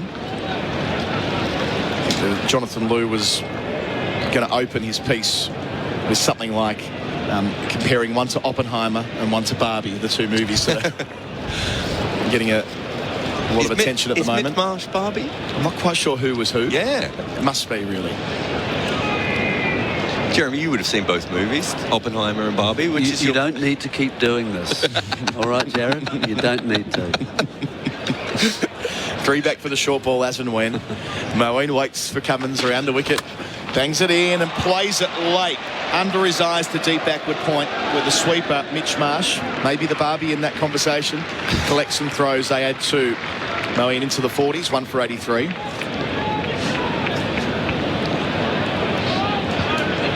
Going to get some film criticism from Jeremy Coney for the rest of the week. Do you know what? We literally criticise something I don't know anything about. Oppenheimer's like a 3-hour epic, isn't it?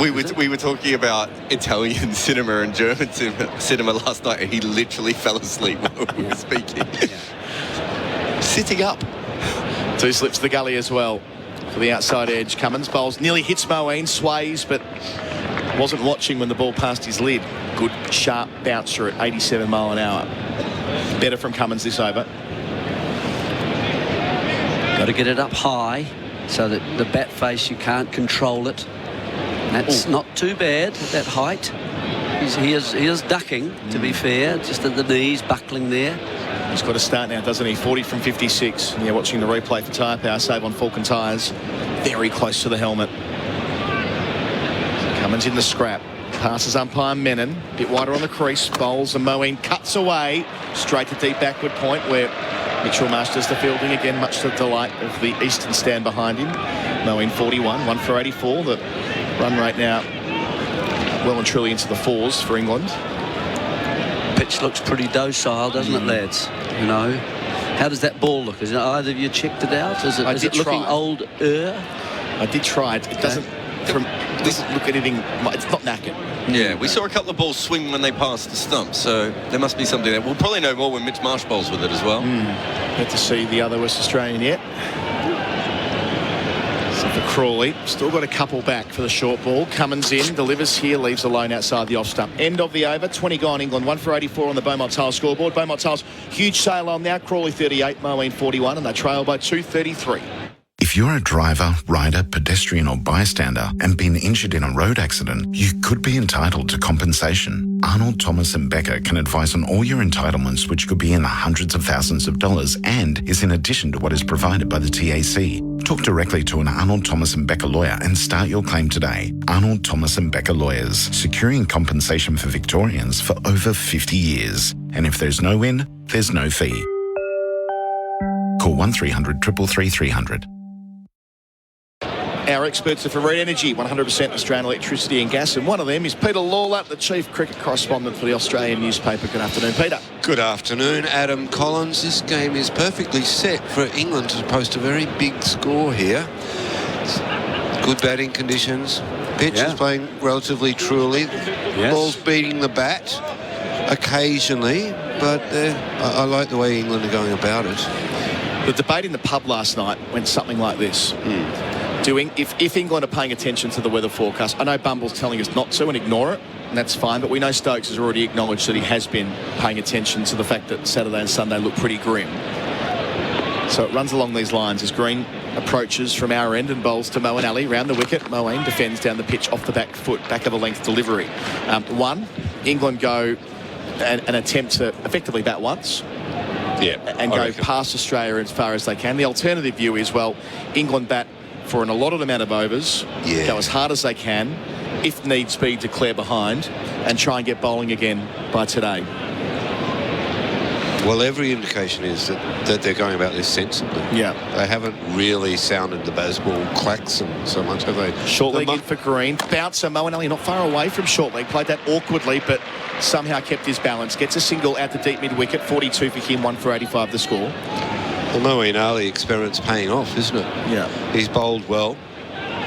And this contribution at number 3 is really important. Go on, you're right. Do you see where I'm coming from about the idea where they might give themselves like 50 overs? I mean, that might sound outlandish, but 50 or 60 overs and get wherever they get to, which leaves them maybe an hour tonight, bearing in mind that they can't win the game without 20 wickets and they might run out of time if they bat too long.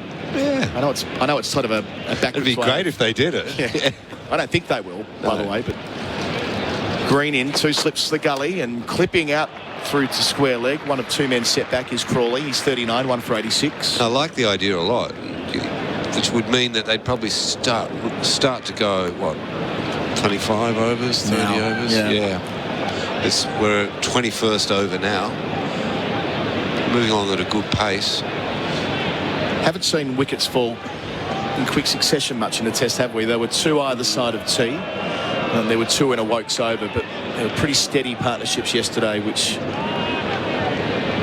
got Australia above 300 in the end this morning. Green to Moeen, short again, works it behind the short leg, deep backward square. One of 3 men in that direction, Stephen Smith. He's been busy in that part of the ground. 43 for Moeen, 1 for 87. You were in the pub watching the darts. Did I see one of the darts players bowl a leggy? With the cricket ball, or was that last night? The Australian walked in a baggy green. Yeah, yeah, with the cricket ball. With the ball, was it? Right. Yeah. He walked on the stage in a baggy green, which is quite the look. I assume it's one of those you buy from, Big W or whatever it is. How did he go? He won. He beat the world number one, 11-1 actually. Green delivers here, clipping out to fine leg for one. Gets it quite fine. Work to do for Hazelwood on the rope. They come back for a second. Great running. Crawley up to 41. 1 for 89. Jeremy Coney's not approving of something there. Adam will tell you why. Where have those last two gone? Straight into his strength. Jeremy's very frustrated about Australia feeding Zach Crawley on the leg stump. Yeah, he's very strong across there, isn't he? Well, why bolt? I mean, you can attack someone in their strength, that's fine, but then you have a different field. So no one on the one on the leg side, or catching for that matter. Bowling here is Green on leg stump again and turned it to the onside, maybe for two more. Are we happy with one? Marnus Labuschagne, a quick sweeper in off the rope. So Crawley keeps the strike. He's up to 42. Moeen's 43. 1 for 90 on the Beaumont Tiles scoreboard. Beaumont Tiles, huge sale on now. It's Tyre Power's winter safety sale. So you get the power to buy 3 and get 1 free on selected Falcon tyres. For a safer drive this winter, visit tyrepower.com.au. Take crispy bacon and juicy 100% Aussie Angus and layer it with spicy sticky barbecue sauce, and you've got the new spicy sticky barbecue Angus at Macca's. It's a great day to be hungry. Available after 10:30 a.m. for a limited time. Got a graphic on our screen between overs for Tyre Power save on Falcon tyres. Jeremy Coney was seeing where Moeen Ali is meeting the ball on the front and back foot. Yeah, the interception point is very close to himself, isn't it? Normally in cricket you're playing the ball under your eyes, whether you go onto the front foot or the back foot, but it's very close to him. He's allowing the ball to do its work and then seeing it, in other words, seeing it early and playing it late. Those are good things to do, I think, in a place like England. So the ball does its work. You don't want to be pushing out, rather more like Warner does, to push out and want to hit the ball. Cummins new over. Bowls to Crawley. It's full enough that he plays it off the front foot but can't beat the bowler in his follow through. Do you think we'll see a bit of a bowl off for the all-rounders place in the 5th test this afternoon as this test plays out? Will Mitch Marsh and Cameron Green in competition with each other with bat and ball in this test? If it were the case, then it'd be hard to make the case that Marsh isn't ahead on points right now. Yeah, I reckon Marsh is ahead on points. Green yet to find any real rhythm in the series with the bat, although he's the more dangerous of the two bowlers. Cummins up close to the stumps. Crawley defends to mid-on. Yeah, I would have thought you're comparing. It's not necessarily apples with apples. I would have thought Marsh was more of a batsman who bowls a little less, but he's much more of a batsman. I think Green has the potential to be a true all-rounder, so that there's a kind of an evenness more between the two skills, I would have thought. But you guys have seen him more than I have. It's funny, Green wasn't used as a bowler too often until maybe last summer. He was like bits and pieces, wasn't he? He was clearly the 5th in the attack. Cummins bowls here. Inside edge, goes past Carey's glove, 4 runs. Don't reckon it carried. It was a thick inside edge from Crawley. He overtakes Moeen, 46 for the right-hander, 1 for 94. We'll need a second look here for Tyre Power. Save on Falcon tyres. We're behind the action at this end. Tough chance. Jeremy. There is just going outside the ball to open it up, and he's got... Oh, yeah. It's gone past Carey. It's gone quickly, and he's gone with the left hand. And it's, I suppose you'd call that a half chance, wouldn't you? I don't think did he get a nipper on it or not, Adam? You can see that, yeah. Okay. Hit the edge of the webbing, maybe a quarter chance. Nearly got there. Cummins bowls. Crawley plays under his eyes, like Joe Root. Deep backward point. He'll get 2, taking on head. Wanted it straight away. Crawley was sprinting. Big man, huge strides. Up to 48. 1 for 96. Forehead napping a bit there. The other thing with that near dismissal was it almost bowled him as well. Almost took the off stump. Yeah, he's had a wee bit of luck, and it's mainly the luck has occurred behind the stumps, whether it's just shaving one there to the off stump and just got a nipper. Yes, you're quite right, Adam. Desperate dive from Carey. Not an easy one at all. One of those that Bairstow's not getting in the same postcode of, really. Cummins to Crawley again. Soft hands again, behind point again. Really good batting. Crawley to 49 with the single. He's building here. 1 for 97, 1 left in over 22.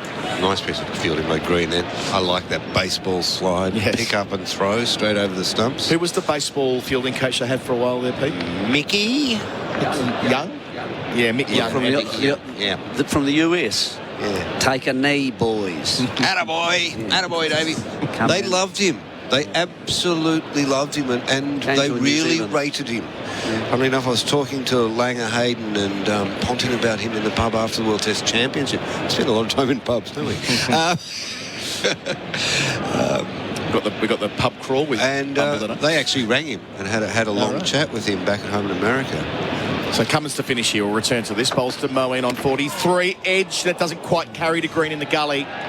Was high on the blade, maybe off the stickers, just kept it down. Into the over, England trail by 220 on the Beaumont Tiles scoreboard. Beaumont Tiles, huge sale on now. Crawley 49, Moeen 43, England 1 for 97. Real Adventures with Patrick Dangerfield and Aaron Hapgood. Everything fishing, boating and outdoors. People would laugh at it, but I'd have Disney music on. The reason I do is because every Disney song is a story. So whenever you sing the song, like you can picture the story in your head. It just gave your mind a little bit of a reprieve. I reckon it gives his opponents like Petrarca and that bit of confidence when he's coming out there going, let it go. Patrick Dangerfield and Aaron Hapgood. Subscribe and listen today wherever you get your podcasts. SEN Ashes cricket for the barbecue bacon Angus at Macca's. And for Henley Holmes, win your way to India for the 2023 ICC Men's World Cup. Henley.com.au, and it's going to be spin from the stay of the men. Peter Lalor, Travis Head. Good call. Good call. Really looking forward to seeing Travis Head bowl here. Don't mind him bowling from this end either. The breeze will help drift that ball back in to the right-hander. It's quite a strong breeze. I think that was been putting the bowlers off slightly at this end. It's not as brisk, as we've mentioned earlier. It wasn't as brisk as it was when we were here 4 years ago. But it's still pretty sharp when you're out there. This was the end they didn't really want to bowl from yesterday. So Head bowls first ball, reverse sweep from Zach Crawley. Out towards the rope it goes. It'll reach it now. A half century for the right-hander. A maligned player heading into the series, but he's played his role across all 4 test matches in the series. Reaches the milestone with his 6th boundary. He's been in good nick since lunch. 67 minutes and 67 balls for 53 not out. Andrew Sampson. 10 50s and 300s now. He's gone from 26 or 46 at lunch to 53 or 67 now. Head to Crawley across the line. Enjoys the spin. Over deep mid-wicket. Goes all the way for 6. Gave that everything. Over towards the new hotel. Crawley really putting the foot down now, and the crowd love it. 1 for 107. Jeremy Coney. Not allowing Head to settle at all. The reverse sweep, the first one from about off stump and got it well, and that one then the slog sweep. And again, obviously getting that well and going over the boundary. So Head under pressure early. Cummins under pressure as well. Game within a game. Head's 3rd ball. What does he do here? Back of a length. Crawley cuts it for 1. Good batting. Up to 60. He's raced through the 50s in the space of a couple of deliveries. 1 for 108. Got Australia on the hop here. He's had Marnus Labuschagne running back to cow corner to cover that slog sweep. Had his back to the play as Head ran into bowl. They're scrambling around a little bit here as Australia. It's interesting how 2 shots can unsettle you so quickly. Well, it's the different lines and the different lengths that Head is being shown. Quickly, we're not going to let you bowl there. So Travis Head gets his first crack at the left-handed Moeen Ali. An off stump through him, not far away at all. Beautifully bowled. Just held it up there, 89 kilometres an hour. A little bit slower from Head, prefers bowling at left-handers, of course. Yes, of course he does. And this wind will actually help him just take it away from Moeen a little bit. Head bowling in the sunnies. Moeen defending. I think it's the law, isn't it? If you're an off-spinner, you've got to bowl in the speed dealer sunglasses. So just settling here, the South Australian. And they trail by just 209. Head to finish. Moeen using his feet before defending, out to cover. Wanted to go as well, corrected his shot. 11 runs from Travis Head's first over. 1 for 108 the score on the Beaumont Tale scoreboard. Beaumont Tale's huge sail on now. Crawley on 60, Mo and Ali on 43. Changing commentary. Bumble Lloyd, Daniel Norcross jumping in. Here's another powerful reason to choose Tyre Power. Tyre Power stores are owned by local families who understand the cost of living pressures. We're here to help you save on your tyres. Visit tyrepower.com.au or call 1321 91 for your local independent owner. There's a word for when 100% Aussie Angus beef meets fresh, crunchy lettuce, onion, and juicy tomato. Classic. The Classic Angus at Macca's. Available after 10:30am. The SEN Test Cricket with Macca's. Win free McCafe coffee for a year on the My Macca's app. Cummins is continuing his 7th over. And this spell into Crawley, who carves this away out through backward point. Travis Head does the fielding. A deep backward point. Another run to the total. Crawley's on the charge here. He's on 61. England 1 for 109. And Andrew, we have a little bit of a milestone. Yeah, the milestone was actually in the last over. Oh, sorry, that is 100 milestone. I'm talking nonsense. 21 overs I took in for the 100 partnership, having taken 13.2 for the 50 partnership. So it has sped up quite a bit as we've observed. I'm intrigued by Colo's theory. I was thinking it myself. I don't think that they would declare behind, because you might as well get your first innings runs if you're going hard. But I can see England going hard and getting out. It's a good theory. It's a good theory. You've been downstairs, Bumble. Did you hear the Bazball klaxon sounded before you came up? No, I didn't, but the bugle call was there. Yeah. Comes into Moe, short. A snorter goes past his nose into the gloves of Carey. They identify Travis Head. That would be it. Soon as that'd be on the whiteboard down in the rooms. Yeah. Travis Head goes the distance.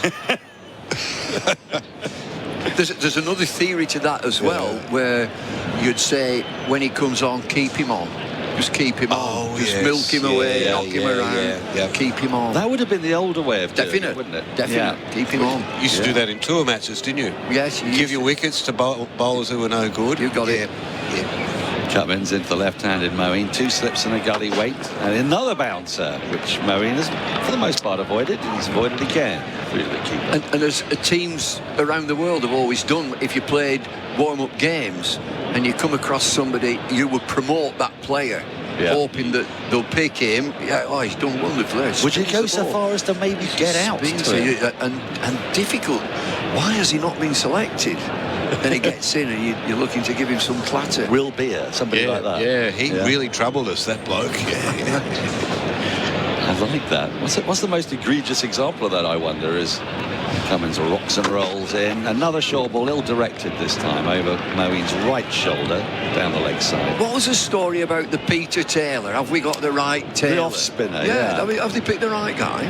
Yeah, now what was... Because at the time, we thought it was selectorial error, didn't we? But yeah, there was some sense of that, yes. Is there any truth in that, Pete? No, there's no truth. Well, there's truth in that there was a lot of misapprehension that they got the wrong Peter Taylor. Right. But they had. Well, you know, the greatest piece of misidentification, I'm going to tell you next over, because it's one of my favourite stories in all of cricket. As Cummins is into Moeen. Again, another short ball. He drops his hands well through to Carey, and it involves the captain of Surrey in 1946. Do you know this story, Bumble? No. So 1946, it was Stuart Surrey, something like that? Well, it wasn't. That's the thing. All right. Now, you're going to love this story. It's an absolute beauty. And if you get hold of the 1947 Wisden, which I did, it's marvellously written up in classic Wisdenese. Let's just say that the man who captained Surrey didn't have the best season. And then I'll tell you more shortly. Cummins is into Moeen, and he thinks about pulling this one. He decides against. End of the over. The Beaumont Tale scoreboard. Beaumont Tale's huge sail. England 1 for 109. I'm a chippy, which means I'm a craftsman. I'm a worker in nearly all weather. I'm a mentor, and I'm a small business owner. But most of all, I'm a dad. Luckily, I'm insured by a mate. IMAR of the tradies, mate. So get a quote today, online, or call 13IMAR. They're the tradies, mate. Let's IMAR! Cummins in. Moeen pulls that down to deep backward square for a single. That is the end of the over. It leaves England perilously placed on 1-for-1-1-1. They won't like that. So let me tell you the story. No, before you do, when Peter Taylor was picked, everyone was very surprised because he was struggling to get a game for New South Wales and hadn't played in the last 2 games at the SCG. He was picked for a game at the SCG. And even his brother said, I think they've messed it up. They mean Mark Taylor. Yeah. And he became Peter Who in the sort of vernacular of Australia. Peter Who? He's playing for what? 86-7, wasn't it? What year was it? 87. Yeah, it was. It was when England had the worst team. They can't bat, they can't bowl, they can't field, said Martin Johnson, and they won every single tournament. The Perth Challenge, the ODI Series, the Ashes. Well done, Martin Johnson. Now, now let me take you to February 1946. The war is over. Okay. England is ravaged by a war. I'm just going to go and make a cup of tea. Travis Head starts a new over, clipped into the onside. Moeen takes the single, moves to 45. And a war veteran, relatively young man in his late 20s, called Nigel Harvey Bennett, turns up to the Oval. Hurrah! To go and get his membership ticket, because he's been starved of cricket for 6 years, 7 years. He's desperate to watch some county cricket. On cricket rations. That's right. Yeah. Head in again to Crawley. Comes forward. Thick edge squirts away behind square on the offside. They come through for another single, 1-for-113. So he turns up, goes to the front gate, says, Major Nigel Bennett, here to get my membership. And the gateman says, Major Bennett, did you say? Yes, Major Bennett. Head in again, carving and missing is Moeen through the keeper. No one says, Major, come with me. And he takes Major Bennett into the bowels of the pavilion, where he meets the secretary of Surrey County Cricket Club. Full toss is walloped away. Over long on, it plugs. 1 bounce, 2 bounce, and dribbles into the sponge for 4. That's just a horrible ball from Travis Head, a shin high full toss. It takes Moeen to the brink of a half century. He's on 49. Anyway, he comes in and says, well, Captain. Captain? Yes. Captain Major Bennett, yes. These are your facilities, and he shows them around the captain's room and all this sort of thing. His head is in again. Short, and where's that gone? It's gone so close to Pat Cummins. Pat Cummins didn't see it, and he's going to pick up a couple of runs, and Moeen Ali is very fortuitous. He brought up his half century, and the crowd go wild for him. The stand-in number 3. He was nowhere near Test cricket 5 weeks ago. He's brought up his 200th wicket, his 3,000th run, and now his 20th score above 50 in Test cricket. He never thought this was happening just a month and a bit ago. Heads into him again. Forward he comes in defence. Plays it to the offside. There's no run. More of Major Bennett. More of Moeen Ali. After this short break, England 1-for-119 on the Beaumont Tile scoreboard. It could always be our shout with free barista-made coffee for a year on McCafe. Just buy any eligible McCafe coffee on the My Maccas app for your chance to win. There are 25 winners every day. Limited time only. Ends 29th of the 8th, 23. Visit mcdonalds.com.au/coffeecomp for full terms. Here's another powerful reason to choose Tyre Power. At Tyre Power, you get the power of expert advice from independent owners who really know tyres. It's always advice about what's best for you and your budget. Visit tyrepower.com.au or call 13 21 91 for your local independent owner. England 1-for-119. SEN Ashes cricket for the bacon barbecue Angus at Macca's. So anyway, no, hang on. Talk us through how Moeen Ali got to 50 then. What did happen off the last ball? Have you seen it? I have no idea. Have you seen it on the replay? No. With Tyre Power, say. So Pat Cummins was looking around like, where is the ball? Next thing I knew, it just dropped next to him. Yes, it was short. Dollied right. He hit the toe end of the bat, and I think it went very close to Pat Cummins, who failed to see it. He did. I think he was lucky not to be hit by the ball, but we haven't seen a replay of it. So anyway, too engrossed by your story about Captain Major Nigel Harvey Bennett. Do go on. Do go on. Yeah. Major Nigel Harvey Bennett. Heard that phrase before. Well, I could do it in the style of Peter Cook if required. Yeah, so he comes in to the captain's office, and indeed he's appointed captain. Now, a Stark runs in to the right-handed Crawley's bowled him. No, he's not bowled him. I thought he had inside edge. There were two noises there, but it was the noise of ball on bat reverberating horribly through the stump microphone. And Crawley gets a single. It's all chaos here. Crawley to 63. I understand your confusion there. There were two noises. It's got an inside edge. It should have bowled him. It's chopped it right back onto the stumps. It's a pad, I think. I think it's a second noise. Second noise was the pad. It was very close to leg stump. I don't think I'm going to get through this story. He's living dangerously, isn't he? Do go on. Do go on, yeah. I'll get another cup of tea, Bob. Anyway, Nigel Harvey Bennett used to play cricket at school. Because he was a war hero, he just thought it was natural that they'd make him captain of Surrey. He accepts the role of captain of Surrey without ever questioning this matter at all. Yeah. Happens every day. Happens to anybody. Stark into Moe, who push drives the short ace to cover. There's no run. And it becomes instantly apparent in the first game that he is a complete incompetent. So within about 8 overs of the season starting, Alec Bedser and Stuart Surridge are now setting the fields. And Major Bennett starts at number 5 in the batting order and works his way gradually down to number 11. And the confusion was that a different Major Bennett was the one they had in mind, who became captain of Northants instead. So Surrey was saddled with this hopeless incompetent for a whole summer. The write-up in Wisden is absolutely priceless. As Stark is in down the leg side, a good diving take by Carey, moving away to his right, one-handed. No run. Anyway, yes, Andrew. Can we do Moeen's 50 now? If you want.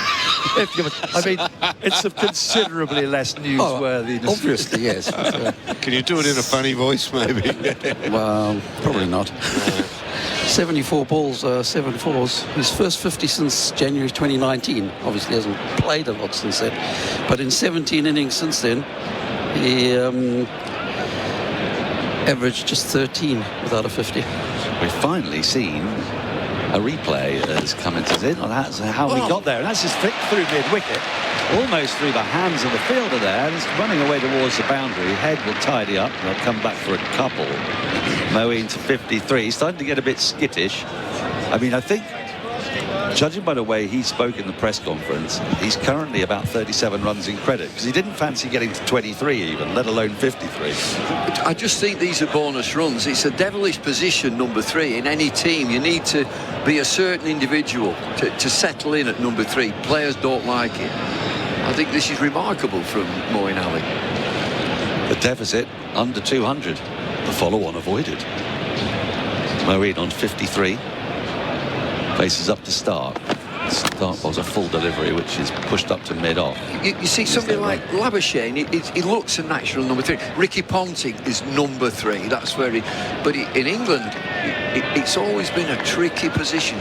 Should we pick 3 opening batsmen and play the 3 of them?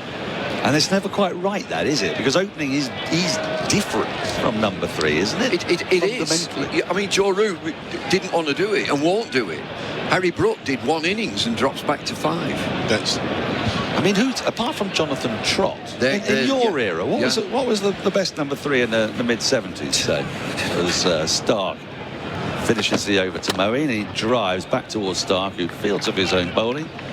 End of the over on the Beaumont Tiles scoreboard. England 1 for 122. Learning new skills, bonding with loved ones, exercising the mind and body. All rewarding, but not as rewarding as a Kogan Money credit card. Earn a whopping $300 Kogan.com credit to spend on the most in-demand products when you meet the minimum spend criteria. Did we also mention there's no annual fee? Use it anytime, anywhere. The Kogan Money credit card. It's just more rewarding. Search Kogan Money to find out more. Spend criteria applies. Offer ends August 31, 2023. T's and C's, other fees and charges apply. Credit provider, National Australia Bank Limited. SEN Ashes cricket for the barbecue bacon Angus at Macca's. Now, the head experiment is over. How long did that head experiment last? 2 overs. What were his figures? 0 for 19. Yes. Well, Hazelwood's coming into the attack. Instead, he's swapping ends. Stark started from our end, didn't he? Stay the men. So they've now flipped the opening bowlers around. I quite like that. And when you talk in the rooms, it's not just your end. You know, when I was coaching, I tried to get that across. Although you might prefer this, you've got to be flexible and be able to bowl at both ends. And you never know. No swing at this end, suddenly a little bit of swing from the other. Hazelwood's got 2 slips for Crawley, who's on 63. Partnership building. Hazelwood into him, and he works the ball into the onside from outside off stump, runs the first quickly, and they're going to come back for a second and actually make it comfortably. And very nearly we had buzzers, but they didn't materialise. A fine effort by Khawaja, who dived to his left, and in so doing has rather hurt his left elbow. Poor thing. But he did well though. He saved 4 runs. The shy came in. Moeen didn't run his bat in. he trod into the crease. It's a fantastic piece of backing up by very desperate Usman Khawaja there. Saved 4 runs. And he's not renowned for his fielding, Usman. I've mentioned this before. He took a wonder catch in indoor. And the moment he did, Cummins sent him out to long on. As Hazelwood is in to Crawley, who works again into the onside. Again, they've run the first quickly. They should get an easy 2 here. Wide open spaces, so a brace of 2s to start the over. Crawley moves to 65. On this 3 thing, there almost seems to have been a shift in philosophy. I mean, right up, certainly up until Ponting's time, your best battle went in at number 3. But now if you look at Coley, you look at Joe Root, you look at Steve Smith, Bubba Azam, they don't like... Michael Clark was the same. I mean, England often struggle with this position, but I suppose they would have had Hammond Dexter. in the 30s. Dexter, Gower. What a beautiful comes Hazelwood, and this is guided through the 3rd region. It's being pursued by Green, who lollops after it. And guess what? 3 2s in a row for Crawley. Moves to 67. Or 1 for 128 on the Harvey Norman scoreboard. England are well on top here. Australia just look wrong-footed. Well, it's interesting, the 2 overs for the off-spin out of the attack. I think you've really got to give him more than that. Give him a bit of protection. And in this session, you know, Zach Crawley scored 43 runs in 29 balls. 4 4s and a 6. So he's getting on it. Yeah. England are getting on it because they know about the weather. Well, they're not letting Australia settle in. You'd like to have a spinner operating from one end and just tying them down a little bit. And this slip cord, I mean, they are all over the place. Massive gaps between the 3 fielders and the slips, and Crawley clips away through the onside. Really good diving stop by Cummins. He is a very fine outfielder. Restricts the scoring to 1, Crawley to 70. I think he's just got to be careful, Crawley. He's played wonderfully well up to now. That last shot looks nice and looks pleasant. Just be careful stepping across to the offside and whipping it through the leg side. Don't get giddy. You've got a real start. Peter just saying that England are on top. You're right. Yeah, you've got to milk the situation. He's scoring so well. Bumble. You remember Lords when Lyon limped off and England were 182 for 1. That was the moment when they decided to throw the Test match away. That's it. Absolutely. Moeen on strike. Now then, we've got a short ball field here. Well, we've got a backstop, so we know what's happening here. Hazelwood short, and Moeen clatters this out towards mid-wicket, who drops the ball. Let's see if that has gone on the full. Cummins has just pulled off a fine stop at mid-on as the other ball whacked at him by Moeen Ali, and it slipped through his hands. Let's see if that's come to him on the full. Take a look on the replay stream with tyre power. It has. It very much has come to him on the full. He's over dived. It slipped through his hands and banged onto his knee. Moeen's got a life on 53. Well, Cummins has been kind to him because we think he could have moved around and caught Moeen when he was on 50. Hazelwood to Crawley. This is defended into the ground. There's no run. End of the over on the Harvey Norman scoreboard. England won for 130, somewhat fortuitously. Beaumont Styles is proudly sponsoring the Ashes, and I'd like to bowl you over with these Beaumont bargains. Coming at us at top speed is their monster bathroom wear catalog sale, packed with everything at up to 25% off. Vanities, baths, shower screens, even the kitchen sink. And yes, up to 25% off Australia's biggest tile range. Well, that's bowled me over. Up to 25% of all bathroom wear and tiles. You'll be happy you chose Australia's #1. Beaumont Tiles. SEN Test Cricket with Maccas. Win free McCafe coffee for a year on the My Maccas app. We've got a change of expert. Peter Lawler's out. Our new expert for Red Energy. 100% Australian electricity and gas is Bharat Sundaresan. With it all kicking off. You've arrived at just the right time. I know. Bharat. I have. It is all happening out there. We thought Bazball would come at some point, and it's coming in this session. It is. Drop catchy. Come ball's not working out. The ball's going to Cummins, but just not able to catch it. Stark into Moeen, who's had, we think, a couple of lives now, and he goes for the ball, and he's out! Caught brilliantly at mid-wicket. It's Usman Khawaja who's pulled off a ripper, diving to his right, two-handed, where Cummins had failed the over before. Khawaja clings on, and Moeen Ali's fine knock of 54 comes to an end. Short, banged in, went for the swivel pull, another yard further away, and it would have whistled away before. Instead, Khawaja, as he's done before, pulls off a very fine catch, and Mitchell Stark has his second wicket. Peter Lawler just saying that he's not noted for his fielding. He is now. That is an absolute stunner. Going away to his right, he almost takes the catch behind him. That's a thrilling catch, but a wonderful innings from Moeen Ali. In at number 3, answering the call. He goes for 54. England 2 for 130 on the Harvey Norman scoreboard, and Joe Root comes out with what is, I suppose, riches behind him. Not that often that he comes out of number 4 with a score already 130, and he's running out to the field. He often does this, but there seems to be even more of a spring in his step. Moeen Ali, I think England will say, has done his job, even if the crowd will be disappointed. He actually got hold of that shot rather nicely. The match was set up for him, but let's be frank.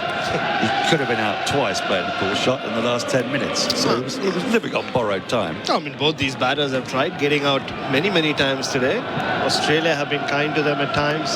Zach Crawley, inside edge, outside edge. He's taken chances, but survived somehow.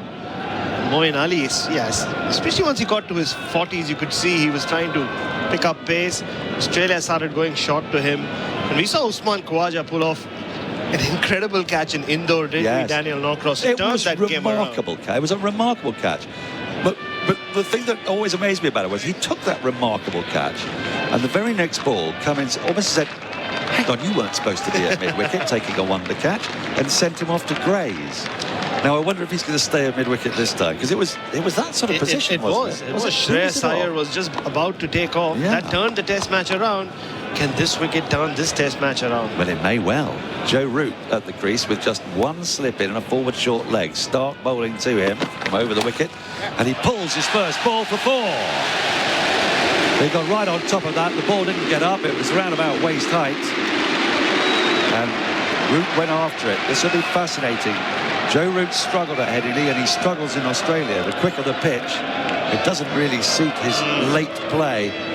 But if the pitch is slower and it doesn't get up, then short balls are meat and drink. There's a fielder out there. He's just hovering well in from the boundary. A deep backward square leg. There's a square leg on the boundary. 2 for 134 on the Harvey Norman scoreboard as Mitchell Stark is into Root again. He goes again, doesn't time this. Is a bit fortunate. He shanks that. It was in the air for a while to mid-wicket where Pat Cummins is fielding. This is a repeat of Lord's. Joe Root. Well, but didn't we say just a moment ago? Bumble. The last time England were on top with the bat, they proceeded to throw it 180 away. for 1, and let's give our wickets away. Yeah. But it just shows again the Moeen Ali. There's so many people would say, why are they bowling short? It works again. It always works. It works. It does. It's a really good grab from Khawaja. Looking again on our replay screen, the tyre power. As Stark is in, he's gone short again, and it's rather well fielded by Steve Smith, who's in the rather crucial position of a short, deep backward square leg. It's hard to describe. He's saving one because of the power with which the shot is hit, but he's not saving one if you look at the field. That went to him, and he's a good 45 yards back, but he's dived well and saved the single. This is the analyst who's saying when Joe Root pulls, he might play a good shot, but it lands there. That's where he is. And that's where they had him at Lord's and had him out. Yep. Too right. I love a long series. Things like this happen in long series. And Stark's in again, short again, this time left alone. It's wide of the off stump as it flies through to Carey. Yeah, we've seen different versions of Joe Root during this series. He saw a very frenetic Joe Root in the first innings at Lord's when he was out of a no ball. You'll remember Daniel when Cameron Green was bowling, but continued to stick with the short ball or the attack against the short ball, fell to it eventually. He was very restless and rattled in Headingley, didn't make runs. Again, he seems to have come out to bat in an ultra-aggressive mode. Bumble spotted something. Might have to come to it next over. As Stark is in. That's carved away. Down through backward point, down through short, well, down through third, I should say, for 4. There's a fly slip stroke backstop and a deep backward point, but somehow he's threaded it between the two. He's picked up 2 boundaries in the over. He has 8, Crawley's 70 on the Harvey Norman scoreboard. England 2 for 138. Be bowled over by the world's pinnacle bowls event and get behind the right-at-home Australian Jackaroos. The World Bowls Championships hit the Gold Coast from August 29 to September 10. Proudly supported by Tourism and Events Queensland and Major Events Gold Coast. Tune into daily live streaming on world2023.bowls.com.au. Watch the action unfold live on Fox Sport and KO on September 2, 3, 9 and 10. In the meantime, give bowls a go. Visit bowls.com.au and click on Find a Club. SEN Ashes cricket for the barbecue. Bacon Angus at Macca's. England 2 for 138. And what were you spotting there, Bumble? You were up off your seat. I was a fielder missing. On the camera gantry, there's a cover that just stops out seeing third man. Because I was thinking all the short balls to Joe Root, he's pulling into the leg side. I thought, I wonder if he can ramp the ball over a vacant slip area. But there is a fielder, as you mentioned before, almost at backstop. So there's when the bowling's coming from Stark's end, there's a backstop, there's a third man and a point, as well as a deep square leg, that sort of short, deep backward square leg, if you know what I mean. I can't think of any other way to describe it, and a long leg. Yeah, and we haven't seen the reverse ramp from Joe Root since the first test. That's true. It's a slower pitch. Yep. Do you think that makes a difference? Maybe. I think it's going to come out. Hazelwood in, and he's got a fascinating field. 2 catching mid-wickets to Crawley, who works this into the onside square of the wicket. Made it nicely, runs the first quickly. Is scampering back for the second. Throw comes in, and he's safe. Moves to 72. England 2 for 140. It's frenetic cricket at the moment. You know, I mentioned just be careful, don't get giddy. Crawley's played so well, and the boundary, or he played into the leg side, working outside off stump. Now, I think that's a good position. They've got 2 short mid-wickets to him. One's going a little bit squarer now, but they're both definitely in catching positions for that nice little pleasant, lovely looking, can get you out, clip into the leg side. Yeah, they've each got a little bit squarer. They have. Especially on this pitch where the ball is stopping occasionally. It's a 5-4 leg side field with a long leg, a deep square leg is about 7 or 8 yards in off the boundary. Those 2 catching mid-wickets and a mid-on. Hazelwood into Crawley, who pulls through mid-wicket. It's running away up to the boundary, and it's going to get there. He's threaded it through that field. Somehow he's taking it on. Goes to 76. They've both gone square. The 2 fielders that we were talking about, they're in catching positions. It's a short ball. It's not short enough. He's a tall batsman, and he's got on top of the bounce and worked it through mid-wicket for 4. Moved on into he's ticking now. He really is ticking, Crawley. And they've got, now look at what they've done now. They've tightened up. They've come much closer together, the 2 short mid-wickets. So now he can play the little prod to square leg, which he's found quite profitable. Hazelwood into him, and he goes, flicks it away down towards long leg for 4. Moved across his stumps. This is just a never-ending barrage from Crawley. I shouldn't say this is a kiss of death. He's looking $1 million here. Well, he is. Yes, Andrew. It's 2,000 test runs for him now. 2,000 runs for Crawley. 2,000, yeah. His 70th innings, though. Yes. There's only one English specialist batter who's taken more innings, which is Mark Ramprakash, 81. Mark Butcher also took 70. Right. There won't be many not-outs in those 70 innings, will there? There'll be a few, I suppose. He's got 2. 2. So is he getting out of that average up near to 30 yet? It's 29.7 now, I think. Oh, that's 30, come on. And 30 as an opener in England is worth 50, isn't it? I know. Sceptical look from Bharat. Yeah. Now Australia is slowing the game down because Crawley's ticking it, and they've changed everything. Everything's They've moved everything over onto the offside now, so those mid wickets have gone. The deep backward square more than a long leg, almost. Well, he's a long leg, let's say. Deep mid wicket.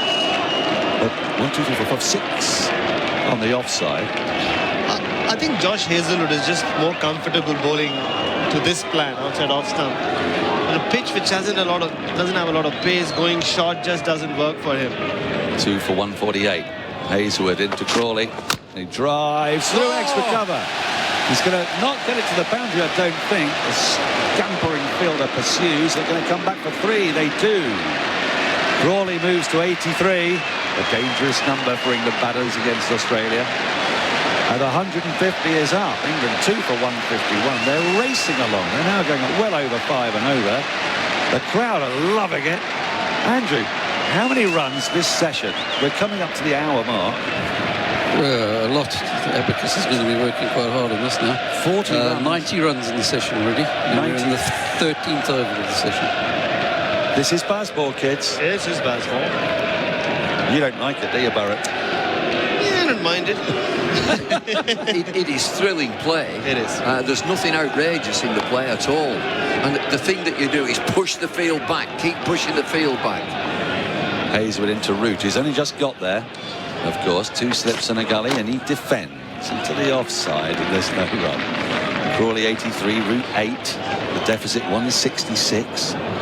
Weirdly, this suits both Josh Hazlewood and Joe Root conventional cricket, at least at the start of Joe Root's innings. Against Mitchell Stark, because he's going short and with that field as well, England is scoring at over 7 and over in this session. This is what we expected from them. And 13 runs in the over. and credit to Zach Crawley and Moeen Ali, despite playing a lot of very shots, they somehow survived that first session. So off the new ball. Last ball of the over. It'll surely be drinks after this. Root guides this into the gully region with a huge bucket hands of Cameron Green. Snaffle the ball. 2 for 151 England. Crawley 83, Root 8. 90 runs have come in that first hour, but it is the end of the first hour. It means it's time for drinks, and on the other side we'll have a change in commentary. The Oracle, Louis Cameron, and the skipper, Adam Collins. My tips for kicking goals in life: getting up early and making your bed. Just go for it. Reach for the stars. Eyes on the goal, eyes on what you want, and everything you do, go about it with integrity. Plan, and plan. It's important to set an achievable goalpost. Kick goals with a fixed price funeral plan with Tobin Brothers Funerals. The price doesn't change and your life will be celebrated your way. Get to know the team at tobinbrothers.com.au. Tobin Brothers Funerals, celebrating lives.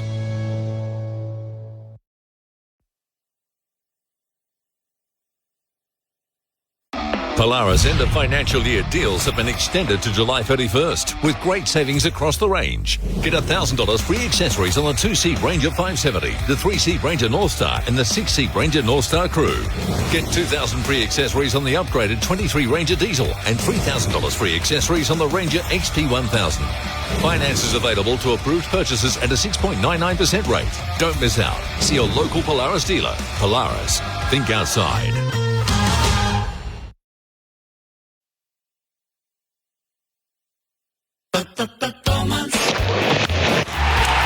Beaumont Tiles hits another 6 for your renovation budget, introducing the best value tile range ever. It's called Beaumont Max. How's this? Subway tiles from $30. Yes, Subway tiles from $30 in over 10 colours. 3x6 white wall tiles only $19.95. Floor tiles from $29.95 featuring concrete and marble look. Don't be caught out of your crease. Buy Beaumont Max from Beaumont Tiles. You'll be happy you chose Beaumont's. SEN Ashes cricket for the barbecue. Bacon Angus at Macca's. Adam Collins taking up commentary. Got Bharat Sundaresan with me and Louis the Oracle Cameron jumping in as well. Our experts for Red Energy, 100% Australian electricity and gas. Andrew Sampson's also here. Samo, what's the session so far? Just 13 overs in the first hour, but 90 runs. 7 and over for all practical purposes. Wow. Which means Zach Crawley is motoring towards a test century. He's 83 from 81. He was on 26 at the luncheon interval, so the vast majority of runs coming from his bat. The only wicket to fall, that of Moeen Ali. caught by Kawaja. Excellent snaffle at mid-wicket from the bowling of Stark. He was nearly out in identical circumstances in the previous over when Cummins put him down, but it only cost them one additional run. It just tells you about how that session has been, Adam. Pat Cummins had a long chat with some of his players, walked up to Mitchell Stark. They were discussing different fields for Joe Root. And they took so long that umpire Joel Wilson actually walked towards him and said, "Okay, wrap it up, boys." Like, you rarely see in Test cricket. Well, the drinks break's changed in its complexion, I suppose, in recent years, Louis. I mean, they have the energy gels, they have the lollies, then they have a drink, then they have a meeting. It's gone from being a sort of a 90-second break to a 3 or 4 minute break. Like a strategy break. Strategy break, like a technical timeout or whatever you want to call it in IPL speak. In addition to all the batters, getting new gloves and drinks, stuff like that. It was interesting. I think we both had the binoculars on that team meeting there, Bharat. Steve Smith was inserting himself into that discussion that Cummins was having with Stark, and he, he's twitchy. He wants to make more changes, and I think Pat's more of a just settle down kind of captain. Stark, 2 slips a gully, backward point, bowls to Crawley on 83, inside part of the bat. Stark collects it athletically in his follow-through, no run. Yeah, and we've seen it throughout this series, haven't we, where Steve Smith, as the vice-captain, obviously has the power to have a say on what Pat Cummins is doing on the field. That's how their partnership and relationship has grown in the last 18 months. But he always wants things happening, and we saw... He's doing it right now. He's pointing to Cummins, and he's saying, I reckon we need to get rid of our first slip. He's got his way. Moved David Warner out. He's got his way for a change. He hasn't always got his way throughout this series. And we saw how he was moving the fielders around like chess pieces in indoor, didn't we? When Australia did win that famous test. So field changes. Stark delivers here and forcing off the back foot is Crawley out to wideish mid-off. There won't be a single. And it just feels like Crawley's been the one to kind of floor them a little bit. So you could question the tactics to Root straight away to go to short balls immediately when this pitch has offered a little bit of seam movement, especially for Mitchell Stark. But Crawley's the one that's kind of left him stumped a little bit. At least with Root, okay, you might not agree with the short ball plan, but they've stuck to it. They've gone to it immediately. It's clearly part of the plan. With Crawley, they've kind of started off with 2 slips. 1 ball's bowled. They moved David Warner out the point. Why wasn't that discussed at the drinks break? Why weren't they set on what they wanted to do straight away? They're chasing leather a little bit. Kind of worked okay for them in India, but not so far today. Stark up, delivers here. Crawley inside edge for more. Past the keeper, past the helmet, down to the rope beneath us at the Statham end. Crawley advances to the 90s. He's 91 from 85 deliveries, 2 for 155. For the first time, Zach Crawley throws his bat at a ball outside off stump. This time gets an inside edge like he did a few overs ago. And it went very close to off stump, also very close to that helmet behind Alex Carey. And on the one hand, you can be critical of the tactics or sticking to the exact strategy. On the other hand, they could have had him out 4 or 5 times, especially with that French card. There's been a lot of balls that have just missed the stumps very narrowly off Crawley. I think except the times that they erred in terms of line and ball to his pads, especially with the new ball, I think Australia have done it right to Crawley. It's just that he's found a way of not nicking balls, and whenever he's got an inside edge, it's gone past the stumps. Labuschagne tried to get the ball changed, and umpire Menas looked at it for 10 seconds and thrown it straight back. Have another go, champ. He's actually 87, Crawley, on 4 runs behind, or 4 runs ahead, depending on how you interpret it. Stark to him again here. 2 in the cordon. Crawley swings and misses as he's done throughout the innings. When it's in that corridor, he's going to have a dash at it. He's riding his luck, but it's working. So straight after lunch, he played a couple of horrible shots to balls on about the 5th or 6th stump line that only going to get you into trouble. It'll look dreadful if you get out to it, but missed the edge on each occasion. And just kind of harping on this tactical thing, Marnus Labuschagne is then making signals to Steve Smith. He wants point to be moved finer. He makes the signal to Smith, and then Smith waves at Cummins. And Cummins then says, yep, let's change it. Just kind of like a lot of captains and a lot of weird kind of funneling of information. Stark 2 left in the over. Crawley drives full face of the bat out to the wideish mid-off region. Moves to 88. 2 for 156. And we saw a lot of that on the last evening in Lords when Ben Stokes was taking Australia down, and it felt like we are back in Headingley 2019. Steve Smith kept running in from the boundary, especially during his partnership with Stuart Broad. At times he wanted the field to be brought in, and Pat Cummins was like, no. I want the field out for one more delivery. So yeah, it is an interesting dynamic which will obviously come to the fore even more when the team is under pressure. So back to the short pitch strategy for Joe Root. Fine leg, backward square. Not on the one, but not all the way back either. That's Steve Smith. That's a catching position. Forward short leg, deep square leg in front of the temporary stand. Backward point beneath the sun. I reckon there's a fly slip, but I can't see because of the camera gantry, but I suspect there is. There is a deep third there. Very fine. Yeah. Gully as well. Stark bowl, short ball, taken on by Root, out to deep backward square, where Mitchell Marsh takes it athletically towards his right on the bounce. Root keeps taking on the short ball. He moves to 9. Ends the over. 30 gone. 2 for 157 England. They trail by 160. That's on the Harvey Norman scoreboard.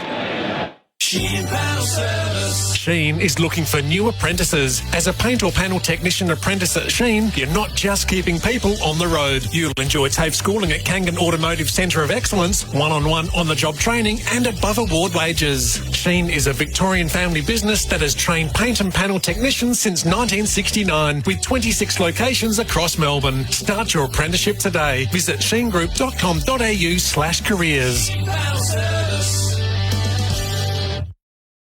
Australia have taken 1 wicket in the session, celebrating it for Tobin Brothers Funerals, celebrating lives. We're seeing a graphic on our screen between overs showing that Root has changed the way he's set up to the short ball between test matches, Louis Cameron. And it's an interesting one. He's staying more leg side of the ball there to try and, I reckon, have the ball slightly outside his eye line to give himself room to play the pull shot, but also that beautiful late cut he played the over before. It gives him that room to then donk it down to third man. He's already good at that shot. He doesn't give himself. And the only thing with that the little clip that they showed of his different guard is, and Headingley, Australia weren't going predominantly short, so the short ball came as a surprise. So to show that clip, it's a little misleading, if you know what I mean, in terms of him having changed something completely. So 5 back for the short stuff. Cummins into Root, pulls it straight away out to the man forward of square. Sweeping out there is Marnus Labuschagne. They get 1. Root into double figures, 2 for 158. Let's see what they do with Crawley. They'll keep the fine leg and they'll keep the fly slip. It's very uncertain. There's a lot of, this is the challenge when Pat's bowling. Steve Smith at backward square is gesticulating, trying to get Cummins' attention. And it's hard for Cummins because he's walking back to his mark and he's trying to delegate the field, and there's a lot of guys who don't know where they're going. Yeah. Steve Smith is having to do a lot of the pointing, and you see some players are kind of looking at Smith, some of them are kind of looking at Pat Cummins. Well, Smith made that change. He took out the short leg, moved head back to square leg. That was all Smith, who drops back to the rope himself.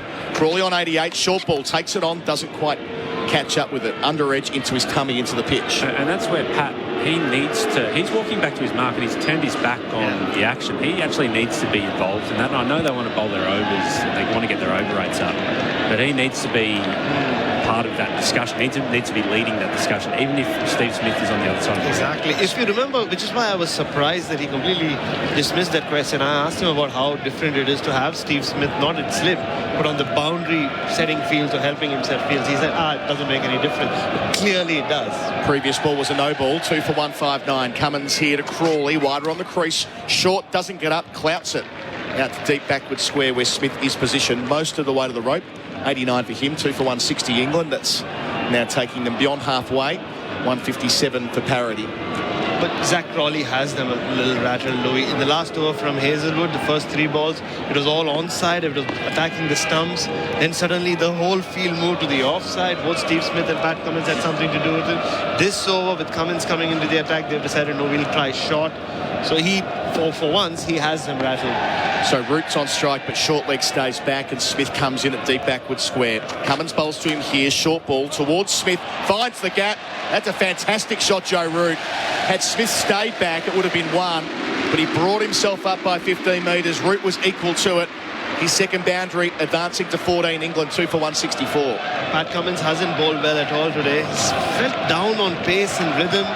Even in his first spell, bowled first change, remember, did not take the new ball. He's just looked a little flat, and the 2 short balls he's bowled in this over just haven't got up, and now everything's changing again. Tell you what, just on Root and the setup, saw that on replay for tyre power. Then the bat's up so high like a baseballer. He's hitting down on the ball from high to low, which means he can keep it down, unlike at Lord's when he got into trouble a couple of times against the bouncer. So he's made that adjustment and it's working for him, the former captain. speaking of adjustments, we've changed fields again. Completely. So we've now brought up. We've only got 2 back on the hook now. We're going to have 3 on back on the hook. They've just kind of moved everyone around. They have put a first slip in. So Steve Smith has gone from deep back at square into first slip. So square leg's gone. There's a single there if Root wants it. That's the position that's... I think we have a reverse ramp is coming up. They've left that area open. Yes. So the fly slip's gone. Willie try and ramp him. Cummins bowls, Root plays conservatively under his eyes, knocks it down to mid-off, no single. 4 defensive shots and a reverse ramp. That's how he plays it in the nets. I've done my math. Spent a lot of time behind him at Lords in particular. So he's just spotted it. Joe Root just turned around, just looked at this. For once, there is no fly slip. No one in that region. I won't be surprised if it's coming up. If he picks the length early. Yeah, I guess the hard bit is he knows that short ball might still come because they do have 3 blokes still back on the hook. So here comes Cummins away from us. Stay the men. Root plays through the offside. Square drive to die for. That is superb from Root. Pulled Cummins when he was short. Drove him when he was full. Up to 18. 2 for 168. That's one of the shots of the day. He's got to walk in at 2 for 140 for a change, Joe Root. Isn't he enjoying it? Yeah, and one of the first balls he's got in his half of the wicket. Exactly. So this might have been why they didn't go forward to him early, because they know this pitch is flattened right out. And, that just sat up to be hit. I do think Pat's just a little bit affected by all the stuff that's going on with these tactics. He's conceded 48 runs in 7.5 overs. Cummins to finish here, bouncer. Root sways out the way. It was quicker too. Busy over for England. 31 overs gone. 2 for 168 on the Harvey Norman scoreboard. Crawley 89, Root up to 18. This season, I've got my eye on the team in orange. Signet, a very powerful unit. I love what the Signet laptop power bank brings. A-grade midfielder, capable of doing all the grunt work. We'll charge all day. Bring all your devices into the game, including laptops. And then you've got your ever-reliable Signet Apple and Android charging cables. The perfect wingman, linking all your devices to Signet products for a seamless charge. Let me tell you, on game day, you can't go past the orange team. Power every moment with Signet. Available at major retailers and Signet.com. SEN Ashes cricket for the barbecue bacon Angus at Macca's. The text coming in as well. Jarrod Kimber joining us in the summariser position for Red Energy. Louis Cameron with me as well. This Aussie strategy through AJ and Melbourne is even more maddening to watch when England scored thousands of runs through third man in 2005 and punter refused to put a fielder there. Thank you, AJ in Melbourne. 0433 98 11 16 or 8833 in New Zealand. Stark from the Anderson end. Can he settle things down? Bowls to Crawley here. Crawley leaves alone well wide of the off stump. Jarrod, how are you seeing it? This might be the worst innings I've ever seen, or the best innings I've ever seen. I mean, it's remarkable from Crawley. At times he'll play a shot and I'll think maybe he doesn't like cricket. Maybe he wants to get it. It's ridiculous. It's maddening, but that's what he's here for. It's entertaining in the way that, those films like Saw and Hostel were. Speed 2 actually this might be. Here is Stark, speaking of speed. Slip in the gully, bowls to Crawley over the cordon. 4 more in keeping with what Jarrod Kimber just said. So Crawley to 93, that's his 2,000th run in Test cricket as well. Another milestone for a maligned opener, averaging under 30 but doing a job today. 2 for 172, Andrew Sampson. He went past 2,000 when he got to 80, but he's now averaging over 30. That's the breaking news. Then I misread my numbers. That'll go down if he gets out. It will go down if he gets out, so he's got to get another 27 to make sure it stays over 30.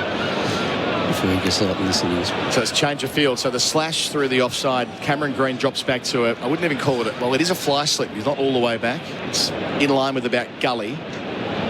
20 metres inside the rope beneath our commentary position. Stark to Crawley. 93 from 90. Crawley swings again through the covers for 4.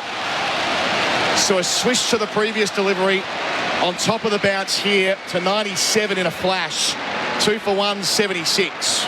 Yeah, I mean, it's just gone between one of the worst shots you can play and one of the best shots. And that's why he is so difficult to bowl to, because you don't have a lot, a wide margin for error against him, and he will punish almost everything. But I don't know if you can get 2 more opposed shots than the last two from him. Well, even the one that went over the slips, I mean, there's an element of them kind of getting forced into bowling a bit wider. They're doing something a little bit different. Yeah, he's swung the batter. Yeah, he's got a top edge, but it's a pretty safe shot, really. Like, that one's even more impressive because they've got to cover a very kind of straight point and the gully, and he's bisected all. Crawley on 97. Stark up to him here from the Anderson end. Drives into the offside, make that 98.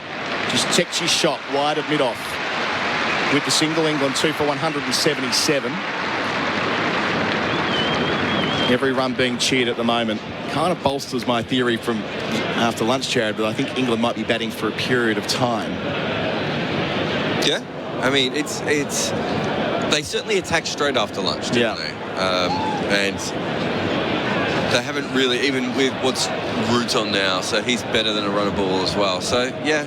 5.6 and over they got it up to now. I mean, surely all they need to do is bat for another till tomorrow lunch. Well, conventional batting strategy, and if Australia were in this same position, they'd be thinking, we only want to bat once. Yeah. It's just whether that weather comes into the decision-making process. Root 18. It'll be short. You can bank on that. Stark bowls, it is short, and Root pulls to that man round the corner, Stephen Smith. Backwards square, but not all the way back. No run. Louis, can I ask you why Mitchell Marsh hasn't bowled? Really good question. I thought he should have been bowling earlier when they brought Cameron Green on with the newer ball. I mean, the fact he's gotten him out twice in the Headingley Test and still hasn't bowled to him when he's faced 92 balls is a little bit baffling, isn't it? If he bowled and if he hadn't bowled and Travis Head hadn't bowled, I'd be like, oh, okay. But to use Travis Head for a couple and not try Mitchell Marsh, when he bowls a really good length and he curves the ball away in a way that there's no way that Crawley's not going to try and drive everything he bowls. It's such an error. Since lunch, 116 runs at 7.34 runs and over, TV tells us. Last ball here, Stark to Root. Short, pulls again, gets it, not quite past Stephen Smith, who's in there well positioned. So end of the over. Root 18, Crawley 98, England 2 for 177. And our coverage is for Maccas. Win free McCafe coffee for a year on the My Maccas app. Learning new skills, bonding with loved ones, exercising the mind and body. All rewarding, but not as rewarding as a Kogan Money credit card. Earn a whopping $300 Kogan.com credit to spend on the most in-demand products when you meet the minimum spend criteria. Did we also mention there's no annual fee? Use it anytime, anywhere. The Kogan Money credit card. It's just more rewarding. Search Kogan Money to find out more. Spend criteria applies. Offer ends August 31, 2023. T's and C's, other fees and charges apply. Credit provider, National Australia Bank Limited. SEN Ashes cricket for the barbecue bacon Angus at Maccas. Mitchell Marsh is warming up over in front of the eastern stand. It's Pat Cummins with the ball in his hand still, though. He's bowled 8 overs for 48. Popped battering since lunch. He's going to go round the wicket to Crawley on 98. All the men back on the leg side. Fly slip as well. Cummins up to the crease. Crawley cuts out through cover. That'll be the ton. Comes back for the second. Takes on Hazelwood. Gets through comfortably. Zach Crawley might have been the last name on the team sheet a month ago when this series started. But he's made contributions throughout. He's enhanced his reputation. And he's earned the opportunity to raise his bat for a test ton for the 4th time. And his first in Ashes cricket. It's not been without luck. He's chanced his hand, but he's made it work for him. 12 boundaries and a 6. Reaches the milestone in just 93 deliveries. Zach Crawley, 100 not out. Jarrod Kimber. Yeah, 93 deliveries is the most important thing. He's completely changed the trajectory of this match. It was a clump on the offside. Cummins round the wicket to Crawley again. Short ball sways, and let's go through the gloves of Carey. I mean, you know, he'd want to get to 150 with a slightly prettier shot, just so that's what he shows his kids in a few years' time. He may not want to show them the swipe outside off stump, but that's how he's batted, and that's why he's in the team. And England, you know, they basically decided that opening in England at the moment, you can only average between about 25 and 30. You might as well, if you're going to do that, have someone who's going to occasionally have a big impact. It's a risky strategy, but they've backed him 100%. I think he's had it, even before today, had a pretty good Ashes considering everything. Yeah, absolutely. He's playing his role. Short ball, takes it on Crawley, out to deep square where he'll get 1. 101 for him, 2 for 181 for England. Andrew Sampson. England had 7 centuries at quicker than a runner ball before Bazball. This is the 6th one in the Bazball era. Says it all, really. And a session that's been typified by Bazball philosophy. Even the shot to move to 100, he saw a gap at cover and he just plinked it over the top of the fielder there. No concern for the degree of risk associated with a shot like that on 98. Seeing shots of the eastern stand, the temporary stand all going up as one. The balcony as well. He's a popular member of the dressing room. He's the car dealer, isn't he? I think in the training. Cummins bowls and taking on the short ball as well is Joe Root. Gets it into the gap, and for the second time in a couple of overs, he's played that shot to perfection. He doesn't care that Steve Smith's round the corner. He's backing himself all the way. A partnership now worth 54 in just 34 deliveries. Root's got 5 boundaries in his 22. 2 for 184. It gets better and better for England. And these are batters just playing with no fear of any consequences here, and that's through the good work of Moeen Ali, Zach Crawley early on to kind of break the back of the Australians, and now it's just all gravy, isn't it? Like, Root knows that even if he goes out now, they're in a great position. They've got a lot of batting to come. Love that smile on Root's face as well, watching the replay for tyre power when he made that sweep contact. England fans are loving it. Cummins under the pump, short again, out towards square leg, albeit without any real ferocity here. They get one. Root 23, 2 for 185. Cummins, none for 56 from 8.5 overs. Louis, he looked a bit tired in the second dig at Leeds after taking a bag of 6 in the first. But finding himself in a situation like this, rare for him. And a stressful one as captain, because there's just been a lot going on. Looks like they've settled just a little bit on what they're going to try to do to each batter. They're going to go short to both of them. And even just, the 2 catches, there was one he dropped, another one he should have caught if he guessed the right way. All kind of weighs up on you, doesn't it? Crawley waits for Cummins on 101, short. Pulled out to square leg where they have a man now on the one. That's Travis Head. End of the over. 2 for 185. Our coverage is for the barbecue bacon Angus at Macca's. Crawley 101, his 4th test ton, Route 23. My most memorable footy moment probably would have been watching Plugger kick 100 and jumping the fence with all the other kids, and I touched his shoulder. Probably the 81 grand final. It was a great day. Very memorable. You know how you used to be allowed on the ground at the MCG? If you'd like to celebrate your life at your local footy club, have your club's theme song played, and have your guests show up wearing your team's colours, the team at Tobin Brothers Funerals can make that possible. Get to know them at tobinbrothers.com.au. Tobin Brothers Funerals, celebrating lives. SEN Test Cricket for Macca's. Win free McCafe coffee for a year on the My Macca's app. And for Henley Homes, win your way to India for the 2023 ICC Men's World Cup. Henley.com.au. I think Cummins is going to take himself off. He certainly pointed for someone else to come on. Might have been Head. He does look exhausted, though, Cummins. I mean, it was always going to be a factor for Cummins playing 6 test matches in 7 weeks. I know he had the break in Harrogate last week and spent the time with the in-laws and all the things he was meant to do, but just having his head in the game as often as he must as captain. Stark in his 11th over, 2 wickets to his name. Bowls here short. Inside edge from Root to Smith, who's very, very busy there at backwards square leg. 24 for him, partnership of 56.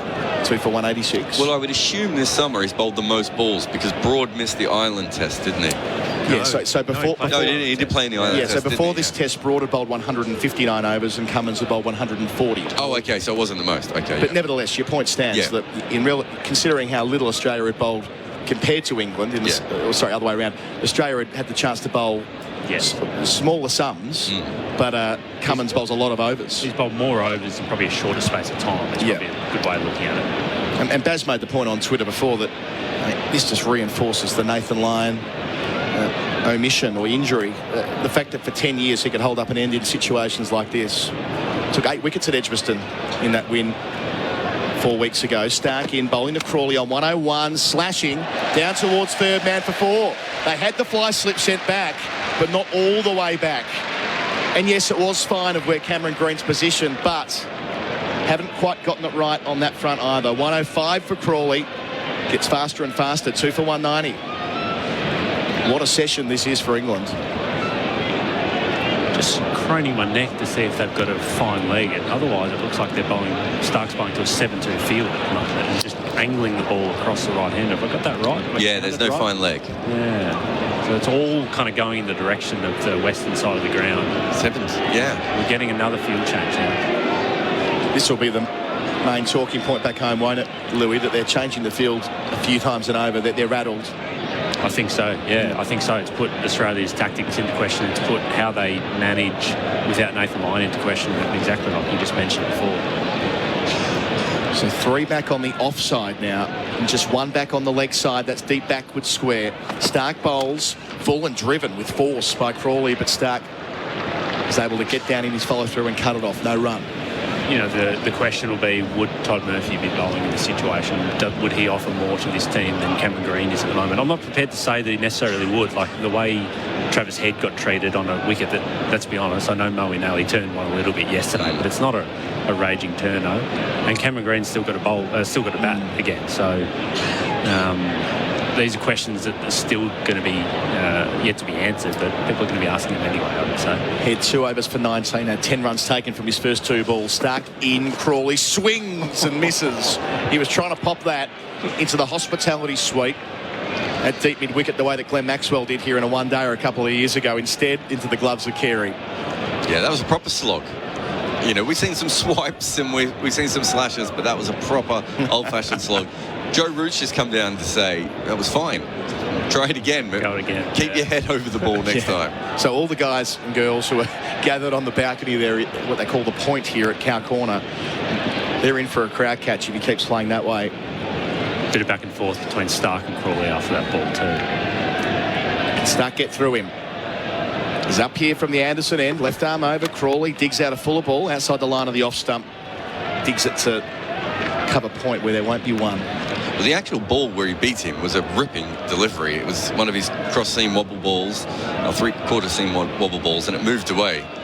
It is funny to watch some movement off the pitch and think, well, maybe if you factored that in rather than bowling like we're in Nagpur, the 7-2 field. Although I do like a 7-2 field in general. I don't mind this now, yeah. And it's more to Joe Root. When you have a new batter at the crease, I would really like to have seen Mitchell Stark especially pitch the ball up. Crawley's faced 100 deliveries for his 105. Stark to finish the over, skewed out towards backward point, won't carry to the sweeper in that direction. It's Mitchell Marsh. He's on his haunches smiling. Close to finding Crawley's wicket, but not quite. He keeps the strike. 106 for him. Changing commentary after the break. Roots on 24. England 2 for 191 on the Harvey Norman scoreboard. Norcross in for me. Bharat Sundaresan here for Henley Homes. I want to introduce you to some very special new homes at a very special place at very, very special prices. Single and double story homes with 4 bedrooms with all the luxuries are ready to move in now at The Dales, an exclusive community in Ponnybrook next to Caroline Springs and Fraser Rise. But be quick, prices start from under 600 grand. All by Henley Homes, the builder with a $7 billion parent company. Go to henley.com.au. SEN Ashes cricket for the barbecue bacon Angus at Macca's. And now then, Travis Head back into the attack with the... Well, he's had 2 overs that went for 19 earlier on. What an extraordinary morning we've had. As fast as Test hundreds at Old Trafford go, that is just behind Ian Botham's legendary 86-ball whackathon in 1981. Thought by many to be the finest innings that Ian Botham ever played. It was a controlled knock. He started, you know, I think he had... Andrew, can you remember? Something like 1 run off his first 30-odd balls, didn't he? Yeah, I know he got 90 off his last 49 from the moment they brought on the new ball. 90 he was on 28. 49, right. And he hit the first ball of the new ball up in the air. Yeah. And Whitney dropped it. That's right, Mike Whitney. Who dares wins? Does that mean anything to you? Well, it's a film with the bloke in The Professionals from about 1982 is what it means to me. His first ball is driven in the air out towards long off, and it's going to go all the way. Is it? No, not. It is going to go all the way. The intervention of Green at long on was not enough. 4 more to Crawley. He moves to 110 in the score. 2 for 195 on the Harvey Norman scoreboard. It's Cyber Safety Awareness Month at Harvey Norman, and we're giving you a free $50 cyber safety voucher to use towards any cyber security product. T's and C's apply. As we take another look on the replay screen, next ball's pushed back to Travis Head on the back foot, no run. And 13 foot of Western Australian down there, and they couldn't stop the ball from going to the boundary. Marsh and Green, yes, about 40 stone of pure muscle. Couldn't stop it. Crawley again goes back into his crease and plays a little controlled push for a single out towards cover point. Moves to 111. England 2 for 196. This partnership, Andrew, has been, what, 7.2 overs, is it, for 66? That's correct. It's absurd, and the last over from Stark didn't go for many. Just 6. Just 6 of the previous, so they're going at nearly 10s. Just off the fastest hundreds at Old Trafford, though, the third fastest was Victor Trumper. The mighty Victor 95 balls in 1902. Like to have seen that. As forward comes Root, finds a little gap on the offside. They go through for a quick single. The running is good when Root has scampered his way to 25 from 19. The chase is on for England here. It's very clear. They are going to go hell for leather. We knew they would. And to a degree, with the deficit 120, I mean, they're looking at parity. If they get beyond, then so be it. That seems to be the idea. Thinks of a single there, pushed into the offside. It isn't there. Is this our first real Bazball innings? The first innings at Edgbaston, perhaps. Yeah, I was thinking, even maybe. Head in, and this has been swept by Crawley out to deep mid-wicket, gets him off Nelson. Goes to 112 on the Harvey Norman scoreboard. England at the end of the 35th over their innings, a 2 for 198. This season, sub in Jamieson Smooth Dry and Lime or Natural Raw Cola to switch up your usual go-to dark spirits. Available in a can or make a glass for yourself using triple distilled Jamieson Irish whiskey. It's simple. Start with ice, add a shot of Jamieson and top up the glass with a good quality mixer. Stir briefly and add lime when required. Jamieson, gather round. Please drink responsibly. SEN Ashes cricket for the barbecue bacon Angus at Macca's, and the crowd are getting restive because, you know, we've had 19 overs in an hour and 35 minutes, but 137 runs have come. That's in this session. Australia are trying to slow things down. It's within their right to do so as long as there are no penalties for over rates, so they're going to do it. But we've got to get some of this in perspective as Mitchell Marsh comes on to bowl. And this really is what Bazball is about. The entire time I've been watching England, faced with a must-win game, but their opponents get 317. They're looking to bat for 2 days, if they can, to get 480, 500. This side is not looking to do that at all. It sees 317 as we can get there really quick. And this is a must-win game for them. The risks they're taking, the rewards they're getting, but they're being assisted a little bit by Australian fielding on occasion. Mitchell Marsh, first delivery from the James Anderson end, driven by Crawley to short extra. Despite the fumble by Khawaja, they won't take the run. Crawley 112, Root 25. Jeremy, it's thrilling stuff. It's been very positive, hasn't it, from England, and Crawley's been impressive at times. You know, he's played some very nice shots. I think he has been assisted a little bit, to be fair.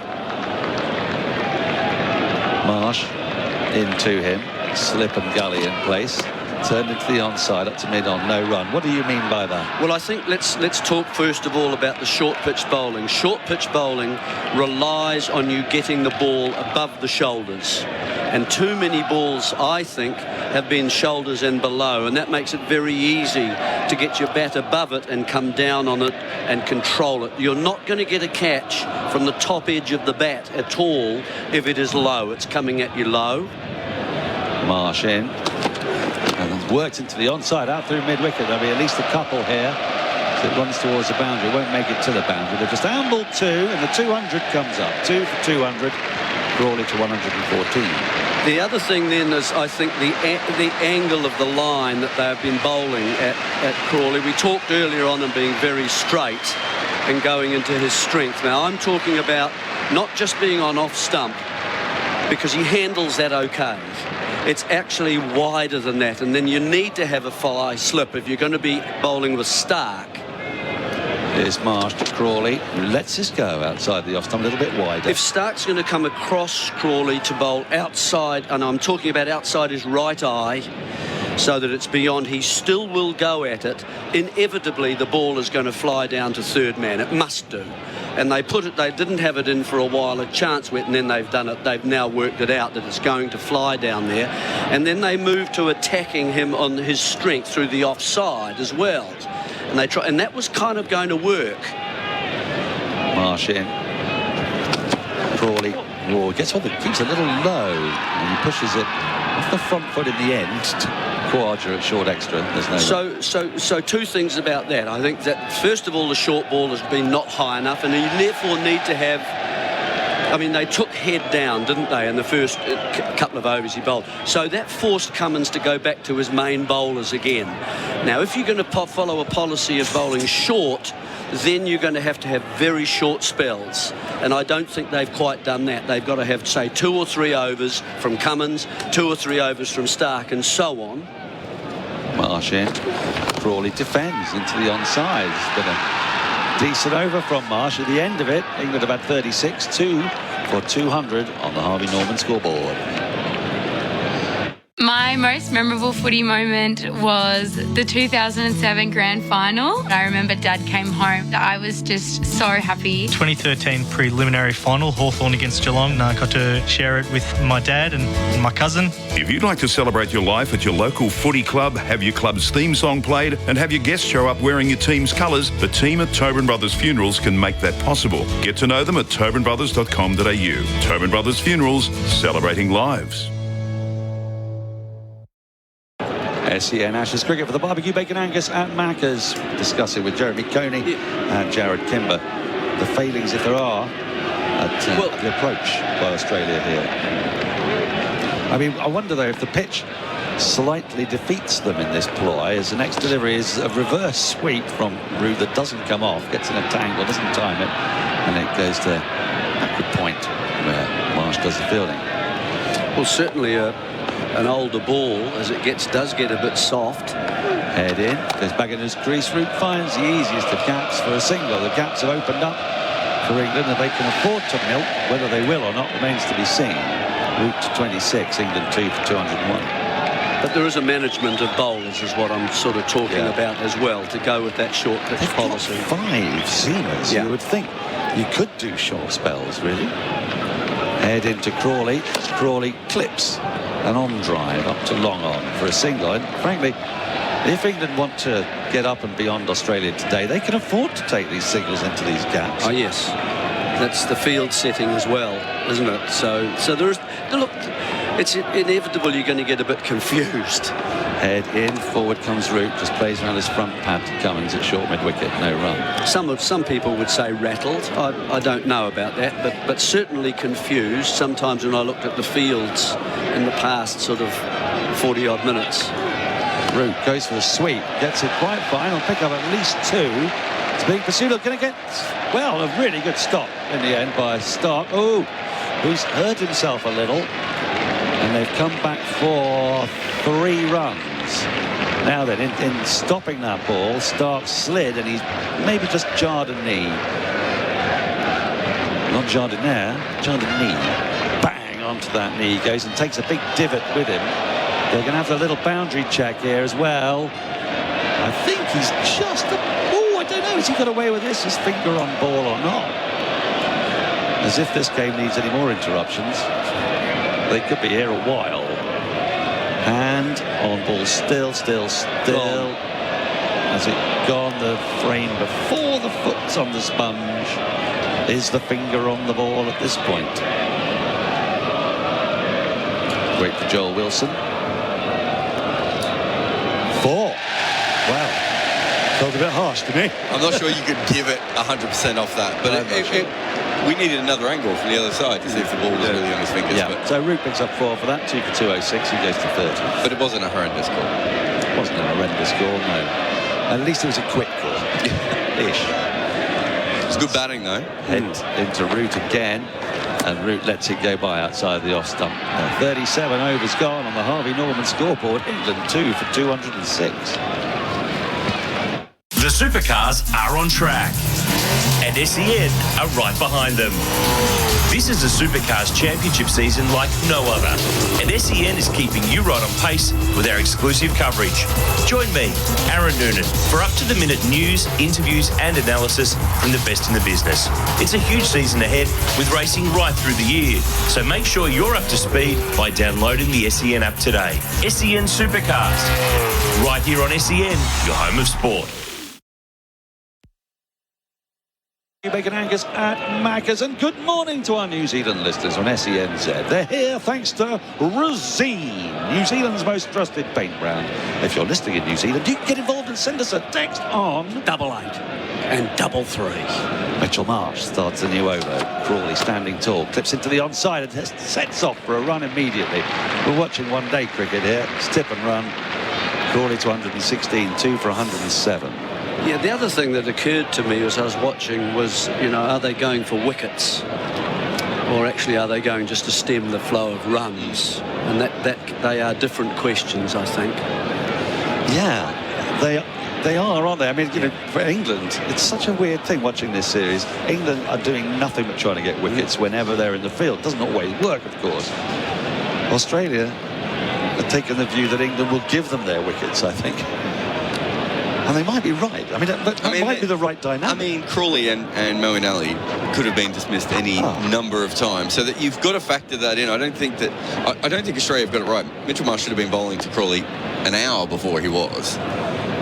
Marsh is into Root. He comes down the wicket, clips us into the onside for a single to deep square leg. Mid-wicket, really. 2 for 208. I do think it is quite easy to get confused, though, when suddenly things go awry. And so many runs are coming from different areas of the ground and so on. So I think we can understand kind of what Pat Cummins, how his brain is a wee bit scrambled at times. That's where Steve Smith can be very helpful, I think, to someone like Pat Cummins. Does have it makes you feel a bit more clear. Marsh into Crawley, who whips us away down to long leg for a single, goes to 117. I was looking at some highlights the other day of Viv Richards coming out when Hadley got an early wicket in New Zealand, and he hits 4 or 5 boundaries of Hadley, and Hadley completely loses his composure for a minute, and it's not something that really happened to him that often, but scoring at that speed, it really does mess up with your brain. Well, bowlers don't. Elite bowlers are not used to being taken down. Well, not in a test match like this. No.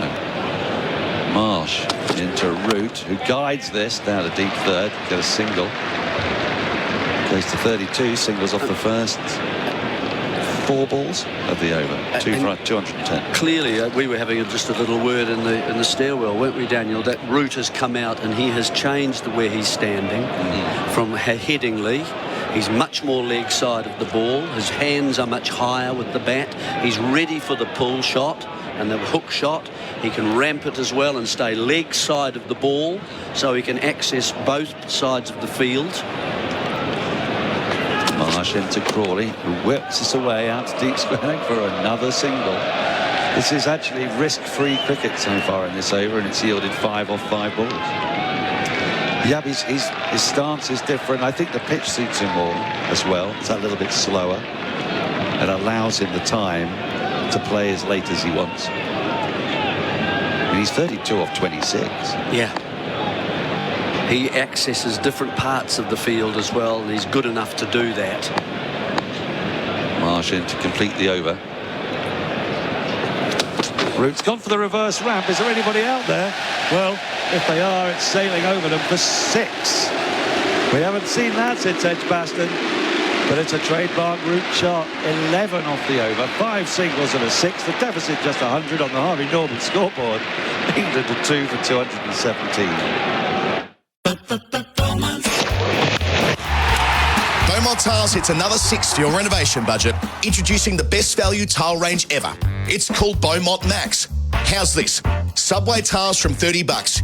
Yes, Subway tiles from $30 in over 10 colours. 3x6 white wall tiles only $19.95. Floor tiles from $29.95 featuring concrete and marble look. Don't be caught out of your crease. Buy Beaumont Max from Beaumont Tiles. You'll be happy you chose Beaumont's.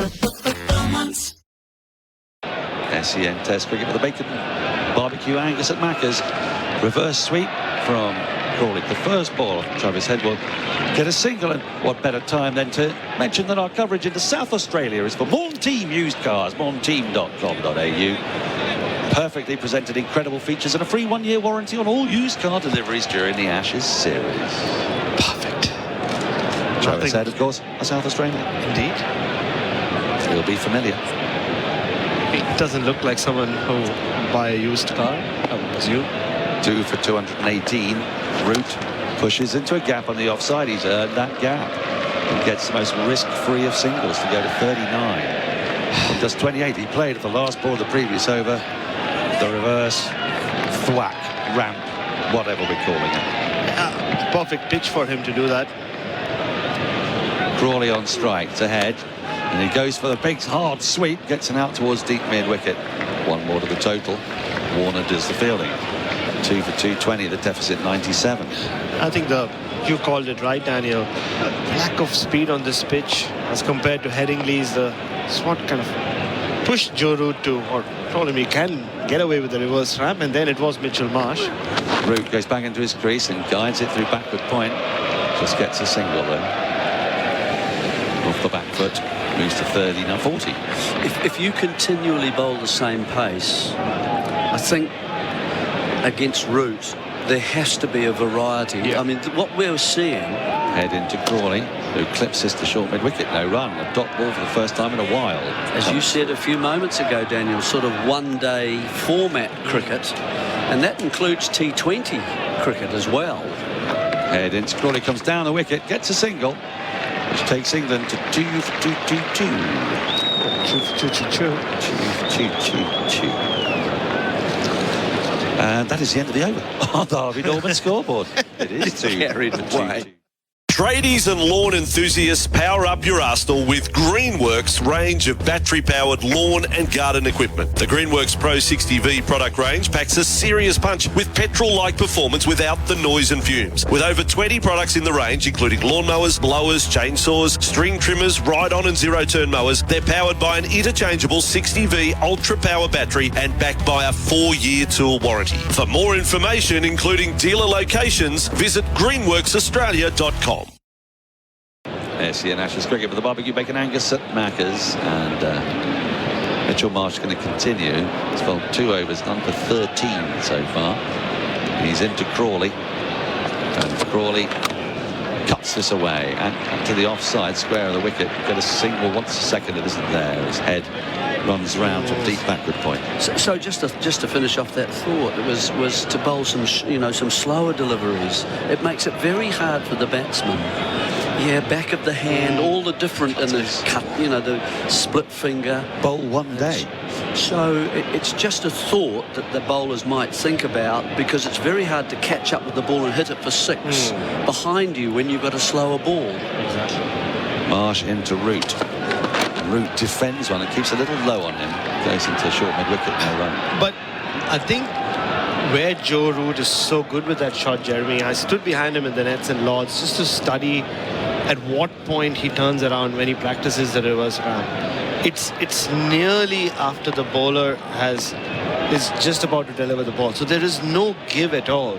So he does it so late. It is predetermined, but not so predetermined that bowler can change what he's trying to do. Marsh is in and Root clips this away for an easy single.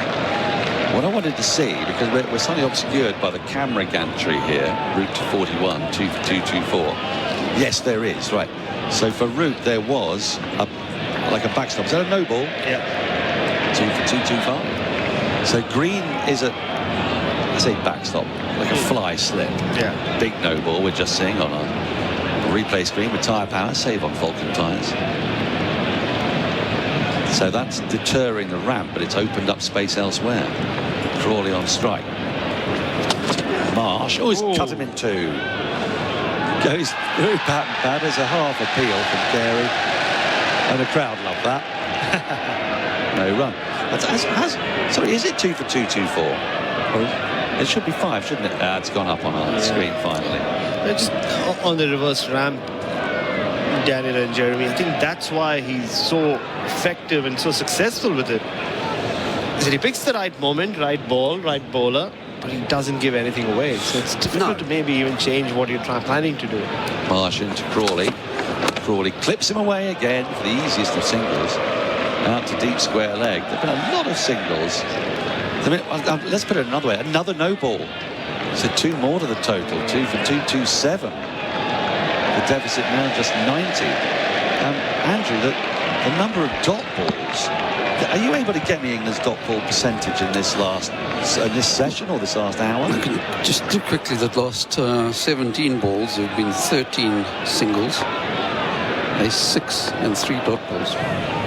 Goodness me. Marsh in, worked to short mid-wicket for a dot ball. Mitchell Marsh doesn't look right. You see him at the end of each delivery, Jeremy, as he's walking back, or just at the end of his follow-through, just looks heavy-footed as he's walking back. Not sure whether he's carrying a little bit of a niggle. He was brought into the attack much later than a lot of people expected. Well, there are so many options for Cummins here. He's got 5 seamers and a bit of Travis Head. His root waits upright. Works into the onside for that single again. Square of the wicket. Just stands tall. Gets a run. Out to Labuschagne. I'm surprised he hasn't been turning his arm over, trying to attract the attention of his skipper. He would want to. He would be loving. But Pat Cummins doesn't trust him as much as Tim Payne used to. Don't forget, famously, he got rid of Jack Leach here, Marnus Labuschagne 4 years ago. Big wicket. Big wicket. Did it win the Ashes? Marsh is in. Last ball of the over to Crawley. Crawley drives up to mid-off. End of the over on the Harvey Norman scoreboard. England after 40 overs, 2 for 228. When it comes to cricket, like Imar, the tradies mate, who doesn't have awesome memories of watching over after over with their mates or playing backyard cricket? Chippies, builders, sparkies, cleaners, landscapers, painters and more. Imar tradies love cricket. That's why Imar is the 3rd umpire partner this year on SEN Cricket, reviewing the umpiring calls and helping you review your insurance. Call 13-IMAR today, the tradies mate for over 35 years Australia-wide. That's Imar. SEN Ashes cricket for the barbecue bacon Angus at Macca's. So far, there's just been the 1 wicket in this session. 1 opportunity to celebrate wickets for Tobin Brothers Funeral, celebrating lives. They would dearly love the Australian team to pick up another one just before tea. The Australian team with Red Energy, awarded Australia's most trusted electricity provider by CanStar. Well, may you say, ooh. Indeed. So, we might get 2 overs in. Depends. Cummins might not want them. Heads bowling. Root's on strike. And Root just works a full ball from outside off stump up to wide, long on for a single. Goes to 43. England 2 for 229. Well, the way it's going, they'll only need, they being England, probably 12, 13 overs before they will pass or catch up at least to the Australian total. Head into Crawley. Crawley goes for the big biff and he's whacked it over mid-wicket all the way for 6. He's played that shot a couple of times. Lurch, he gets that front foot down and he wallops it. Goes for 129. England 2 for 235. Andrew. Well, 100 partnership of just 13.1 overs, but it's also 100 runs in the session for Zach Crawley. Oh, wow. That hasn't happened since 2 weeks ago when Mitchell Marsh did it. But he's the first one to do it for England and against Australia since Ian Botham's won it Headingley in 1981. Where he got over 100 in the final session of the day. Final session of the 4th day. Yep. Yeah. Famous match, was it? Well, I vaguely remember it. All right. Umpires having a look at the ball. This is the phase of, I mean, there's been a lot of county players saying that this between 30 and 40 overs is when the ball starts getting a little bit soft. Yep. Can be harder to hit, of course. Exactly. Head around the wicket to Crawley, who just pushes forward in defence. Is he finally playing for tea? Goes to short extra. There's no run. 3 balls left in the over. 2 minutes to go until tea. A tick under 2 minutes, to be honest with you. As Head is in. This is pushed, driven up to long off for a single. A sensible shot from Zach Crawley.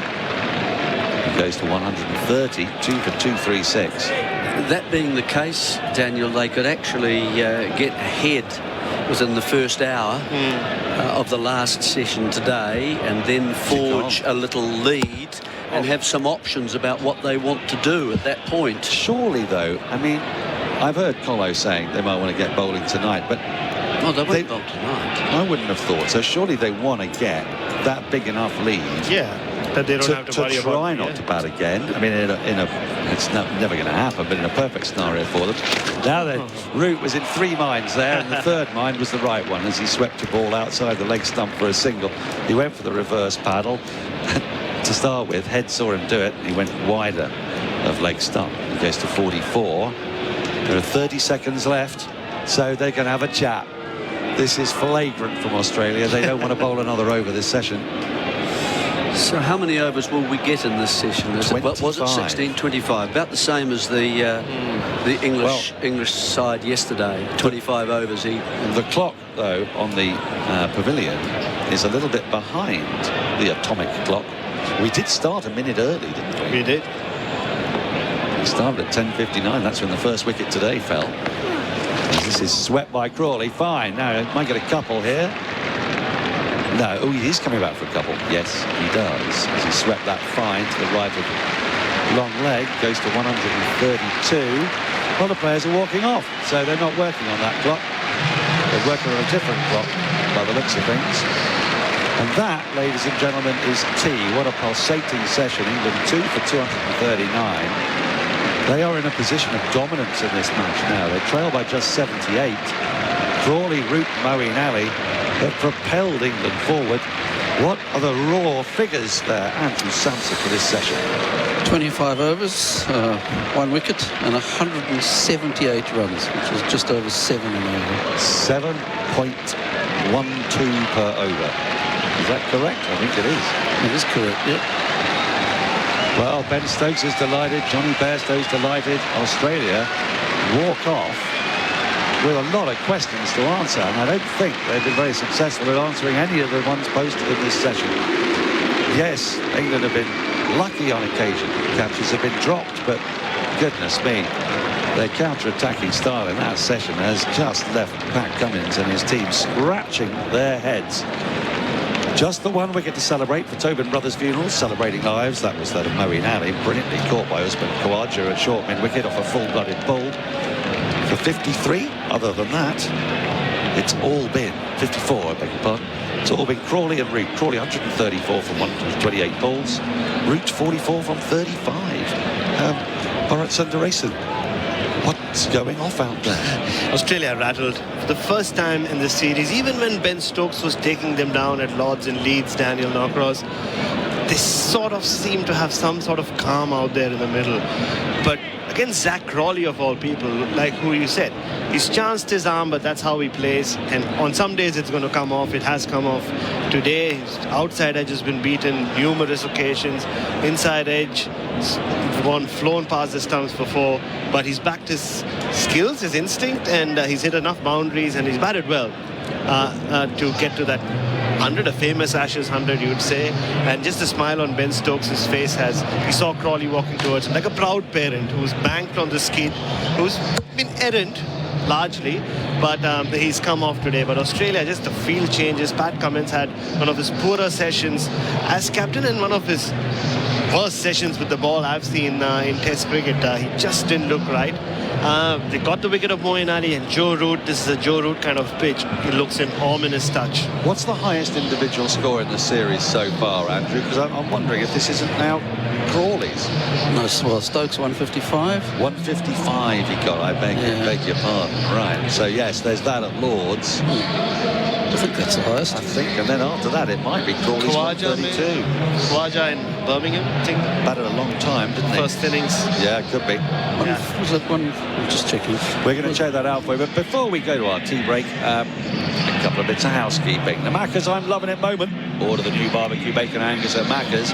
What is your I'm Loving It moment, Bharat Sundaresan? I'm going to give it to Zach Crawley. I don't know how he does it, but he does it. I mean, he's played 38 Test matches, but one of the more important Test centuries of not just his career, but in Ashes history. I said he's kept the Ashes alive. They expected England to come hard at Australia, and he's led the way. And for now, he's put England well on top.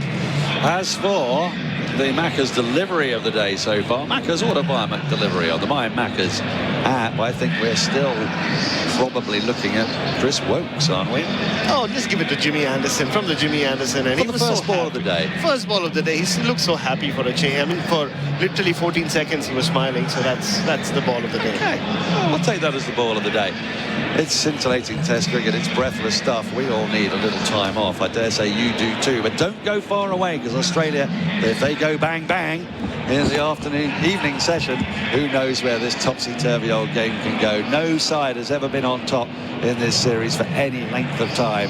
We expect some more twists and turns. But next up, it's the tea break with Paul Sebastiani. Live from England, cricket's greatest rivalry, the Ashes, on SEN Cricket. Cummins up to the crease. Crawley cuts out through cover. That'll be the ton.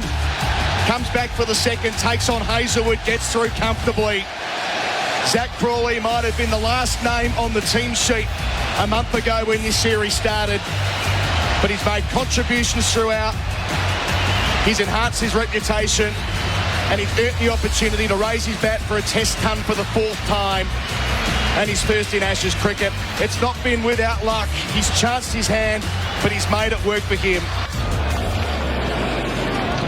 That's Zach Crawley's 4th Test century, first against Australia. We're back here live at Old Trafford. Our coverage for the barbecue bacon Angus at Macca's. Adam Collins with you, Peter Lalor with me. Our experts are for Red Energy, 100% Australian electricity and gas. The captain Cummins in here to Joe Root. What a session it was down the leg side to begin. They added 178 runs in 28 overs. 132 for Zach Crawley from 128, so he made 106 runs in the session. Joe Root's there on 44 from 35. Andrew Sampson, jump in. 25 overs, not 28. So 25, 7.12 runs and over. Yeah? 7.12 runs and over. Pete Lawler, Australia have been basballed across 2 hours there. They're baz-boozled, aren't they? And it's very important for Pat Cummins to settle down here. He's been so expensive too. Only his 10th over, conceded 56 runs, edging to the corner, and what's it hit on the way through? Joe Root's holding his ground. Nitin Menon is going to consult his colleague at square leg, umpire Wilson.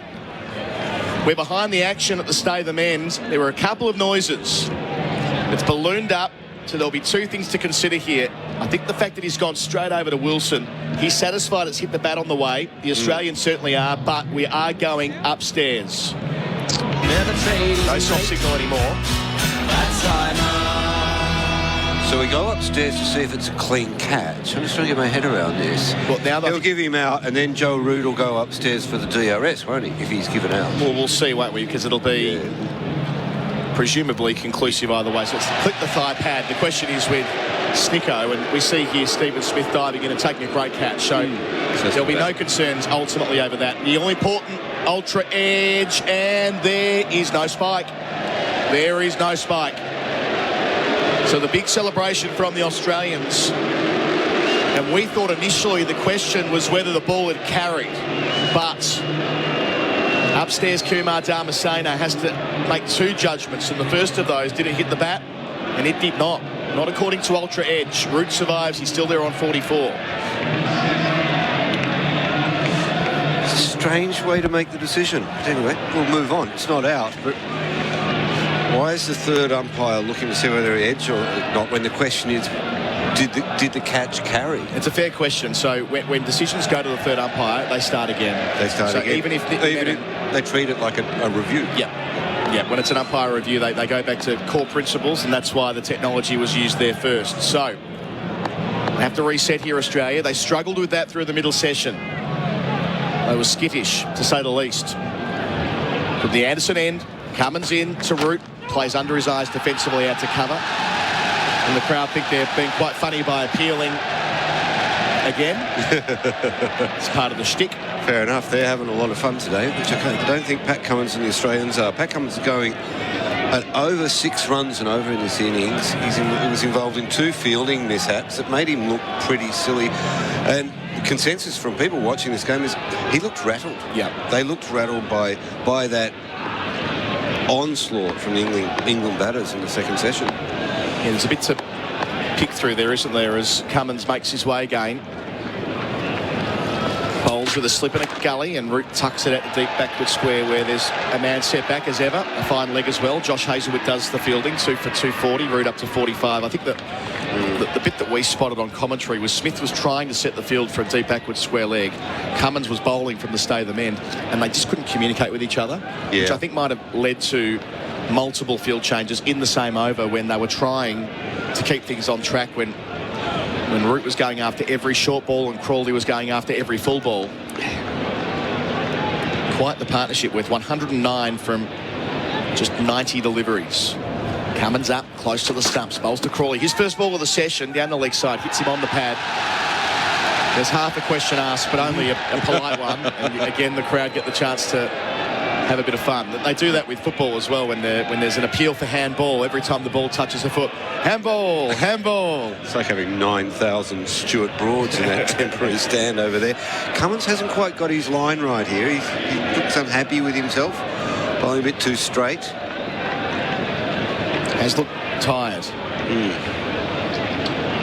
Cummins finishing here at Crawley on 132, inside part of the bat, out to mid-wicket.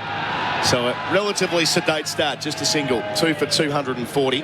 Crawley 132, Root 45. That's on the Beaumont Tiles scoreboard. Beaumont Tiles, huge sale on now in our coverage for Maccas. Win free McCafe coffee for a year on the My Maccas at Pete Lawler with me for Red Energy, 100% Australian electricity and gas. And it just felt like there were moments in that middle session where Australia were like, right, plan A, plan B, plan C, back to plan A, and that was all happening in the space of a couple of minutes. Yeah.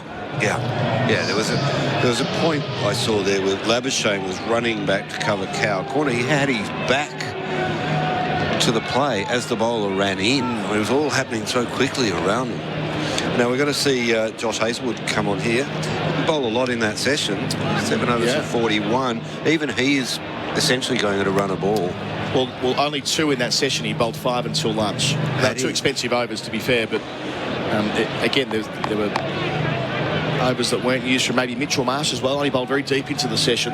Into Root on 45. Hazelwood's first ball is deflected into the gully, and of course Green cuts it off to his right. Such a big wingspan, as we talk about constantly in that position. So Australia haven't been able to settle their fields or settle their attack. I mean, they just pulled the wings off Travis Head the moment he came on, wasn't he? A boundary for a reverse sweep first ball for 4, and then a slog sweep for 6.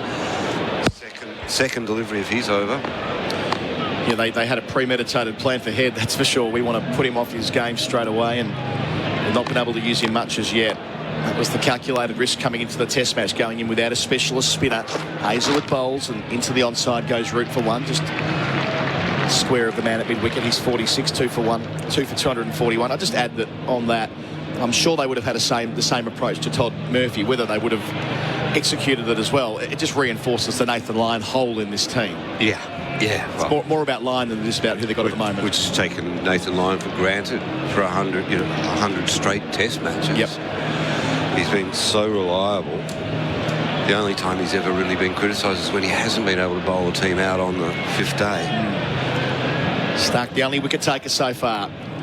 Hazelwood up and defending is Crawley. The 1 wicket in that session was Moeen Ali. Great catcher was Usman Khawaja. It was. For 54. But what preceded that and what was most concerning to watch was that with the 2 incidents with Cummins, one where he just did not pick up the ball, and another where he just misjudged his lunge. I mean, I think he missed it by...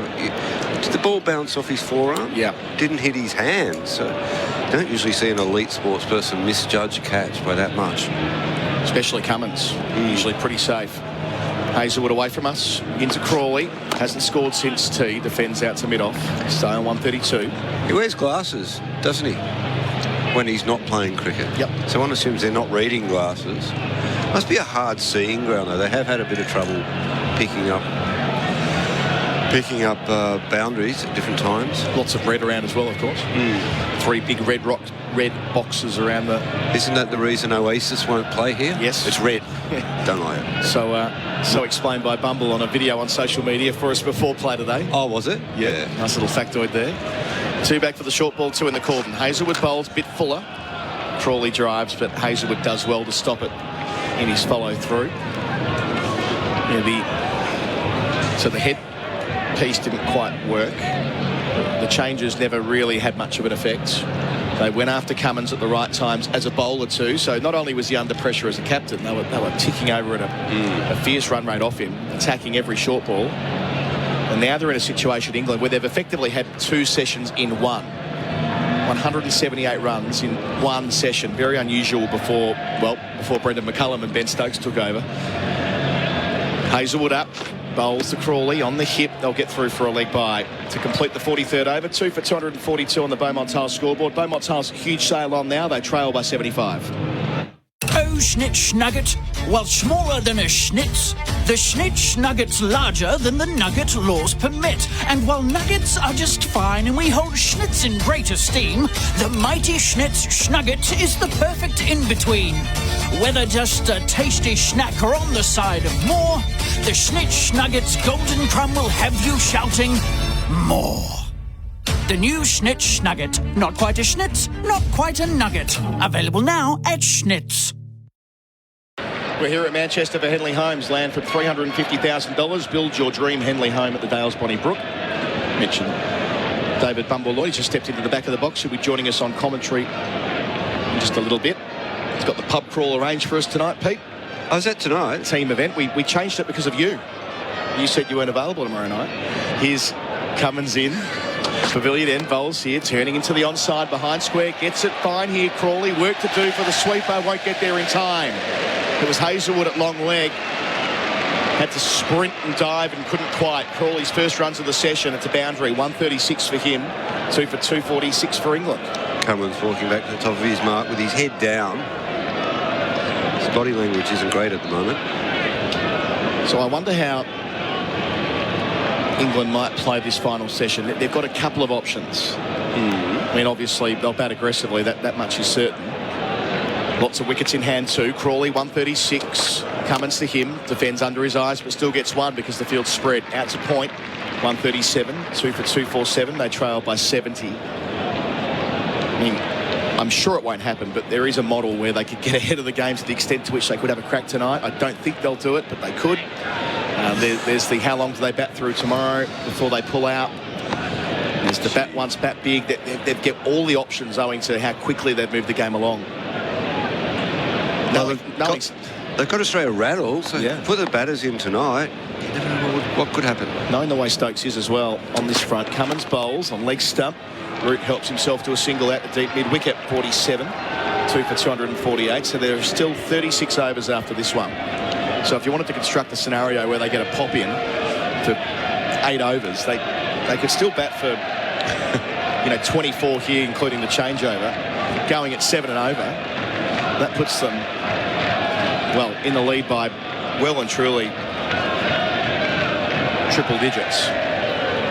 It's just something that Stokes might consider with their Australia under the pump here. Cummins to Crawley, swings and misses. He's done that a few times today. Past the inside edge on that occasion. He really has ridden his luck in this innings. I don't want to detract from it too much, but there were a lot of false strokes, particularly in the first half century. I just think he feels at peace with it. Yeah. Like he gets out in the cordon a lot, but he strikes me as a guy who plays a shot like that, which doesn't look particularly pretty, but it doesn't. He's got the goldfish memory. He just kind of puts it to one side, and if it's there again, he'll play it again. Well, it hasn't hurt him this innings. He's had quite a few inside edges, hasn't he, that have whizzed past the stumps or just been out of Carey's reach. Averaging 56 in the series, playing with soft hands for the second time in the over. That's great batting. There's a single to point every single time. 138 for him now, 2 for 249 England. It's interesting he's averaging 56 because I think coming in under Stokes and McCullum era, he was averaging 28 in those 13 tests, and people kept saying, why are you picking this guy? But a string of low scores, hadn't he? He had faith in him, and I suppose moments like this, they were winning anyway, so it didn't matter that much. I said when he reached 100, he might have been the last name on the team sheet. That may not be quite right. They've always backed him, but it felt like he was the man least likely in the top 6. Bowling here again to Cummins, or Cummins rather cuts it off with his foot. Bit of football there from Root, giving him the chance to kick it away. Ends the over, 2 for 249 on the Beaumont Tiles scoreboard. Beaumont Tiles, huge sail on now. Crawley 138, Root 47. David Lloyd jumping in. Hi, I'm Tim from Red Energy. The Australian-made logo is a true mark of Australian authenticity. So, for Red Energy to be certified to use the famous green and gold Australian-made logo, well, it's fair to say it's something we're pretty proud of. Here at Red, we're owned by the mighty Snowy Hydro, and that makes us 100% Australian. We're also based right here, so our team really understands your needs. So, if supporting Australian means something to you, switch to Red today. Call 131 806. SEN Test Cricket for Maccas. Win free McCafe coffee for a year on the My Maccas app. Bumbles in to the Summariser chair for Red Energy. 100% Australian electricity and gas Bumble. And you've been around English cricket for, well, as long as anybody around this media centre. Have you ever seen anything quite like this England team? No, not at all. Really aggressive play. The buzzword is Bazball, but I think there's been some real quality cricket play. I've never seen an Australia team as ragged as this. Hazelwood, our end, bowls here. Crawley in defence. I'm watching Cummins between overs, and he over and over, he's kind of going through, through the motions of his actions. If something's just not working, and he looks tired. You always feel tired when you're not getting wickets. A few wickets makes you feel fresh as a daisy, doesn't it? I'd be worried about him with all this. He's a wonderful bowler, a world-class bowler, but he's obviously saying that I'm not just happy with the way that I'm performing. He keeps shadowing an action imaginary. Hazelwood to Crawley, 138, driving to Cummins at mid-on, no run. But I would still say that from my observations in these test matches, Steve Smith captains the side. He does all the moving, all the suggestions. It may be that Cummins eventually moves the player, but that's the instigation of Steve Smith. Now, he's at slip. There are 2 slips in. They're quite wide. Cameron Green is one of them, but the field is spread far and wide, which is what England wanted. Got singles everywhere, don't they? 2 back on the leg side. Deep backward point as well. Hazelwood up to Crawley, who defends right at the middle of the bat to mid-off, set deep. I like this start by England too after the break. Just no need to continue at the pace we left off. Just see ourselves back in hands. Too often you see batters come out after the break and play a rash shot thinking that they're continuing from where they left off. Yeah, just ease into it. But, I mean, the killer blow in this series is definitely Nathan Lyon. That is the killer blow. He would occupy one end. World-class bowler. Now, that's been disrupted. He's gone. And there's nothing really to fall back on. Hazelwood's on the way again. Crawley defends as he did the previous ball into the offside. That's the big point we were discussing. Do Australia play a spinner ad nauseum between test matches in relation to Old Trafford? But it's not just a case of picking a spinner. It's how do you fill a hole like Nathan Lyons? I mean, you can't. Well, exactly the same as they were trying to fill Shane Warne. Tried everybody. And stumbled on Nathan Lyon. And look at, he's been a wonderful bowler, fabulous, but he's disrupted the series for Australia, definitely. Hazelwood, 2 left in the over. Crawley down the leg side, doesn't catch up with it, into the gloves of Carey. Better overs these. I mean, that wasn't a great ball from Hazelwood then, but that's 5 dot balls. And we're almost playing limited overs cricket where a dot ball is critical. Well, at Lord's Bumble, when England went the bouncer war, Australia stopped scoring in that middle session on the Saturday afternoon. The problem Australia have got, if they go bouncer war, these 2 are going to take them on. Yes. Well, it worked with Moeen Ali, but, you know, that's just one. And Root has come in. He's got 47 in no time. Looks like he's changed the way he's setting up as well. We'll talk about that next over. Hazelwood finishing here. Crawley defending into the offside. Quiet start after the interval. On the Beaumont Tiles scoreboard. Beaumont Tiles, huge sale on now. England 2 for 249. I'm a chippy, which means I'm a craftsman. I'm a worker in nearly all weather. I'm a mentor, and I'm a small business owner. But most of all, I'm a dad. Luckily, I'm insured by a mate. I'm IMAR of the Tradies, mate. So get a quote today, online, or call 13-IMAR. They're the Tradies, mate. Let's IMAR! SEN Ashes cricket for the barbecue bacon Angus at Macca's. Zach Crawley's changed his bat. Hasn't hit a boundary for an over. Needs a new bat. That one doesn't work. No good. Batteries are flat. Cummins to Root. Hits him on the pad. Shout for leg before from the captain. The keeper wasn't as enthusiastic. They'll have a consultation anyway. It did come back off the seam and it didn't get up. He's hit it, I think. Yeah, I was going to say, if he hasn't hit this, it's out. But Cummins is going up. No ball. No, he's not. No ball. So just when Cummins was making the T sign, he looked over to Nitton Men and had his arm outstretched, no ball.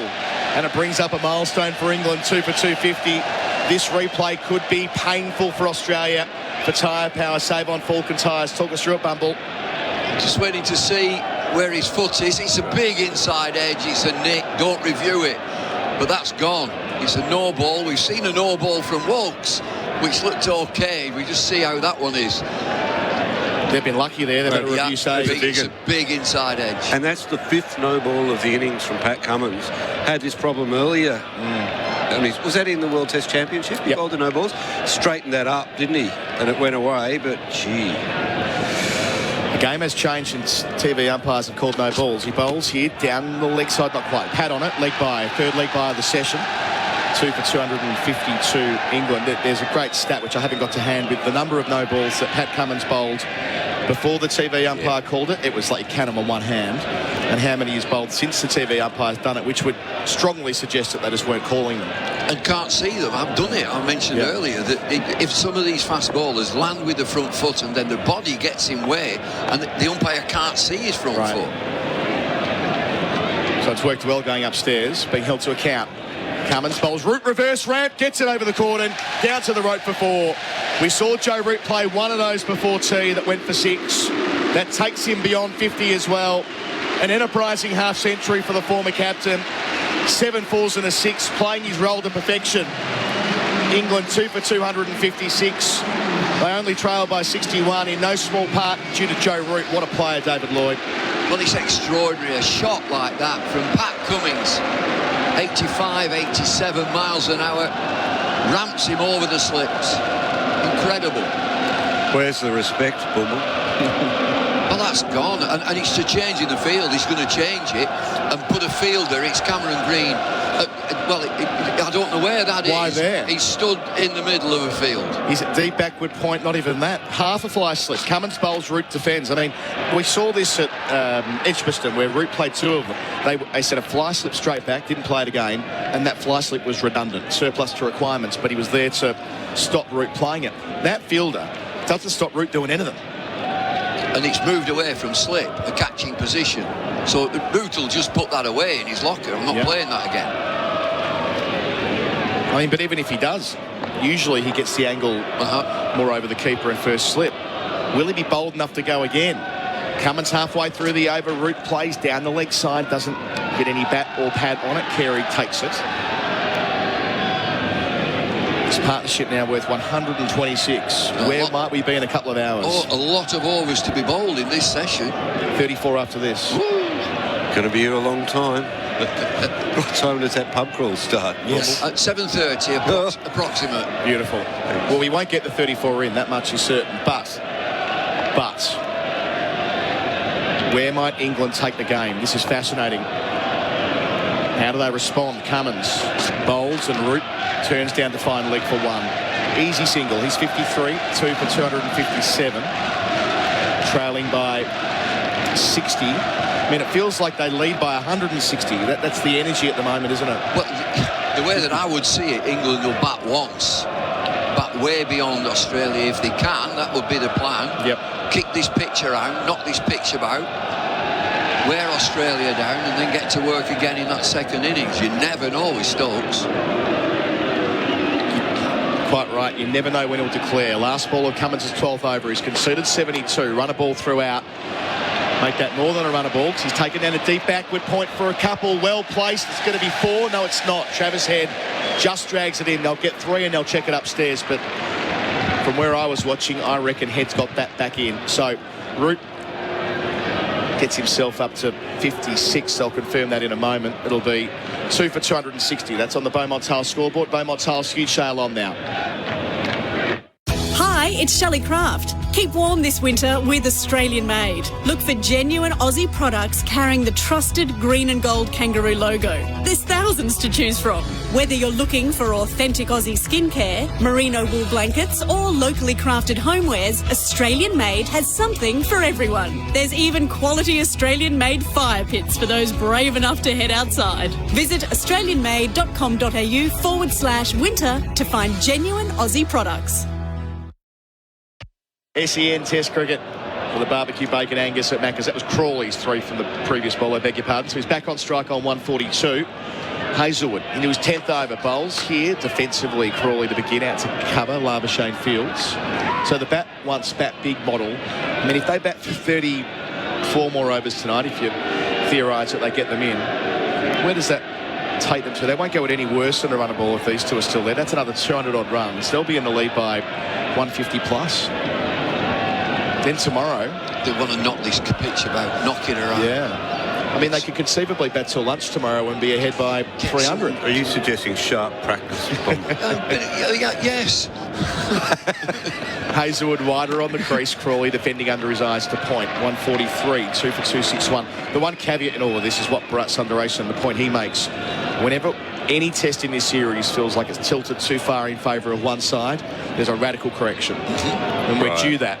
We're due Australia going bang, bang, dare I say, and getting 2 new batters out there and changing the energy. I'll buy the drinks tonight if that happens, Adam. First round. We'll do a little preview video of that with you and Bumble before we leave the ground this evening, I think. You're the 2 beer experts. Don't do it after we leave the pub. On our commentary team. Root's turn. He's 53. Hazelwood in. He cuts him. Behind point. The timing is just superb. Joe Root only had about 10 metres to work with to Mitch Marsh's left, and there was never any doubt that was going to the rope. Root, immaculate. 57 now from 49 balls, 2 for 265. I love this new Joe Root. I mean, always a spectacular batter, but never seemed to be too much joy in his game. But now, he's always wanted to play T20, and he knows that he's not the power player that others are. I am not a power player. What about that? Great shot. That's the shot of the session so far. Hazelwood, how does he respond to Root batting like this? Inside edge doesn't quite carry through. Might have gone past the inside edge and past the off stump as well. Just might have had a bit of variable bounce as well. Didn't get up. You've got to get the wear and tear in the pitch, and the fast ball is pounding in, the ball hitting the surface. Everyone wear their long stops. Long stops. Yeah, get your long uns on and just knock it about. That kept a bit low. Yep. Nowhere near carrying a carry. Unclear whether it caught an inside edge from the first replay for tyre power. Save on Falcon tyres. Hazelwood bowls reverse ramp again. Doesn't make contact. And no edge either. Just for a moment I thought, did he tickle that through to Carey? Has been out that way in Test cricket recently, in New Zealand earlier this year. And just look at Cameron Green now. After that false shot from Joe Root, Cameron Green was at second slip. He doesn't know where to go now. He's got a double teapot on, hands on hips. And he's coming back into that slip position. Joe Root was looking longingly at third man earlier today when they got rid of the fly slip, thinking, I'm going to play that shot as often as I like. Will he again? Hazelwood's last ball. Root plays conventionally. Out to mid-on. Wants one. Crawley doesn't. End of the over. 2 for 265 on the Beaumont Tiles scoreboard. Beaumont Tiles, huge sale on now. Crawley 143, Root 57. This season, sub in Jamison Smooth Dry and Lime or Natural Raw Cola to switch up your usual go-to dark spirits. Available in a can or make a glass for yourself using triple distilled Jamison Irish whiskey. It's simple. Start with ice, add a shot of Jamison and top up the glass with a good quality mixer. Stir briefly and add lime when required.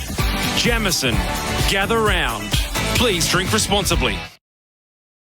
We're live at Old Trafford for the barbecue bacon Angus at Macca's. David Lloyd. I just saw a bit of Yorkshire trade in that last delivery to Joe Root as he tried to pinch the strike for the next over. Cummins, 13th over. None for 75, his figures. Defended into the onside by Crawley. I mentioned a Yorkshire trait. That's Boycott-esque. He was absolutely brilliant, Jeffrey Boycott. Counting to 5, ... 1, and he's got the strike again. He rang me after the second defeat. I'd just got in and the phone rang, and it's Jeffrey. And for the next 10 minutes, I held the phone about a metre away as he ranted and raved. I said, Bazball? What are they talking about, Bazball? He said, they're not there to entertain. Cummins to Crawley. Bowls here. Crawley whips off the front pad down to the middle of the three men back at deep backward square 144. You know, he can get on an absolute rant. I'm sure he doesn't know what he's saying half the time. He said, I wanted to get in there and leave it, just keep leaving it, and have the crowd shouting for the money back. And you're not getting it. No.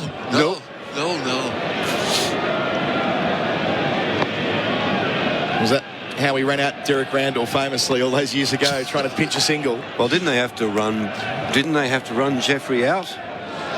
Once? Yeah. Beefy says that he had to run him out on purpose in New Zealand. Yeah, he was just holding the game up. This is just weird. Cameron Green into this nowhere land. He's the nowhere man right now. Maybe 40 metres from the bat at deep backward point. Cummins bowls and opening up the faces route. Just getting it in front of point, though. Gets one to Labuschagne. He's 58-2 for 267. So he's theoretically there to dissuade Root from playing the reverse ramp, but that's not where Root plays the reverse ramp. He's back conventional now for Crawley. This is just drifting badly now. Labuschagne's had a real shy at the stumps there, and Cummins has stared him down. They trail by an even 50 now, England. Cummins in. Crawley driving down the ground. Shot of the day. A classical on drive from the opener. Takes him to 148. That is beautiful. 2 for 271. Well, I was sat just before the tea break with Rob Key, director of cricket, and you know, he's a massive Crawley fan, and they have stuck with him. And when he was on 80, and they're usually pretty placid guys, these directors and so on, they keep calm. He got to 80 and Key said, just get another 20. Come on. Yes, he's quite invested in young Zach, isn't he, Keezy? Bowling here is Cummins, driving again, not quite as well, but he'll get 4 more. Down towards long off, work to do, might get hauled in, won't get hauled in. Khawaja gave it his best, put in the dive, but Crawley, with that boundary, moves to 150. 152 from 152. He's hit 17 fours and 2 sixes. He's played aggressively throughout. He's given England a lot of options today. You could say he's proving the doubters wrong. Well, what he's certainly doing is providing ballast to those who believed in him all along. Striking at an even 100, David Lloyd. There's a salvation for him here. Last ball of the over. Cummins again. Crawley clips out to deep backward square for an easy single. Keeps the strike. 153 from 153. 2 for 276. England trailed by just 41 on the Harvey Norman scoreboard. Real adventures with Patrick Dangerfield and Aaron Hapgood. Everything fishing, boating and outdoors. People would laugh at it, but I'd have Disney music on. The reason I do is because every Disney song is a story. So whenever you sing the song, like you can picture the story in your head. It just gave your mind a little bit of a reprieve. I reckon it gives his opponents like Petrarca and that bit of confidence when he's coming out there going, let it go. Patrick Dangerfield and Aaron Hapgood. Subscribe and listen today wherever you get your podcasts. SEN Ashes cricket for the beef barbecue bacon Angus at Macca's. Some drinks are being brought out because they've been out there for half an hour, and it's thirsty work in 17-degree conditions here in Manchester. Takes it out of your bumble. Well, it's a balmy day, isn't it? It's a balmy day. Yeah. Wonderful stroke play from both of these players. Australia, I have to say it, are all over the place. What are they doing wrong here? I mean, or rather, what should they be doing better? I think the captain would like to know that as well, because he's bowling at the minute, double teapots, body language around the ground, around the field is not great. He doesn't have the option. I mentioned that the killer blow for Australia is Nathan Lyon. Hazelwood starts a new over into Crawley on 153. Crawley tries, but gets a little hand on that as Hazelwood takes the pace off. So it rolls slowly to mid-off where Khawaja fields and Crawley can get through for a single. 2 for 277. Andrew.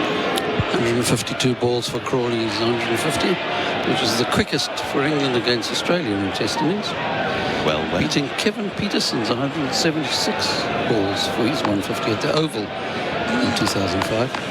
How many balls did both of them face in his 149 not out heading league? Because that would have been pretty close, wouldn't it?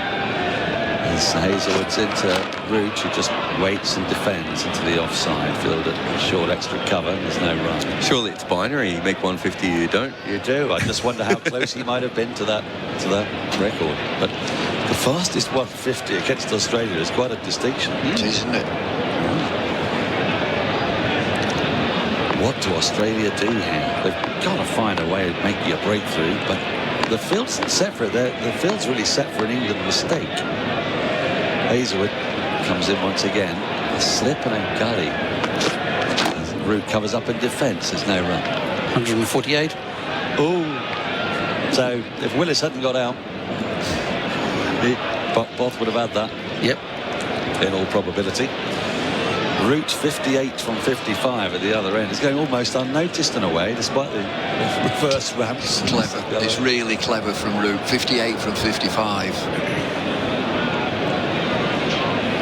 Hazelwood into his 11th over, none for 48. He's bowling with a nearly 49 overall ball. He's in. This has worked into the onside, straight delivery. Just makes its way to short mid-wicket. No run again.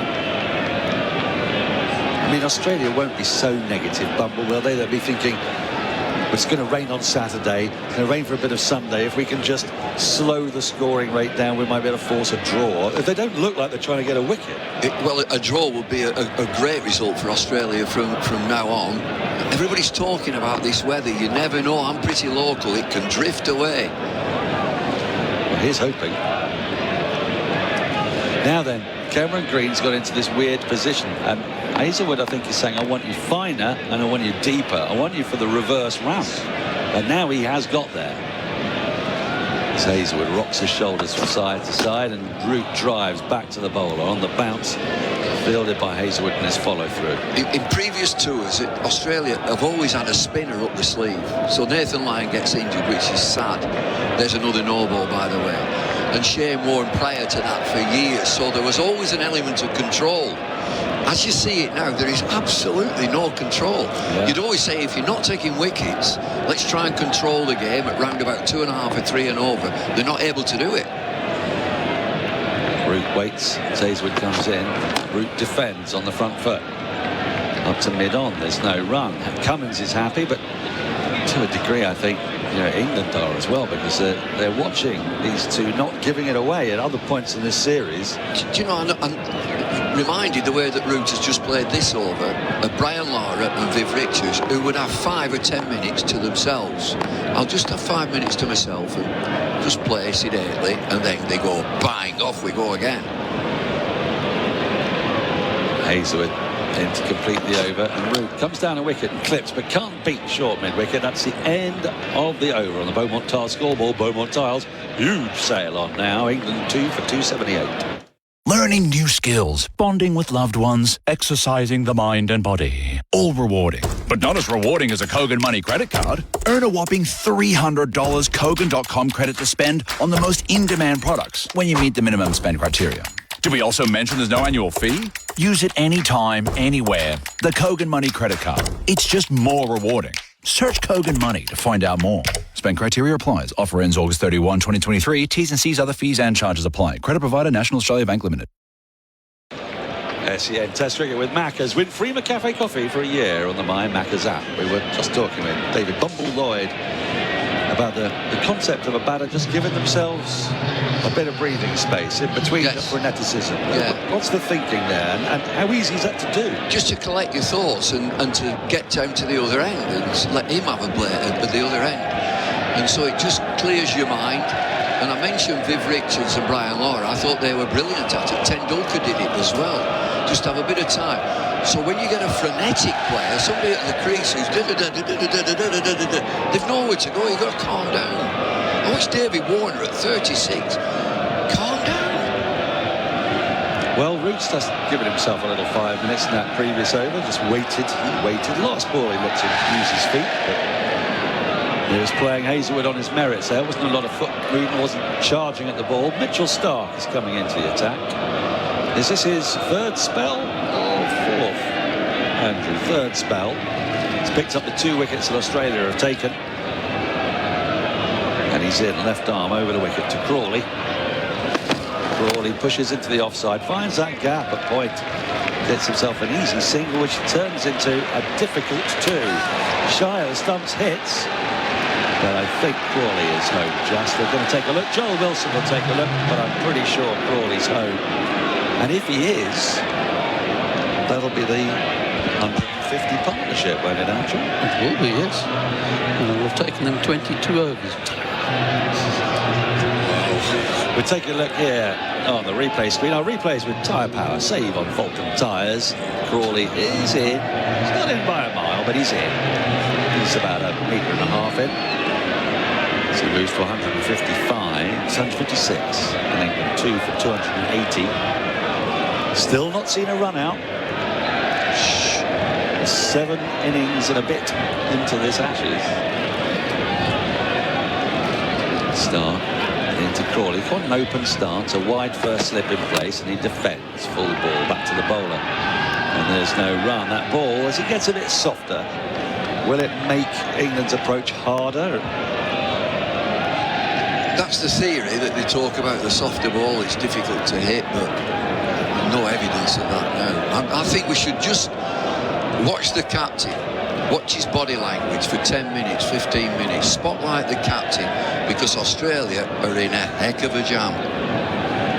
That deficit's just 37, and England are only 2 wickets down. Stark runs in. Crawley waits on the drive to the offside for 4. To the left of mid-off, to the right of extra cover, all along the ground. A sumptuous drive from Crawley. If you asked what it was that first attracted Rob Key to Zach Crawley, well, I remember watching some games on Sky when he was arriving for Kent, and it was that shot as much as anything else. That beautiful on the up drive through the covers takes him to 160. The deficit now just 33. But what's the plan for that ball? He's not going to get him out caught in slips. He's only got one fielder there. It's a good question. Stark into Crawley, who clips this away off his toes. Down through deep backward square leg. Fielder runs in. He's coming back for a second. And a direct hit would have had him. And actually, there would have been an overthrow if Crawley hadn't just overrun. I think, though, a direct hit from that distance, though unlikely, we might have got our first run out. But Crawley's keen to get on with it. Moves to 162. The running has been excellent for England today. Scrambled scene. We'll just see the previous cover drive for 4. It was angled across him, but as a question posed by Jarrod Kimber, what was the plan? And I'm not entirely sure I know. 2 for 286. Stark into Crawley. Crawley drives straight down the ground. Then nutmeg through to the non-striker's end. It's a second boundary in this over. But Crawley's getting motoring again, and England are going 2 for 290.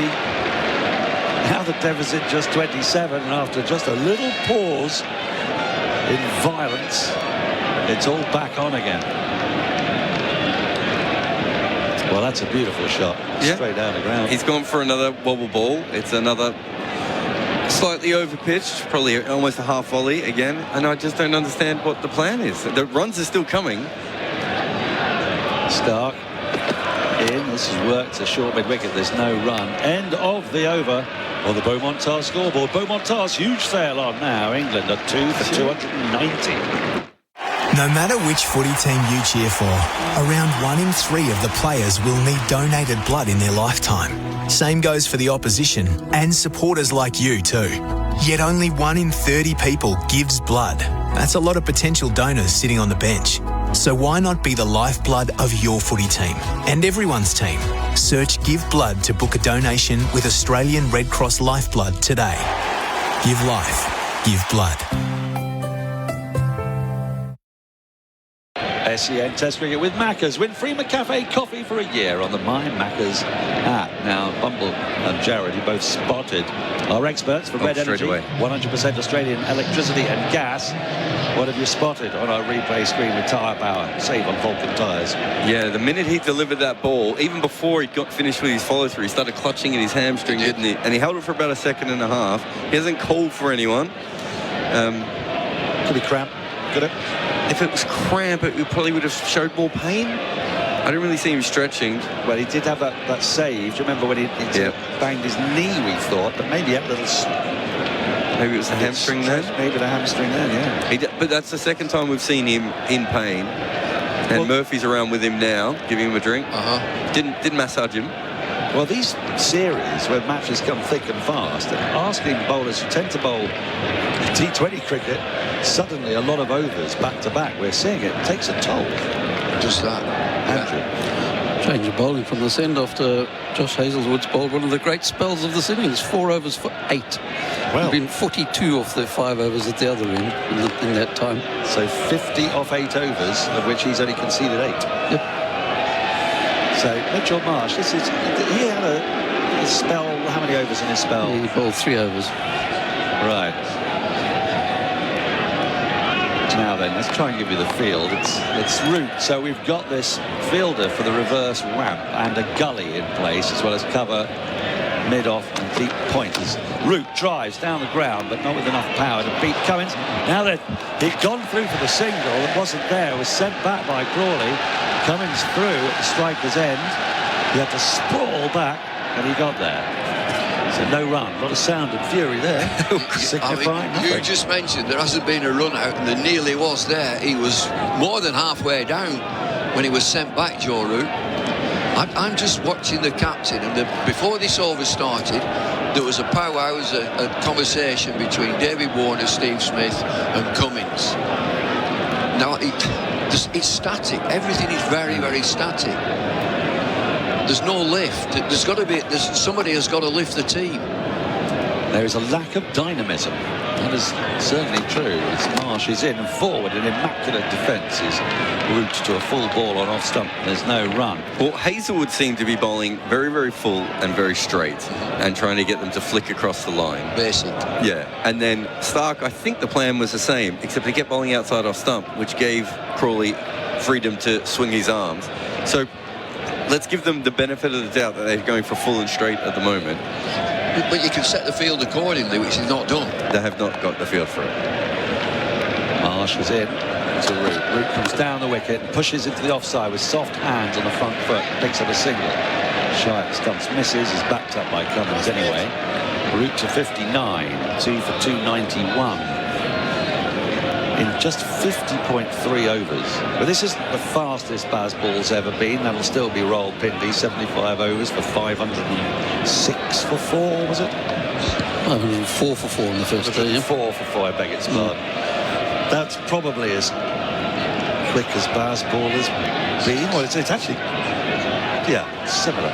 What are you looking at here, Bumble? The arms waving. Look, it's Mitchell Marsh, captain stood with him. Mitchell Marsh waving his hands here. You go there, you go here.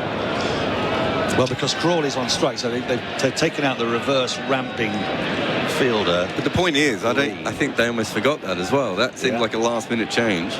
Marsh in to Crawley with a short mid-on in place, and Crawley defends on the front foot back to the bowler. So again, the short mid-on, that goes back to the full and straight plan. But they've been bowling this for about, 4 overs before they've actually gone to a fielder in that position. And there's a very straight fielder. It's David Warner, who stood alongside the non-striking batter. Is that just there to be annoying? Marsh into Crawley, comes down a wicket and lofts this high in the air. How far has it gone? It's going to plug and go over the boundary. Joel Wilson signals 4. He got a lot of elevation on that. Didn't quite time it, Crawley, but moves to 170. Ben Stokes is grinning like a Cheshire cat in the team balcony. And England are 2 for 295. Again, what's going to happen here is the wicketkeeper is going to put a helmet on and stand up to the stumps. Again, I find this incredible. It's not an Australia that I know. Arms waving from various players. And the signal is eventually that the wicketkeeper Carey is going to stand up. Captain is at mid-on. Seen that big shot from Crawley there down the ground. So mid-on and mid-off are in a one saving position. Keepers up. Let's be clear, this is what Bazball is doing to the best side in the world. They've just won the World Test Championship. They're the best team. And they look bedraggled and bemused and bewildered. As Marsh is in and Crawley clips this ball up to mid-on. They go through for a quick single and the pressure on Cummins is too much. He can't gather. Crawley to 171 at the end of the over on the Harvey Norman scoreboard. England at 2 for 296. Whether it's been a big weekend or a big weekend of NRL. And Jerome Lloyd hit the rise. That picks up a try. SEN has you covered. Catch up on all the scores in the time it takes to make your morning coffee with SEN's The Day's Play. Our team of expert commentators go over the results, cover the big talking points, plus share the match highlights as called on SEN League. SEN's The Day's Play, your one-stop podcast channel to catch up on every sport called by SEN. SEN Test Cricket for Maccas. Win free McCafe coffee for a year on the My Maccas app as we gaze at the Harvey Norman scoreboard. It's Cyber Safety Awareness Month at Harvey Norman, and we're giving you a free $50 cyber safety voucher to use towards any cyber security product. T's and C's apply. All of them? For $2.96. All of them? All of them? Ooh, all of them. That makes it even more special. Andrew Sampson. It was 506, not 540. So that was going at around, what is that rate? 6 points? Yes, 6.78. Over that whole innings, they averaged 6.5 for their 657. So not quite as much here.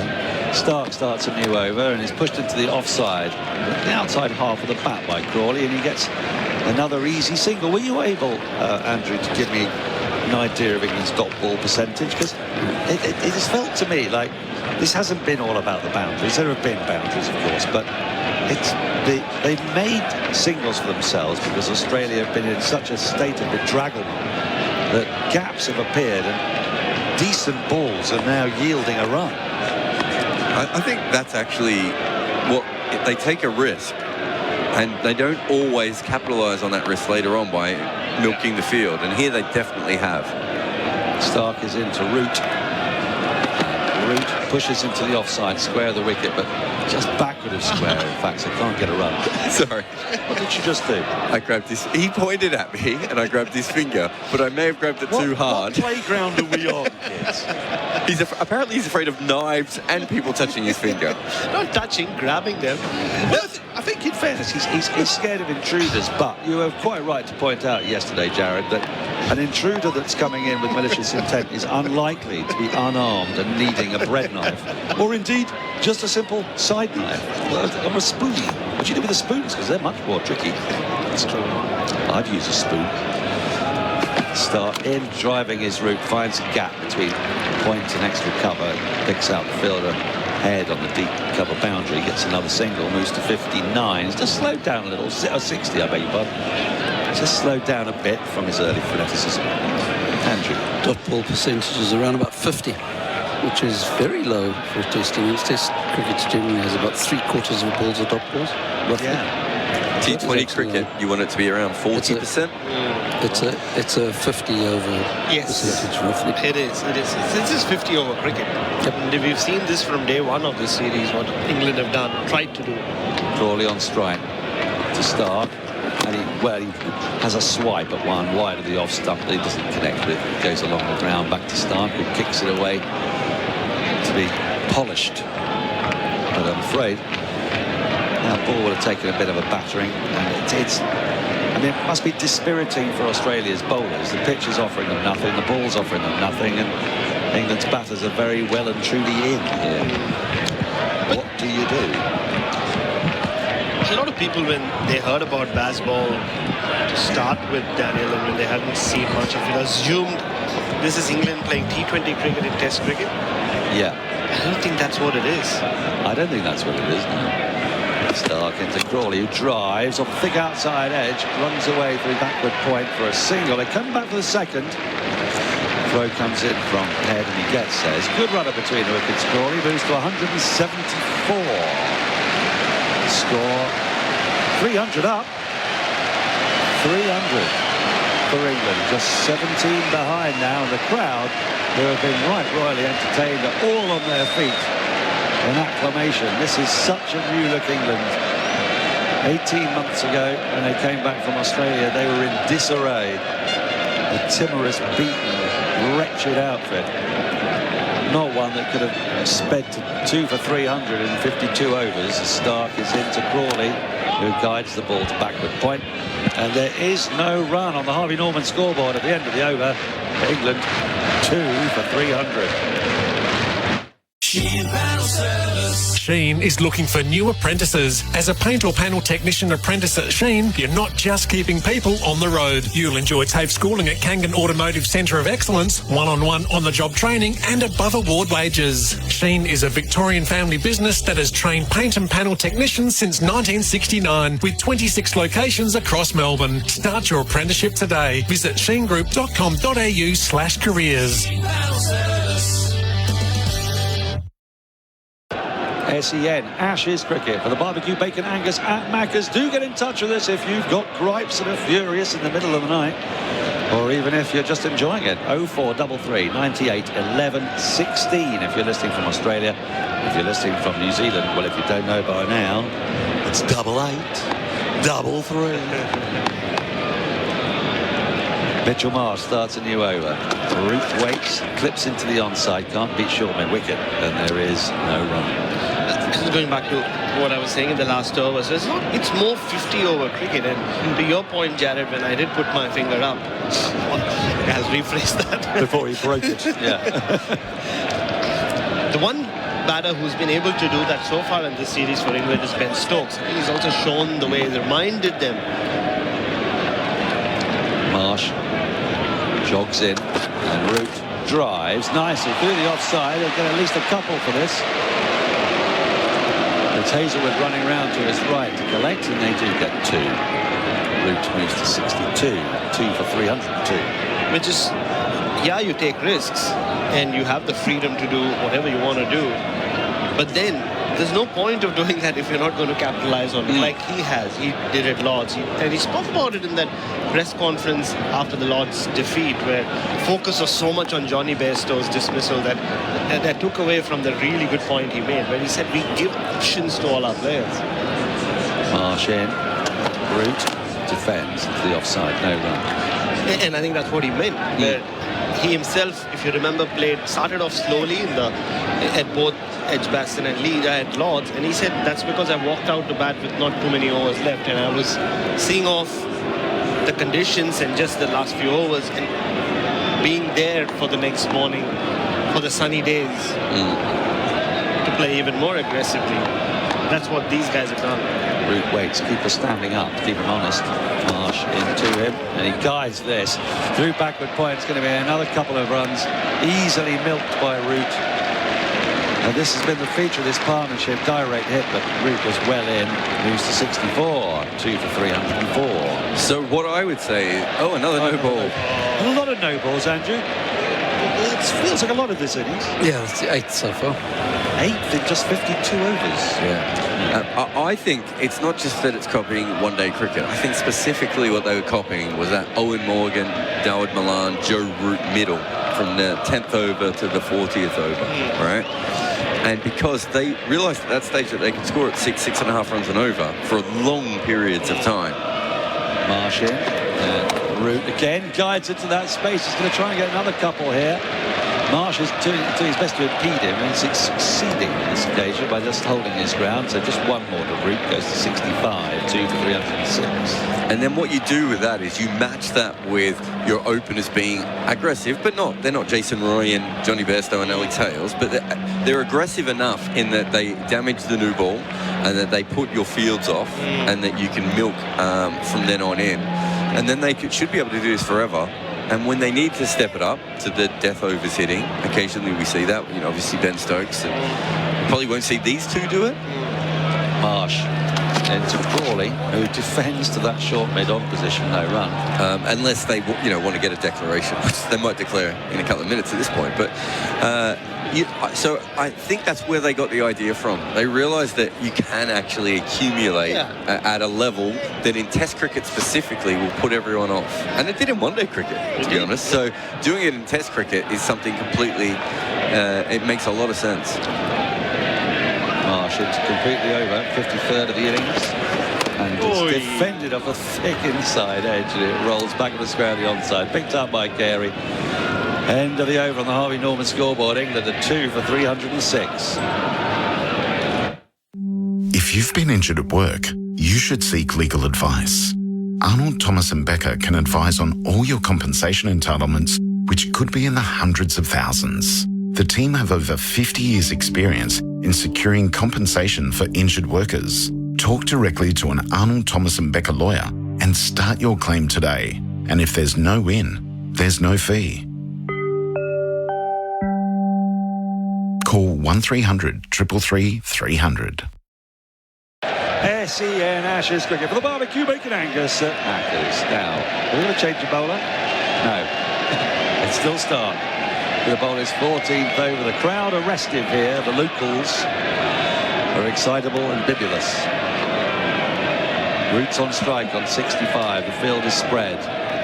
Stark left arm over the wicket. And Root clips into the onside but can't be mid-wicket. And there is no run. Crawley on 174. It's an iconic number for a man of my vintage. Derek Randall, centenary test at the MCG, 1976. This session's been rather pedestrian for England. They're only going at 5.62 and over, or whatever that is. 67 off 12.1, 5.5 really. What it is a run and over slower than the last session. Yeah, they slowed down. Run and a half and over. The Australians are getting a measure of control. The deficit 11. Stark into Root, who drives up to mid-off. Full ball outside off stump, can't beat the fielder. I will say this though, at least Australia have come out in this session. Yes, England are still scoring briskly. They've said we're going to stick with whatever plans we have for a little longer. Because in that middle session, they were not just following the ball. Everybody turned into captain. Marnus was moving the field. Steve Smith was moving the field. Fielders were moving themselves from one position to another. The wheels had come off and were careening down the north face of the ice. But let's make no bones about it. This is the best bowling attack in the world, you'd think. And Stark is in. This is driven again up to mid-off, no run. Notwithstanding that they're lacking Lyon. But England's bowlers on a similar pitch yesterday did seem to have a kind of a plan. And Australia are rattled in the teeth of this onslaught. Zach Crawley, 174 not out from 169 balls. Against the #1 side in the world. I'm not sure anybody saw that coming. I suppose you're just delighted it's not Ben Duckett, eh, Bharat? How did he get out again? Nibbling. Stark into Root, who clips into the onside. Might get 2 here. Goes up towards mid-wicket. No, they say. And so Root is on 66. I wonder if it would be legal to live life the way Zach Crawley bats. You know what I mean? You'd find yourself locked out of the house without trousers a lot, wouldn't you? You would think so. I think Casanova and George Best probably did that. But there's a few, but they're few and far between. And they do teeter on the very edge of the law. Don't they? Yeah. Hey, you would make a few visits to police van, if not. I think inquiries would certainly be made. There's something wrong with the ball. It stopped taking wickets. So we're going to have a look at that. Khawaja is pointing at it. He said, we can't be using this ball. No, well done. It's ridiculous. It's a great call. They've sent Usman Khawaja to speak to Nitin Menon. He's speaking to him in Urdu. Nitin Menon responds in Hindi and says, "Nee, wapas rakh lo, kuch nahi hua hai." I tell you what, I've never seen a ball go easier through the cuffs. Well, there's one it can't go through and one it must. And it did exactly what it was supposed to do. It was ridiculous. It's just, I think Usman's complaining about just the ball generally. He doesn't like it, it's manky. Crawley waits for Stark. It's been a good over so far from Mitchell Stark. And leg by the cruise as this ball thuds into Crawley's thigh and rolls out back to the square on the onside. Well, Usman Khawaja apparently has got his way with the ICC. Yes, in terms of the overrates. So maybe Pat Cummins decided, hey, maybe when he asks for things nicely. He's the man to do it. But I did lip read him. He was definitely speaking Urdu there. Now Stark, this over, I think he's only conceded 1 off the bat, hasn't he? Well, it's a red letter moment. How many maidens have we had in the innings, Andrew? 2. Stark in. And Root guides this down deep third. They'll get at least one. They'll come back for a second as Green slides to his right to stop. 4 runs off the over, 3 off the bat at the end of it. On the Harvey Norman scoreboard, England trail by just 7 there. 2 for 310. Change in the commentary box. It's going to be Louis Cameron and Adam Collins up this short break. If you're a driver, rider, pedestrian or bystander and been injured in a road accident, you could be entitled to compensation. Arnold, Thomas and Becker can advise on all your entitlements, which could be in the hundreds of thousands of dollars and is in addition to what is provided by the TAC. Talk directly to an Arnold, Thomas and Becker lawyer and start your claim today. Arnold, Thomas and Becker Lawyers, securing compensation for Victorians for over 50 years. And if there's no win, there's no fee. Call 1300 333 300. SEN Ashes cricket for the Barbecue Bacon Angus at Macca's. It's been a day against the grain all the way through the series. We talked about one side pushing, the other side pulling. Well, today it's been one side only. England giving Australia a day in the dirt. The first time they've had anything like this since the opening day at Edgbaston. Steve Smith's making his way off the ground. He's bounding up the stairs. Must be a bathroom break. Louis Cameron's joined us as well for Red Energy. 100% Australian electricity and gas. Mitch Marsh bowling, just his 6th over. Carey up to the pegs. Crawley on strike on 174, driving through cover. Nice big gap there once he beat the man in close. Out to the rope, into the rope. Crawley 178 from 171 balls, 21 fours, 2 sixes. They trailed by just 3, Louis Cameron. How are you seeing it? Yeah, well, I imagine Jack Crawley wouldn't have liked to have been facing Mitchell Marsh earlier on when he had a new ball, when he had a bit more energy, when they hadn't spent all day in the dirt. At this point, things are a little bit different. He's got the keeper up, and it doesn't look particularly threatening, does he? Short catching mid-wicket as well. 2 for 314. Marsh delivers, Crawley defends into the onside, no run. Of course, Mitch Marsh is the guy who got him out twice at Headingley. We were wondering why he didn't bowl to him before he made 112. I mean, there have been a lot of things that Australia have done today which can have a why question attached to it. The bowling changes. Pat Cummins has not looked anywhere close to his best. I mean, they do have a bit of muscle memory when it comes to long days in the field in the last 18 months or so. Marsh bowls and Crawley up and over the top of long on for 6. Crawley takes England into the lead in style. A towering 6 to 184 he moves. His 3rd big one. England 2 for 320 in the black by 3, Baz. This is going from being an epic to one of the great innings you'll ever see from Zach Crawley. Didn't look like that in the first half of his innings, but now he's pulling off the greatest hits of Zach Crawley. That's an incredible shot. He didn't have a lot of pace to work with. Just stand and deliver. He's playing Mitch Marsh like a club bowler, isn't he? He has. Well put, Louis Cameron. England have had the perfect day so far, just about. Marsh in, Crawley playing with hard hands from the crease to cover. On the bounce to Marcus Harris, the sub on for Steve Smith. The only question now is how do they play it? Now they're in the lead. Now they've got all the control they require. 25 overs left. They won't get that in, so no ball as well. 2 for 321. That won't help. So many no balls. How many in the innings, Andrew Sampson? That's the 9th. 9th no ball. Yeah, I mean, this is such brilliant conditions to bat in. England can just power on. They can score at 8 or 9 and over from here. They should. I mean, there's nothing lost from here, really putting the foot down to another extent, if that's even possible. Marsh bowls to Crawley, whipping through the onside, out to deep square leg for 1-185, 2 for 322. Yeah, and you know what, this kind of turns up a little bit. You think back to yesterday and how England managed to get Australia's batters out every time they got set. They got Travis Head after he got to 50. They got Mitch Marsh after he got to 50. Steve Smith, Marnus Labuschagne, even David Warner. They were all set. 5 of the top 6, they were in. Zach Crawley hasn't looked like getting out. Not at all. Sorry, once he's gotten past the 100, he's looked like getting out. Yes, he's had a bit of luck, but England did a very good job of kind of wrangling out Australia after they'd made some starts. And the previous partnership was 121, reverse ramp, conventional ramp.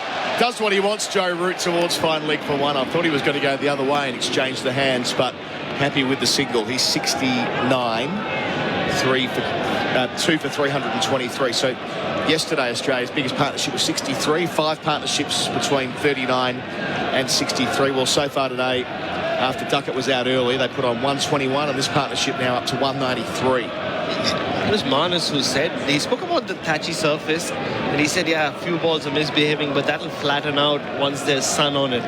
That's what has happened today. Marsh to finish to Crawley. Pushing out to mid-wicket, Marsh has conceded 44 runs in 6 overs. 2 for 323. That's all on the Harvey Norman scoreboard with Crawley 185 and Root 69. Learning new skills, bonding with loved ones, exercising the mind and body. All rewarding, but not as rewarding as a Kogan Money credit card. Earn a whopping $300 Kogan.com credit to spend on the most in-demand products when you meet the minimum spend criteria. Did we also mention there's no annual fee? Use it anytime, anywhere. The Kogan Money credit card. It's just more rewarding. Search Kogan Money to find out more. Spend criteria applies. Offer ends August 31, 2023. T's and C's, other fees and charges apply. Credit provider, National Australia Bank Limited. Our coverage is for Macca's. Win free McCafe coffee for a year on the My Macca's app. So Mitchell Starc. It's a bowl from the pavilion end. Louis, the one guy that's not gone off the field, you're saying? Yeah, well, we just had 2 subs come off. Josh Hazlewood and Steve Smith were off the field just for an over, so they often go for bathroom breaks or to change their shoes or something like that. But the one guy who hasn't been off is Mitchell Starc, and he's the one I'd be most worried about at the moment. There's been just a few little grabs at that left leg. It'll be a real worry for Australia if that becomes an issue, although he's bowling, so maybe it isn't anything to worry about. Has the 2 wickets so far, and near enough the best economy rate as well. 2 for 69 from 14, which in normal times sounds expensive, but today sounds perfectly reasonable. And the fact that he's bowled more overs than anyone else kind of tells you the story of the day. Rarely happens. Mitchell Starc's the enforcer.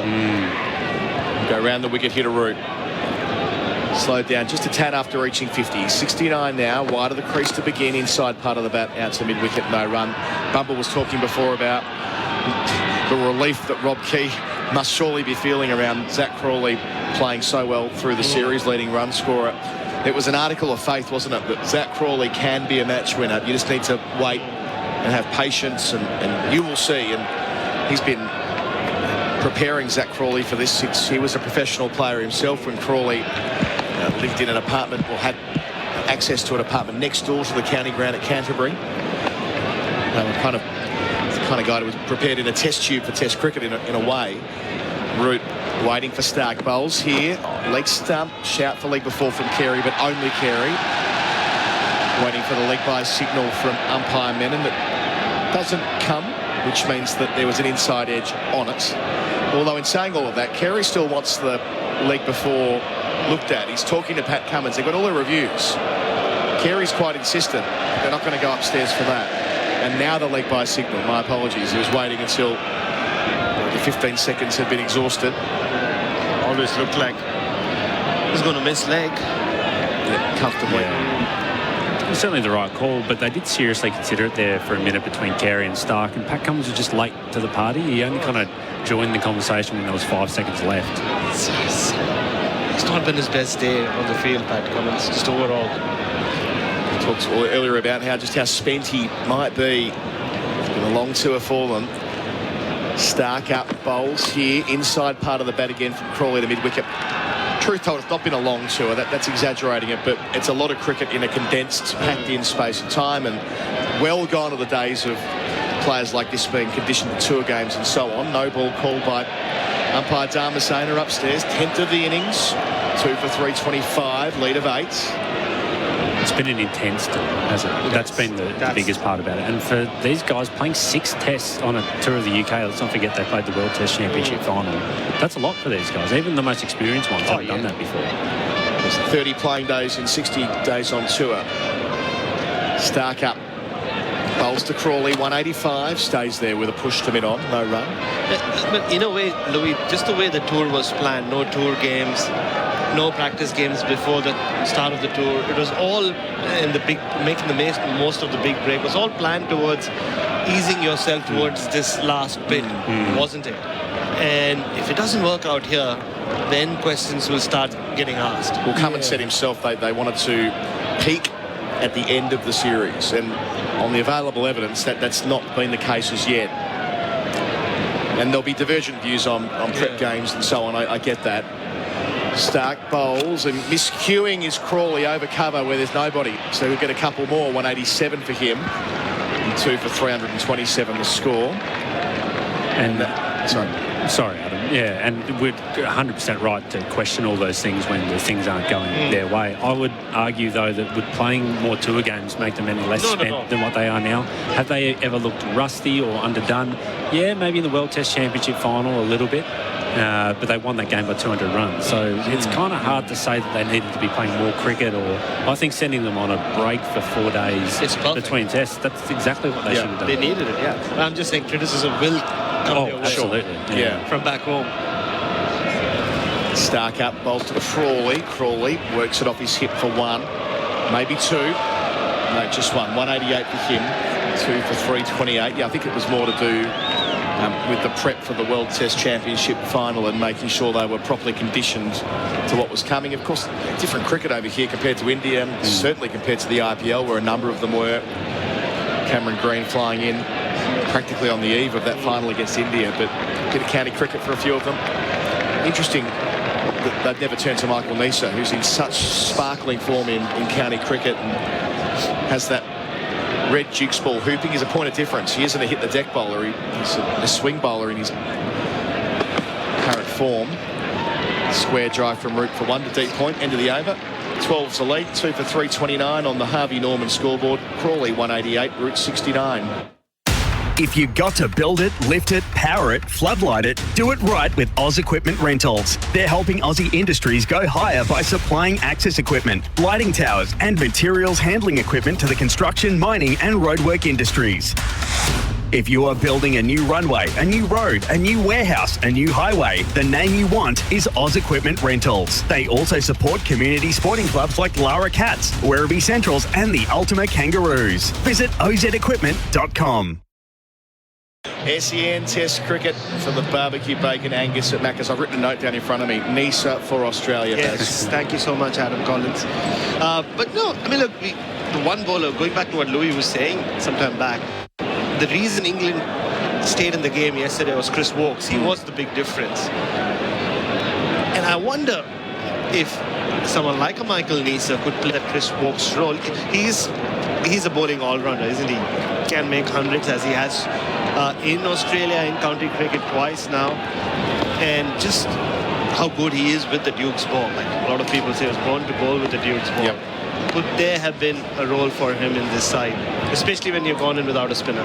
Packed leg side field for Green, the new bowler on from the stay of the men. 5 back, pulling as he has all day his route out towards Smith, the middle of the 3 at deep backward square. 71 for him, 2 for 330 Andrew Sampson. 200 partnership. Wow. Which has taken 29 overs. The second fastest double 100 partnership in Test cricket history. Whoa. Behind Hayden and Gilchrist, who took 28.2 overs against Zimbabwe in Perth in 2003.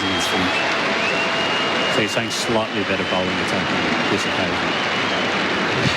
His streak was right, wasn't it? Ray Price was here in that team. Ray Price bowled a lot in that innings, yes. Green into Crawley, 188. He pulls as well. Of course he does. 189. 1 out to deep square leg. 2 for 331. And the other part of this, and we'll get to Louis, who'll doubtless provide the counter argument, is that with Neser, not only were they, as you say, extending the batting lineup in a more different and sort of creative way, a guy who's been priming himself for this series by playing season after season in England. I don't think that's for nothing. Like getting used to being an English domestic cricketer, which is exactly what the England guys do before they play Test cricket. Like it's like he was designed for this series at the right age, at the right time, in the right form with bat and ball. And we've reached 5 tests into the sequence and he's not been called upon yet. Green round the wicket now. Change of angle. Root pulls anyway. Deep backward square it goes for 172 for him. Louis Cameron. Before Bharat launches into a vociferous... there's going to be overthrows. Oh, that's ugly. It might go all the way down for 4. Cummins with work to do now. He will cut it off. But they'll get 3 more additional runs. That is just painful. It typifies the kind of afternoon the Australians have had. The ping came in. We'll need a replay for tyre power. Save on Falcon tyres to decode what happened exactly. Cameron Green was furious with Steve Smith there for throwing it. Even Pat Cummins kind of has his hands up going, what are you doing there, mate? 75 now. So Smith really pings it into the non-strikers end for reasons best explained by him. No one backing up. Bowling again, Root pulling again, getting it just behind square, getting 1 to 76. 2 for 336. Labuschagne chucks it in conservatively to the keeper, Louis. And I'm sorry, but Cameron Green and Pat Cummins are both going to Steve Smith. Why did you throw it? Well, why shouldn't he throw it? Pat Cummins should be backing up that throw. If this was a one-day game, you'd always... I mean, he's trying to get a wicket. That's the aim of the game. You're trying to run guys out. I don't think the issue's there with Steve Smith. No. Maybe Smith should have sensed that there was no one there, if you want to argue that angle. Crawley bowls, chops on, didn't get up. Green round the wicket. And at last, this partnership is broken after adding 206 together. What a performance it's been from Zach Crawley. The Australians all run over one by one to shake his hand. He meets Joe Root as well before leaving the field. Steve Smith, the last man over to acknowledge what's been a defining performance. His 4th Test ton, his first in Ashes cricket. The man who really has been maligned. The fans were not a fan of Crawley being in this Ashes side, but the England management and those who make the decisions said keep the faith. They kept the faith, and he walks off with 189 to his name from 182 deliveries, an innings we will talk about and think about for a long time, Louis Cameron. Just amazing, wasn't it? And the fact that Australia, all to a man, they pretty much all came up to him. I mean, Cameron Green got the wicket, but Steve Smith and Dave Warren actually walked past him just to congratulate Zach Crawley before they congratulated Cameron Green. So spectacular stuff. I mean, you speak about career-defining innings very often, don't you, Adam Collins? This was nothing more than that. This was baseball defining. There's been so many people who have questioned England, their approach, their new free-spirited way of playing Test cricket. I think in that one inning, Zach Crawley has summed up everything you need to know about baseball. It's not about reinventing the wheel. It's just about being comfortable in your own skin and playing out there with freedom. Yes, it was chancy. I don't think many can do what he does, but what he does, nobody else can do either. That was a special innings and Ashes defining innings. The fastest double 100 stand in Ashes history is complete. England lose their 3rd wicket with the score on 336 and drinks are on the field. Crawley bowled for 189. I tell you, kids these days, they don't know the meaning of bargain hunting. Back in my day, I would sleep outside the store all night, no tent. And then once you got in, I still have a scar from a stock take sale back in 91. But these days, with Kogan Mobile, you can sign up for the best value gigs per buck while sitting on the toilet. Talk about a bargain. Get one at koganmobile.com.au. If you're looking for a range of family-friendly options for your home, there is no better time than right now with the Choices Flooring Easy Living Sale. Whether you're a busy family looking for healthier solutions, love natural fibres and textures, or just want the look of timber, you're sure to find the floor you've been searching for. So go online at choicesflooring.com.au and check out the great savings across a range of carpet, timber, window furnishings, vinyl and rugs, or visit your nearest Choices Flooring showroom.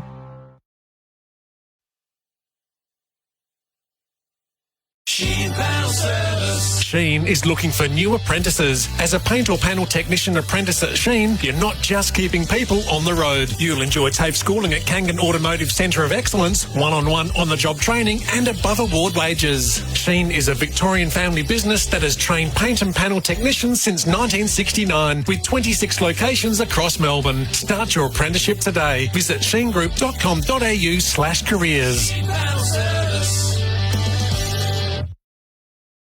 SEN Test cricket for the Bacon Angus at Macca's. At last, Australia get themselves a wicket. Zach Crawley chopping on for 189 from 182 balls, 21 fours and 3 sixes. Adam Collins with you. Louis Cameron with me. And finally, Australia have been able to celebrate another wicket. The Tobin Brothers funerals celebrating lives. That just we saw it on the replay screen during the drinks break, Louis. That's for tyre power save on Falcon tyres. That did keep Lloyd, didn't it?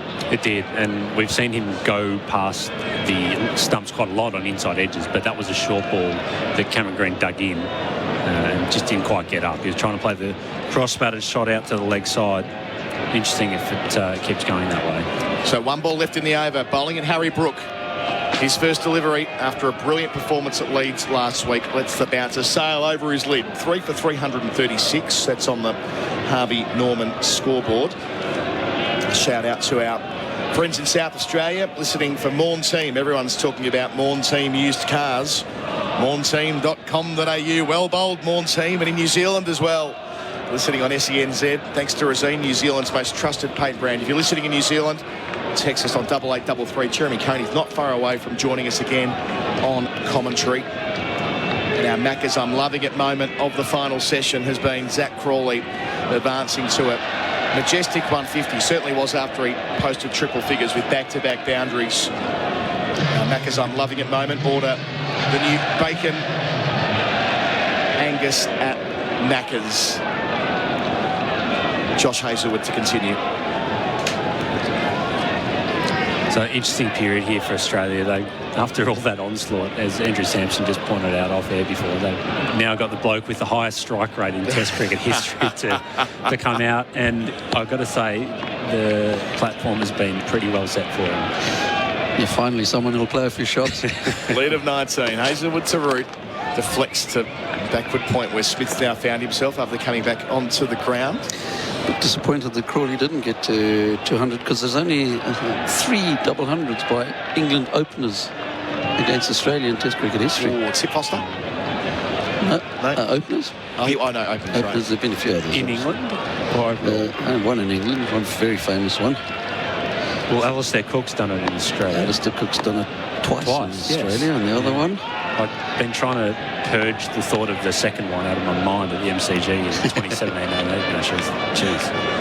Hazelwood in. Bowls hit a root on 76. I'm racking my brains. Famous double tons for England at the top of the list. Single to deep point. He's 77. 3 for 337. Give me a hint. It was a very big double hundred. It was a triple hundred. It was a very big double hundred.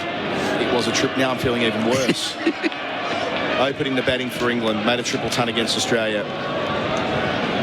What's gone? I'm misfiring here. We're getting a lot of Len Hutton from the back of the box. It was the world record. Daniel's about to punch me in the face. Of course, it was Sir Leonard Hutton in 1938 at the Oval. The first Test match that was ever broadcast on television for an hour a day for the 20,000 television sets that were within 10 miles of Alexandra Palace. There you go. There you go. What did you say it was? Was it 364? 364. That was the 364. Yeah. It's a funny one because he broke the world record of not of Bradman, but when he passed Bradman's 334, that's when they shook hands. Bowling here, defending is Brook, his second ball out to cover that. Because Hammond had already broken the 334 in New Zealand, but they didn't really care about that. Well, just as Jeremy Coney's coming in, yes, they didn't really care about that. They were more interested in him going past Bradman's record at the time, very much so. Yeah. Daniel gesticulating with me there. Hutton. Fair enough. We were at the Sir Leonard Hutton gates last week, filming at Leeds. Yorkshire guy, is it? Was he? Brooks yet to score. Hazelwood to him here, turns him into the onside, gets one to mid-wicket. A shy at the stumps. No overthrows this time. 3 for 338, lead of 21. Yes. How long we got left? We've got 64 minutes, which will equate to about 13 overs, I'd imagine, maybe 12 overs if Australia slow it down the way they're trying to. They won't care about the point solution, the WTC. They'll just make a representation to the ICC and get it tidied up later. I can't argue with that. It's the truth, though, isn't it? If Australia or England or India complain, I mean, they are the ICC. It's a federation. In here is Hazelwood bowling to root on 77. Inside edge onto the pad, or pad first. Hazelwood, a bit of reverse swing there from him. Hazelwood thinks that's pad first, and Cummins just isn't convinced. So I've got to say, it felt like it was hitting outside the line anyway, Lou. And I think that's what Hazelwood was saying. He was just kind of pointing his left arm out to say that it's hit him outside off stump. Going to take a look at the replay in a minute, and yeah, that's hit him outside off, even if it has got pad first, which I think it did. The interesting part there is that's just a tiny bit of reverse swing. Yes. I've noticed them throwing the ball into the practice wickets on the way through to Alex Carey the last few overs. Maybe that's just starting to pay off. I want to ask you about the practice wickets before I jump off shortly. Hazelwood in. Last ball of the over, defended by Root. crowd appealing, so I don't understand what appealing is. 3 for 338. Our coverage is for the barbecue bacon Angus at Macca's. It's been a long day. It's never been more important to buy Australian than right now. Our local manufacturers and growers produce world-class products known for their quality, safety and reliability, all while generating local jobs, supporting our communities and helping Australian families now and into the future. So look for the trusted green and gold kangaroo logo. Buy Australian now. Visit australianmade.com.au. Got Louis Cameron with me for one more over. The practice pictures here seemingly have got some white glaze all over them. You played cricket in Lancashire. What's going on? Green new over from our Statham end into Brook on one. The new man in, takes on the pull shot for the first time, but he's had an opportunity to play it to Smith at deep backward square for one. He's 2. It's 3 for 339. I asked our esteemed colleague Daniel Norcross on the very first day what that was. It was at the start of the test, it was kind of like a more chalky substance, and now you're right, it's kind of got that glaze about it. I would point out that I played in Cheshire, not Lancashire, so I was one county south, I think that is, of Lancashire. Definitely didn't see any anthrax-like substance thrown out over the pitches. It's like glazing on a donut. Green bowls and Roots turned to pull. They'll just do this all the way through the over. Short ball pull, short ball pull. Smith, the fielder, again, he's had more touches than Greg Williams today, Steve Smith. Roots to 78, 3 for 340 the score. So, yeah, I can only imagine that it's some kind of drying agent or some kind of thing that helps the scuffs kind of recover, because it does look like those practice wickets that they use before play to kind of warm up on. It might have been a bit scuffed up. Green bowls, short pull to Smith for one. What do you know? Brook 3 for 342. Did you get the feeling this may just not be working? I mean, I get why they're trying to bowl bumpers all the time, but like that they are allowing England to, in a premeditated way, go back in the crease, get inside the line, hit down on the ball for one over and over again. There's no risk in this at all. What's the alternative, though? I mean, when they've pitched up today, it's kind of gone the journey. There hasn't been anything there. Although if there is some reverse swing, I'd like to see them give themselves a chance of finding something. Root waiting like a baseballer to pull to Stephen Smith for one. 4th time in a row. Root 79, 3 for 342. And just thinking, I remember in first-class cricket, the very little time that I spent around it, sometimes you would do this when you're trying to get the ball to go reverse. You actually bowl, you get the ball and bowl cross-seam and try and scuff up one side of the ball. You can't control which side of the seam the ball's going to hit. But you're trying to get that scuff, and then you look after one side, and maybe that's the theory here. We'll have to keep an eye on Cameron Green to see if he's bowling cross-seam. Green delivers, bouncer, lets it go, Brook. Just a little bit wider of the off-stump there, part of the pull. Yeah, that's the only reason at this point, because the ball is, well, nearly 59 overs old. They're a long way from a second newie. They won't get it tonight. As I say, an hour to go. They might get 11 in the last hour. So we won't see a second new ball until about an hour into tomorrow, provided they bowl about 11 or 12 in the first hour of play on day 3. Because Australia will try and slow the game down now. It makes a lot of sense with likely rain on days 4 and 5. Green to finish, short ball, pulled. Out to Stephen Smith. 5 singles to Smith in the over. 5 touches, 5 throws back to the keeper.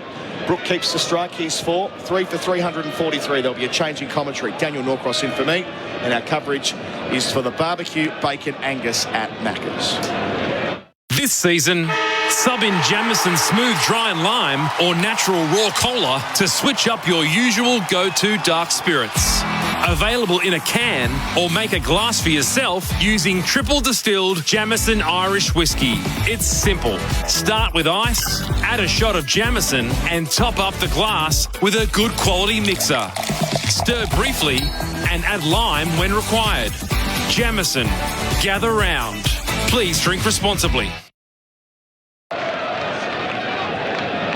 SEN Ashes cricket for the barbecue bacon Angus at Macca's. We've got a little brief moment here in the studio, and I've poured water all over us, but we'll cope. Hazelwood starting a new over, and Brook drives into the onside, up to wide mid-on, shy at the stumps, misses. They get through for a single. Brook to 5, and the score to 3 for 3-4-4. Root has 79. just lost the 1 wicket in this session. Celebrating another wicket for Tobin Brothers Funeral, celebrating lives. That 1 wicket. Zach Crawley out for 189. What a knock that was. As Hazelwood is in and Root pushes into the offside, thinks of a single. It isn't there. The field spread as it has been for much of the day. A deep point, a backward point inside the ring. Short extra, mid-off, mid-on, mid-wicket. Deep square. I don't know if we've actually got a backstop beneath us as we're tidying up the studio using Lancashire one-day kit, which is quite the way to go about things. I can't wait for Stephen Croft to be putting those on. Rather damp, mouldy one-day trousers. Probably start of next year, or maybe even for the 50 over comp that's coming up. Thank you very much, Colo, for tidying up my appalling mess. I think we've managed it. Panic over. Driving his route, misses between bat and pad, goes through low to Carey, and there is no run. 3 for 345 on the Harvey Norman scoreboard.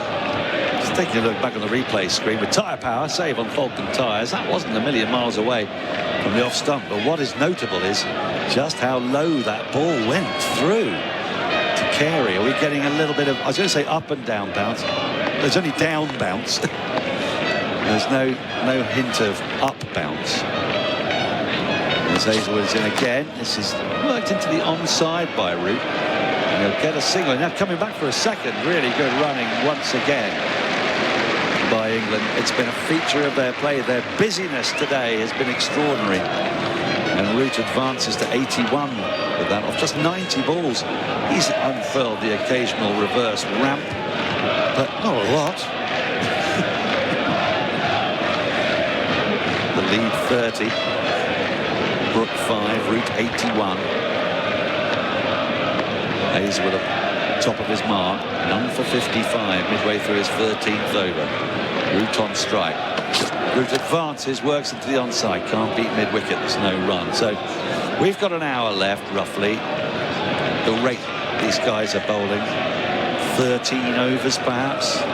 England will look to go at 6 and over. That would give them a further 78 runs. A lead of 100 going into the start of day 3. And then, I guess, just if they can get there and they're only 4 or 5 wickets down, go hell for leather and defend and declare with a lead of 200. That'll probably be the game plan. Australia have got to have different ideas than that, though, as Root drives it to mid-off. There's no run because for much of today, Jeremy Coney, Australia haven't looked like trying to take a wicket. I mean, after the new ball bursts, anything after lunch has just been Australia waiting for mistakes that haven't come. They've been scrappy, haven't they? I think they'd probably agree with that themselves. I mean, over the day, but certainly into that second session.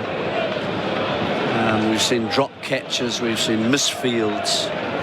Last ball of the over, Root works into the onside, thinks of the single that isn't there. End of the over on the Beaumont scoreboard. England are 3 for 347. If you've been injured at work, you should seek legal advice. Arnold, Thomas and Becker can advise on all your compensation entitlements, which could be in the hundreds of thousands. The team have over 50 years' experience in securing compensation for injured workers. Talk directly to an Arnold, Thomas and Becker lawyer and start your claim today. And if there's no win, there's no fee. Call 1300 333 300. SEN Test Cricket with Maccas. Win free McCafe coffee for a year on the My Maccas app. Green is going to continue with this line of attack, which is round the wicket, short, where the field spread out for it. A fine leg, a deep, well, a fine leg and a long leg, but the long leg's about 10 yards inside. That's Smith, who fielded every ball in the last over. Deep forward square leg, a square leg, and a deepish mid-wicket.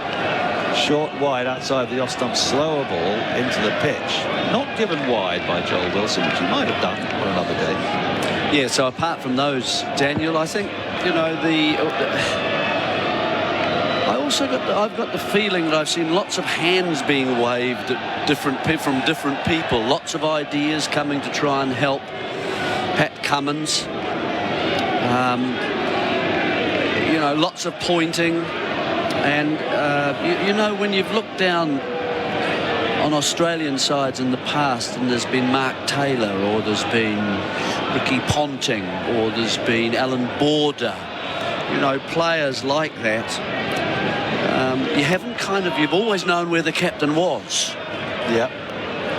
Green's made a slight adjustment to his field, and his next delivery is worked by Brook up to mid-on, no run. Just one fielder's come across from the onside to fill in the ring the offside. And I'm not. This is not a complaint about Pat Cummins at all. I think all the suggestions were just merely trying to help, but it has looked different. That's all I'm saying. It's a bit rudderless, you think? Yeah, and I think also what's been very clear to us all, I think, the absence of a specialist spinner. Yeah. I think Lyon in particular has played for so long, over 100 tests, hasn't he? Or 100 tests. Green in. It's worked into the onside, out towards deep backward square leg. Smith will do the fielding. One more to Brook. He goes to 6, 3 for 1, 348. And, you know, just someone to throw the ball to, and you know what you're going to get from him, and it's going to be very difficult to score with the freedom that I think that they've been able to score today. And with 5 seamers, you actually, I've always wondered, do we need 5? In fact, really 4 is plenty. 1 isn't going to be used much. Well, when we come back to that in a moment, as Green is in, this is worked into the onside through mid-wicket. There'll be at least a couple here, might be more. It's being pursued by fielders, could make it, doesn't quite make it to the boundary, but they're going to amble back for an easy 3, and Root goes to 84. The 350 is up, 3 for 351. I mean, I think that the moment that Australia took the option, and it was one I expected them to take because of the way England have slightly spooked them in all 3 matches. The being 2-1 up, knowing there's a bit of rain in the air, to lengthen the batting.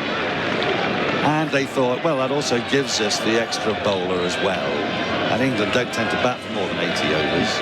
But as Green is in, and Brook lets a short ball go by outside the off stump, there's no run.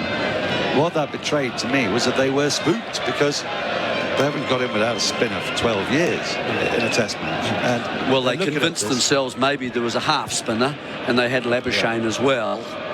You know what I mean? I do, but you get exposed. You start talking yourself out of it, that sort of thing, you know. But you get exposed on the second day when the pitch isn't just doing it for you. Yeah, they've changed the habit of a lifetime because Bazball spooked them. Green in, and Brook just guide that. They can't beat Gully, and there is no run. End of the over on the Harvey Norman scoreboard. England 3 for 351. The supercars are on track, and SEN are right behind them. This is a Supercars Championship season like no other, and SEN is keeping you right on pace with our exclusive coverage. Join me, Aaron Noonan, for up-to-the-minute news, interviews and analysis from the best in the business. It's a huge season ahead with racing right through the year, so make sure you're up to speed by downloading the SEN app today. SEN Supercars, right here on SEN, your home of sport. SEN Test Cricket with Macca's. Win free McCafe coffee for a year on the My Macca's app. The start of a new over. Hazelwood still in the attack. Bowls to Root, who bowls him. That's kept low, and it's gone straight through his defences. It's hit middle and off, and turned the stumps into Hillbilly's teeth. That's just gone right through him. And it's a sign that we've been seeing in this game of the ball just starting to keep low. And Root's splendid innings comes to an end on 84. Nothing he could do about that. That is a molly grubber under the bat. And Root, well, he's got to depart for 84. But England won't mind that. Signs of up and down bounce. And as Root departs, England are 4 for 351. Well, as you say, that's something that will go through everybody in this game now, and that sort of dismissal will change the way perhaps that England will play here. That means you've got to play a very straight game. Well played Root, by the way.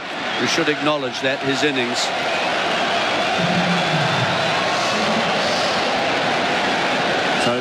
That's partly for the departure of Root and also the arrival of Stokes. And of course, with Stokes and Bairstow and Wokes and even Wood, you could even say, the way that he played. But perhaps now with them keeping a bit low, you have to play a lot straighter.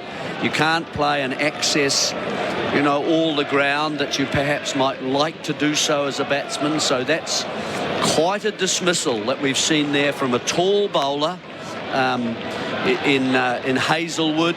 Just hit the deck on the back of a length and it just grubbed underneath a forward defensive stroke.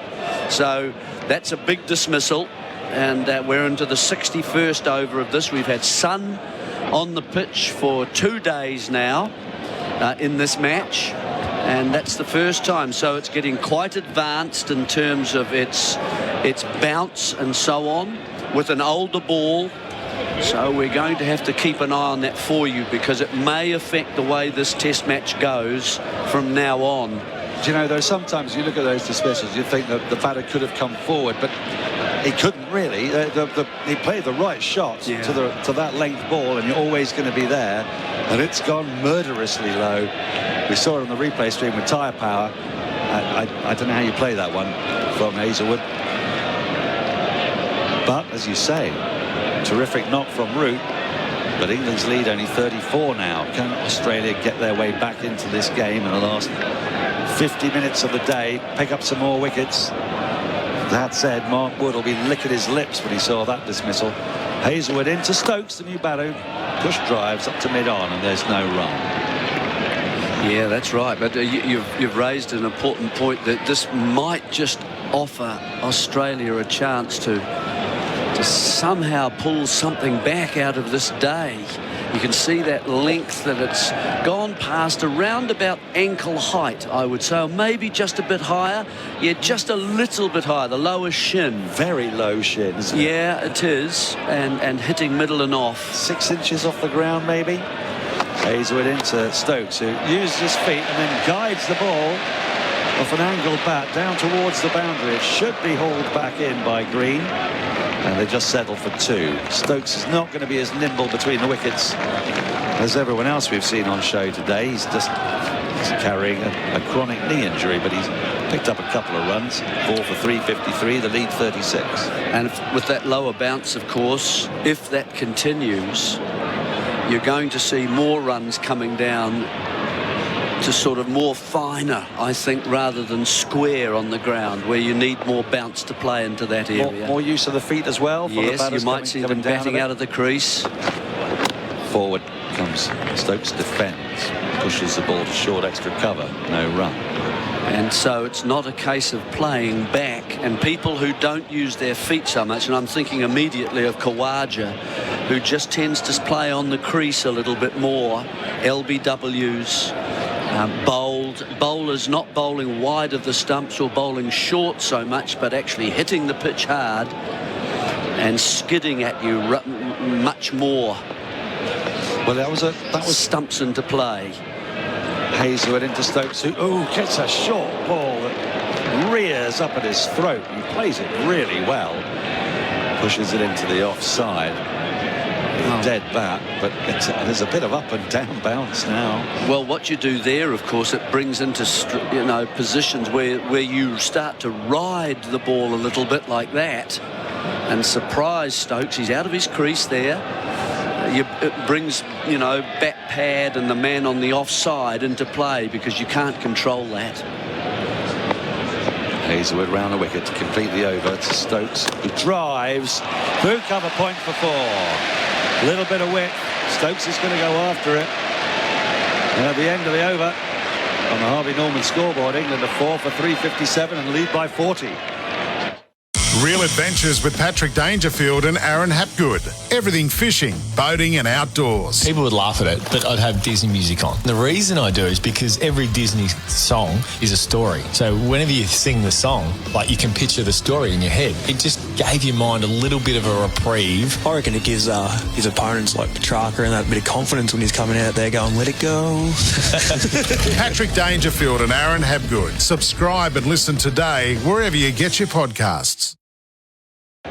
SEN Test Cricket with Henley. Land from $350,000. Build your dream Henley home at the Dales, Bodybrook. Good evening, Daniel. Good evening, Jeremy, Andrew. Yeah, poor Joe Root. This is the kind of delivery you expect to face one of those back alleys in Salford.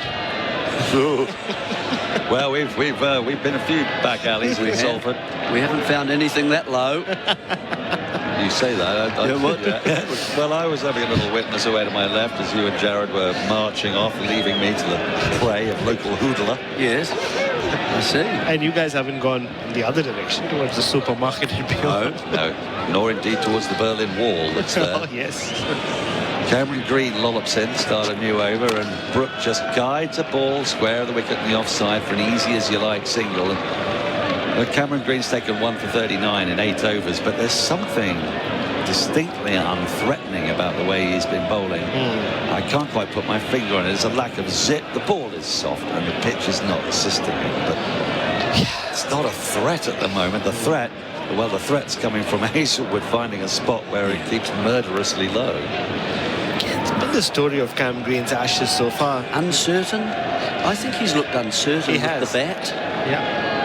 Exactly what his role is with the ball as well. I think the only time he sort of came into his own was that late evening at Lord's when he was the one who started the short ball barrage, got a couple of wickets. But even then, it was more England getting out than him getting them out.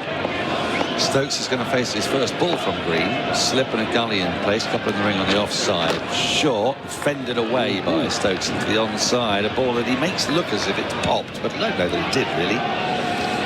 It's just how low his hands are, aren't they? And then they rise with the ball often, and Jeremy's right.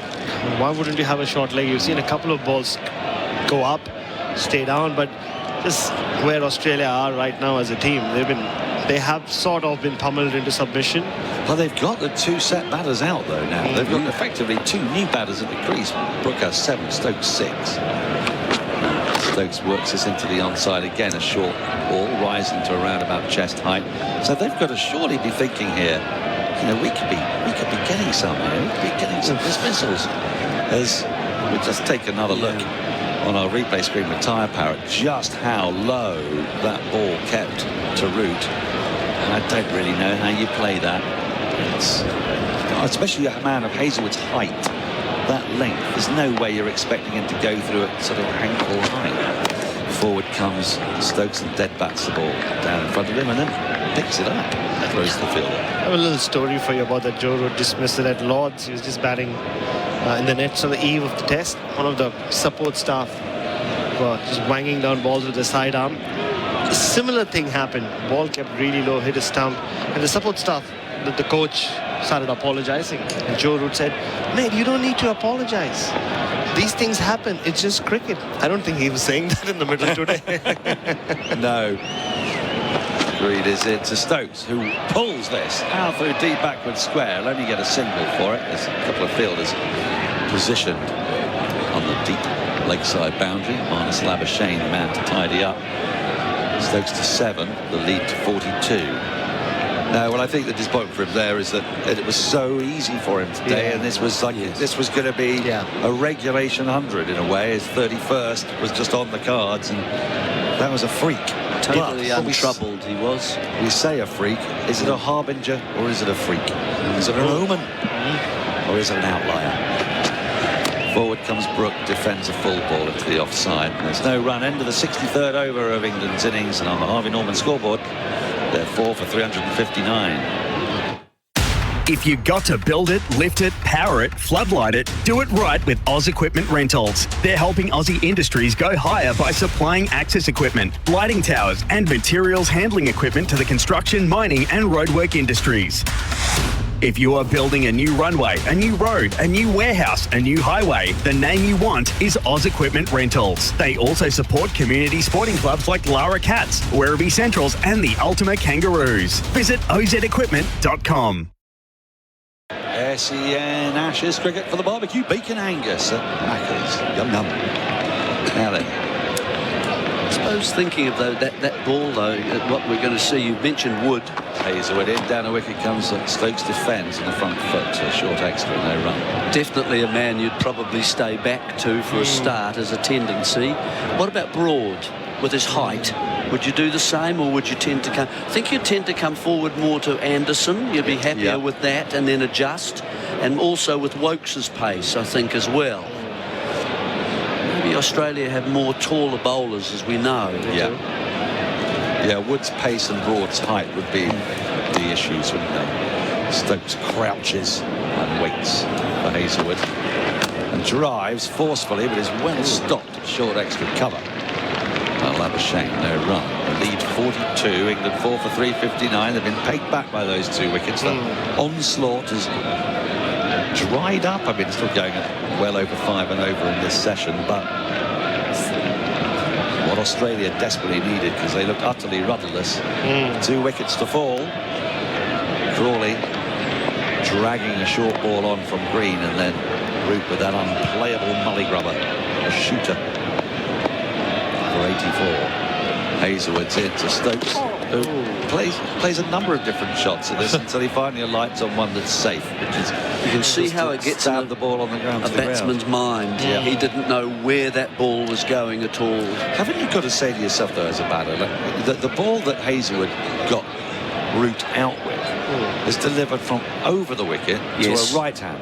Yes. And it's hit that part of the pitch. That is a different. No danger to Stokes at all. Not yet. If he bowls from even if he bowls from over the wicket to him, he won't be LBW if he just stays there. Hazelwood's into Stokes, drives, and he runs his first one. Gets there, but had he had that bit of direct hit from Cummins, I think he'd have been out. Oh, well gone. Well, it was extraordinary piece of running from Stokes. He just wanted to get off strike. I think he's driven it quite firmly to mid-off. Cummins has picked up, flung at the stumps and missed. All 3 away, Matt. It's a case of, I think, again, anything that's pitched up to you, I think, when you're uncertain. He's miles. He's not even in the frame. No. Not in the frame. He's just driven that because of its length. I can actually play this one. He doesn't look right here, Stokes, at the moment. 8 of 13, and Brooks not got going at the other end. Chance for Australia to get back in this. Hazelwood to Brook, who guides the ball to Gully. Green fields. It also tells me England maybe have recognized, look, that's what Crawley and Moeen Ali did quite well before lunch today. They didn't go crazy, did they, Jeremy? They played a saw of the new ball, got their eye in, and then they were unstoppable. Joe Root started very aggressively and continued in that vein, but even he took a few balls to just get their eye in. And this is just smart batting. It's the sort of thing, though, that makes you change your mind as a captain. How many do I need? Hazelwood's in over the wicket to Brook, who flicks it to the onside. We'll get a single. Wait to see the umpire signal if there is one. I don't think there is. So, no, there is. Leg by to complete the over on the Harvey Norman scoreboard. England lead by 44. They're 4 for 361, and there'll be a change of commentary to come in to replace me. Oh, Schnitz Nugget. While smaller than a Schnitz, the Schnitz Nugget's larger than the nugget laws permit. And while nuggets are just fine and we hold Schnitz in great esteem, the mighty Schnitz Schnugget is the perfect in-between. Whether just a tasty snack or on the side of more, the Schnitz Nugget's golden crumb will have you shouting, more. The new Schnitz Nugget. Not quite a Schnitz, not quite a nugget. Available now at Schnitz. SEN Test cricket for Maccas. Adam Collins in for Daniel Norcross. Australia getting a couple of wickets in the session. Crawley chopping on for 189 after a 206-run stand with Joe Root. Then Root bowled by Grubber for 84. Green delivers here. New over begins, bowling to Brook on 7, deflecting into the offside. No run. Got Bharat, Sundaresan and Jeremy Coney for company. Who better? Great former New Zealand captain to take us through towards the close of play. Reminded me it's in the great grubbers we've seen in Test cricket over the years, that ball from Hazelwood to Root. Again, Curtly Ambrose to Greg Blewett. Oh, yeah. Carl Hooper to Nasser Hussain. Rolled along the ground, leg before wicket. If you're still with us, if you haven't turned off in Australia, 0433 98 11 16. Great grubbers, you remember. Green bowls here. Brook, bit of reverse swing. Reads it well enough to drive the Stuck, who dives away, and he's hit the deck. No, his head hit the ball, or hit the turf? Hit the turf really hard. I think he's hurt himself there, Mitchell Starc. He's reaching for his neck. Cummins has gone over to him. He's back up on his knees. His left shoulder. Yeah. Now we'll keep a very close eye on this. So Starc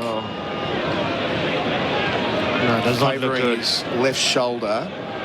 So it was hit pretty well by Brook. It was a foolish delivery that had a bit of tail back towards the pads, and he's grimacing. Seeing on our screen now for Tyre Power, he's not well. Nick Jones runs out for the Australians to see to him. We'll watch a replay here for Tyre Power.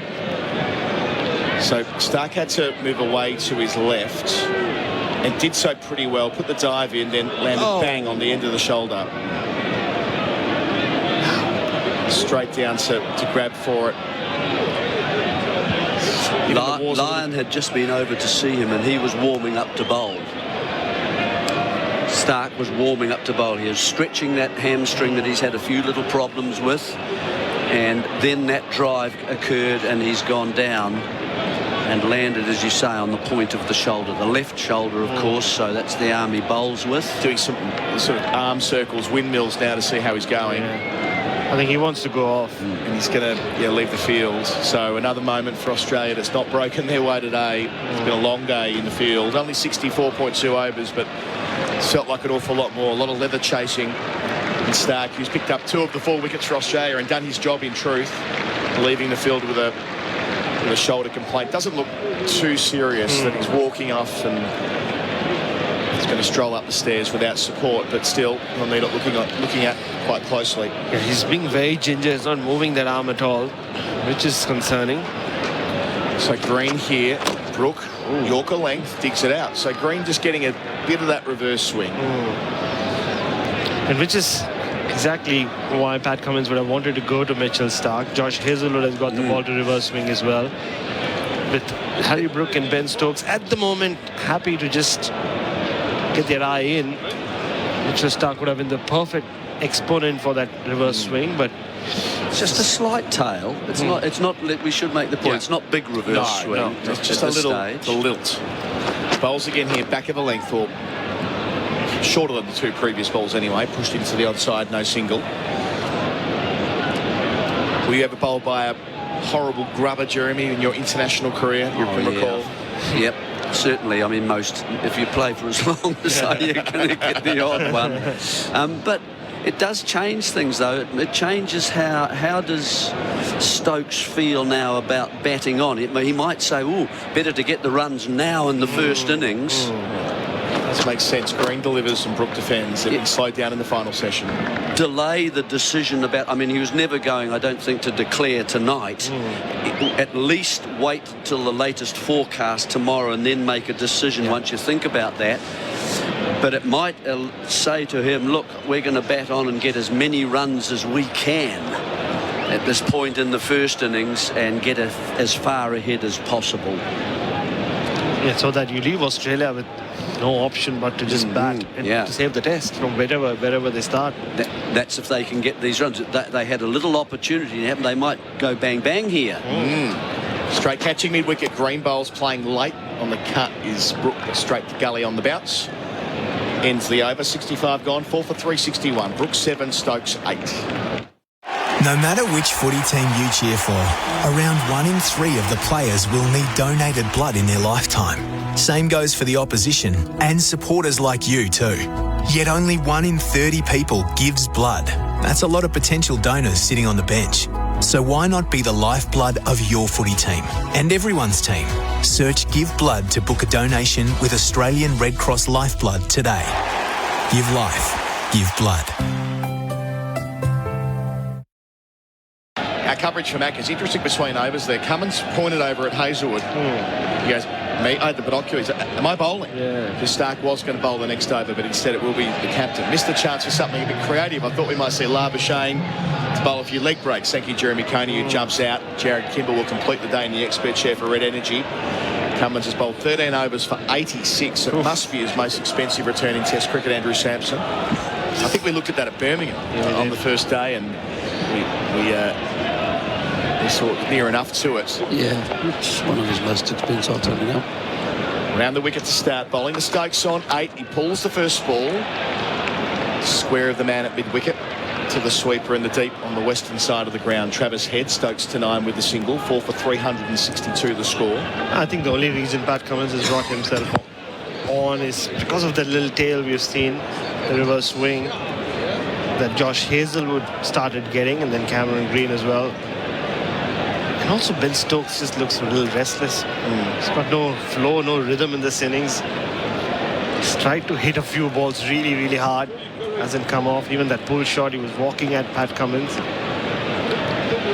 So Smith at second slips up quite close. Gully as well. Bowls here to Brook on his pad though. Taken out to deep backward square for an easy single. He's 8. 4 for 363. Jarrod Kimber, hello to you. Hello to you, Adam Collins. It's that kind of afternoon, isn't it? What are you doing?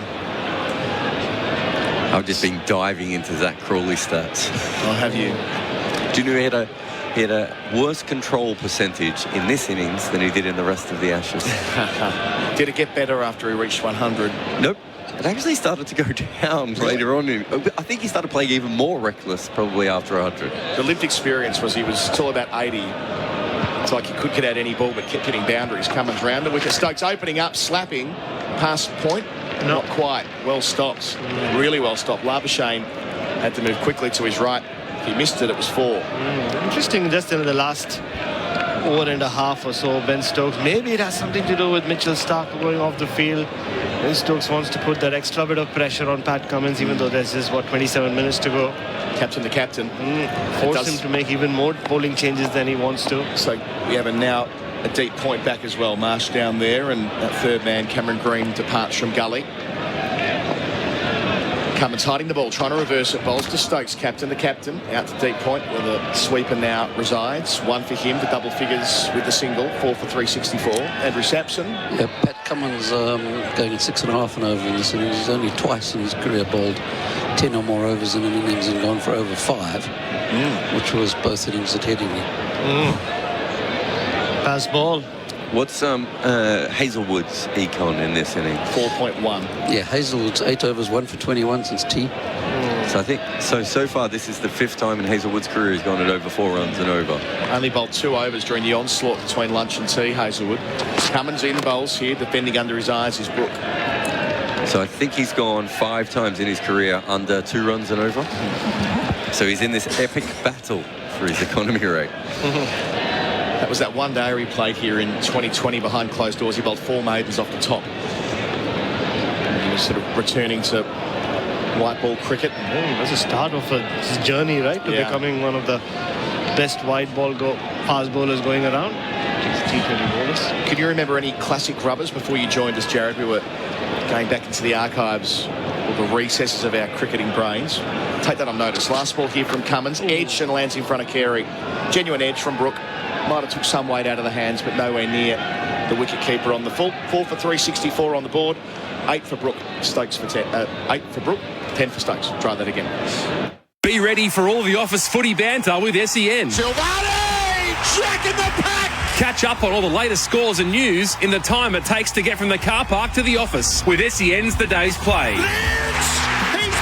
Our team of expert commentators go over the results, cover the big talking points, plus share the match highlights as called on AFL Nation. Darcy Moore, mowed him down! SEN's The Day's Play, your one-stop podcast channel to catch up on every sport called by SEN. Mitchell Starc back on.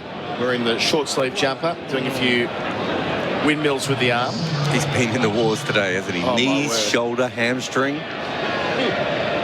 He's like Bruce Reid today. Yes, so Mitch Marsh back in the attack. He's bowled 6 overs for 44 so far, the all-rounder. Turn 2 only when Crawley was on 112. Still doesn't look very happy though, Mitchell Starc. He's trying to get his shoulder. That free motion in his shoulder. Just spin it over and over again. Still holding it. I think we missed our chance for a bit of Marnus Labuschagne here, you know. Did take an important wicket here in 2019.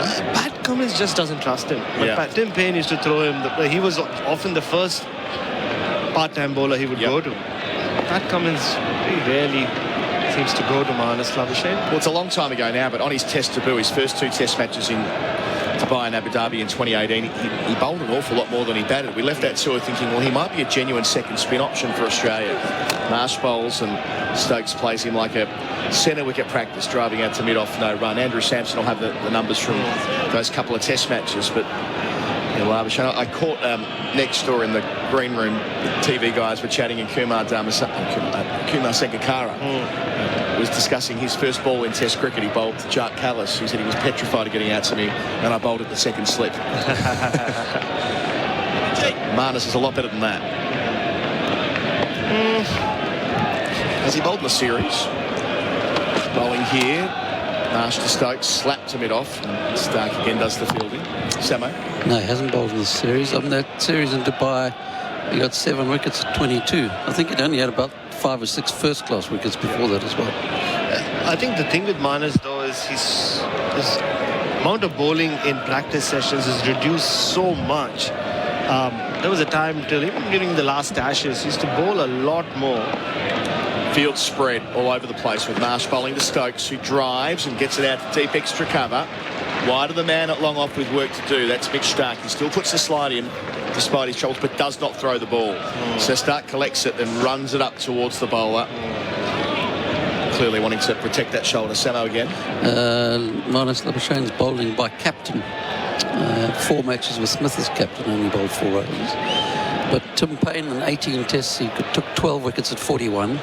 And so far for Pat Cummins in 19 tests, he's bowled less than half the number of overs and just taken 1 for 225.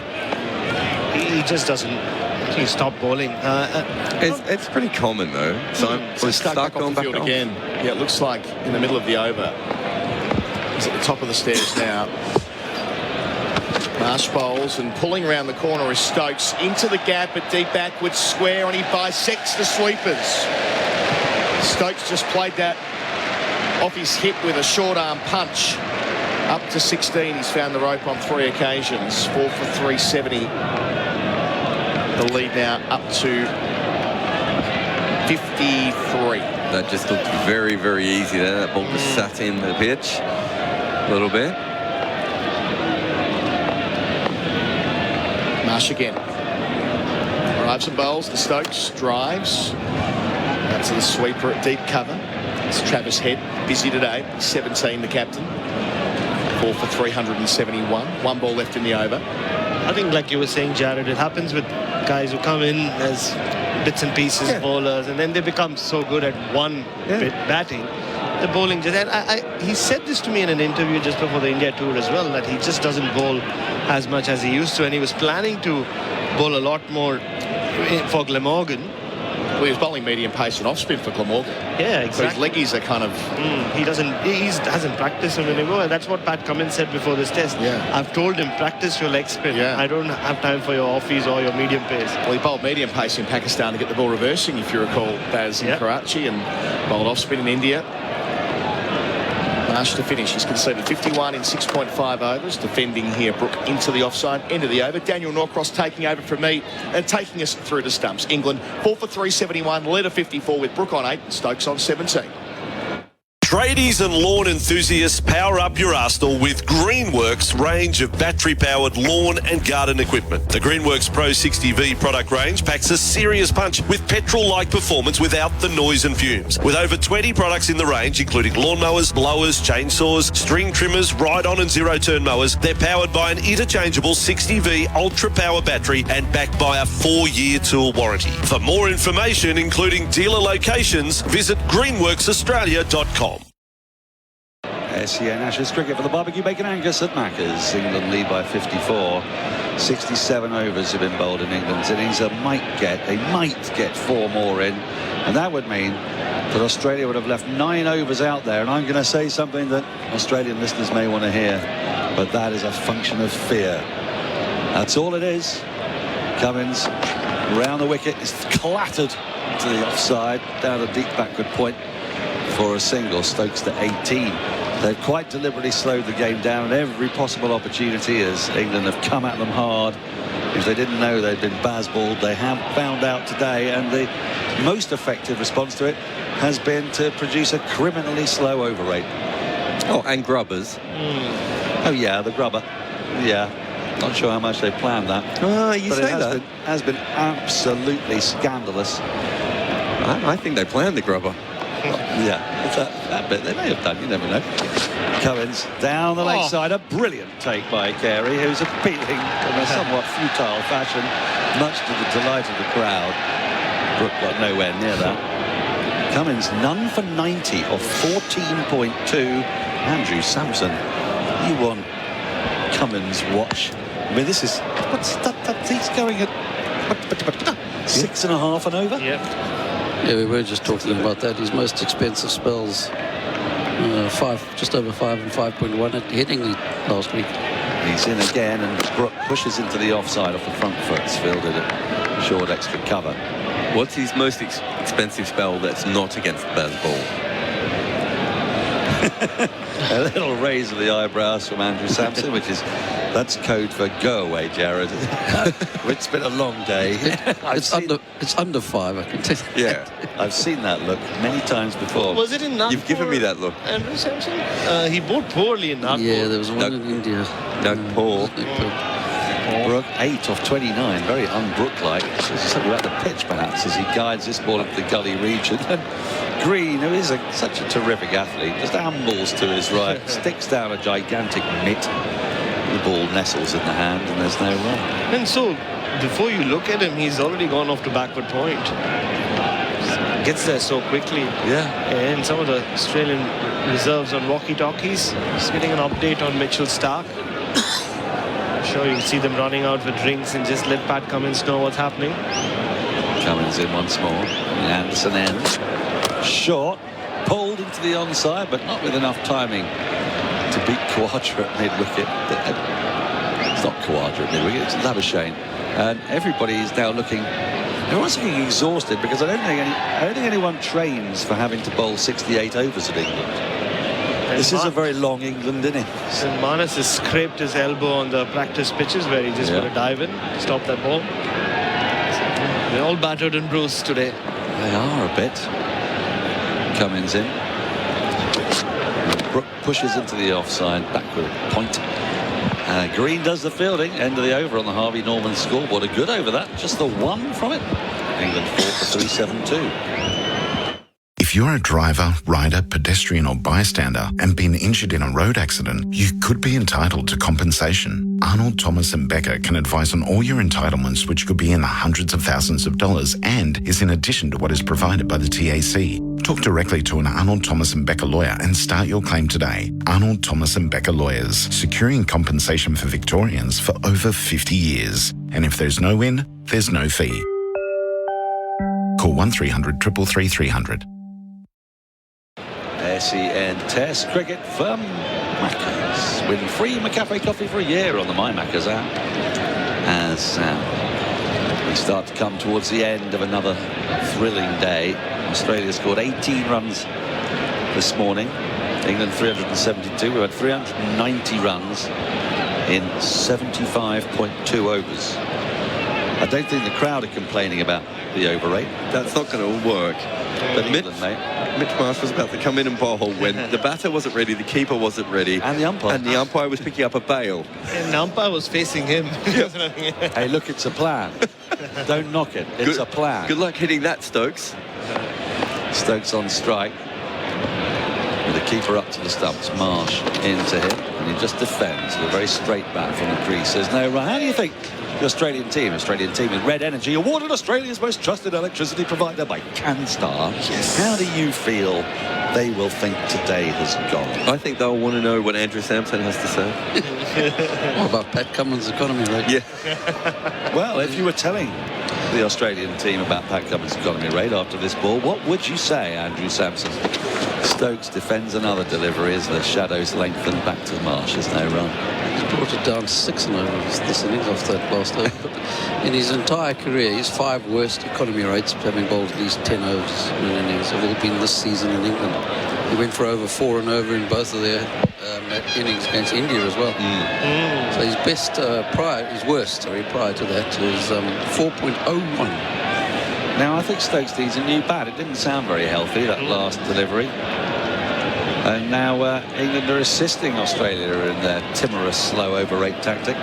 Oh no, and Stokes has said, no, this is baseball era. I'll play with a broken bat. I'll play with a broken bat until you get me the other bat. Marsh lollops in. Stokes defends it to the offside with an angled bat down to deep backward point. Collects an easy single, moves to 19, 4 for 374. The lead 57. Yeah, I mean, this test match is meandered along in the last 15 minutes. So Jarrod Kimber has shifted his attention to a much more exciting test match at the Queen's Park Oval in Port of Spain. Well, I was showing you to point out that Indian openers were also basballing. Yeah, they were. And Jaiswal was just gone out. So he made, 57 from 74 balls. He actually slowed down a little bit. I think they hit a couple of sixes maybe early on as well.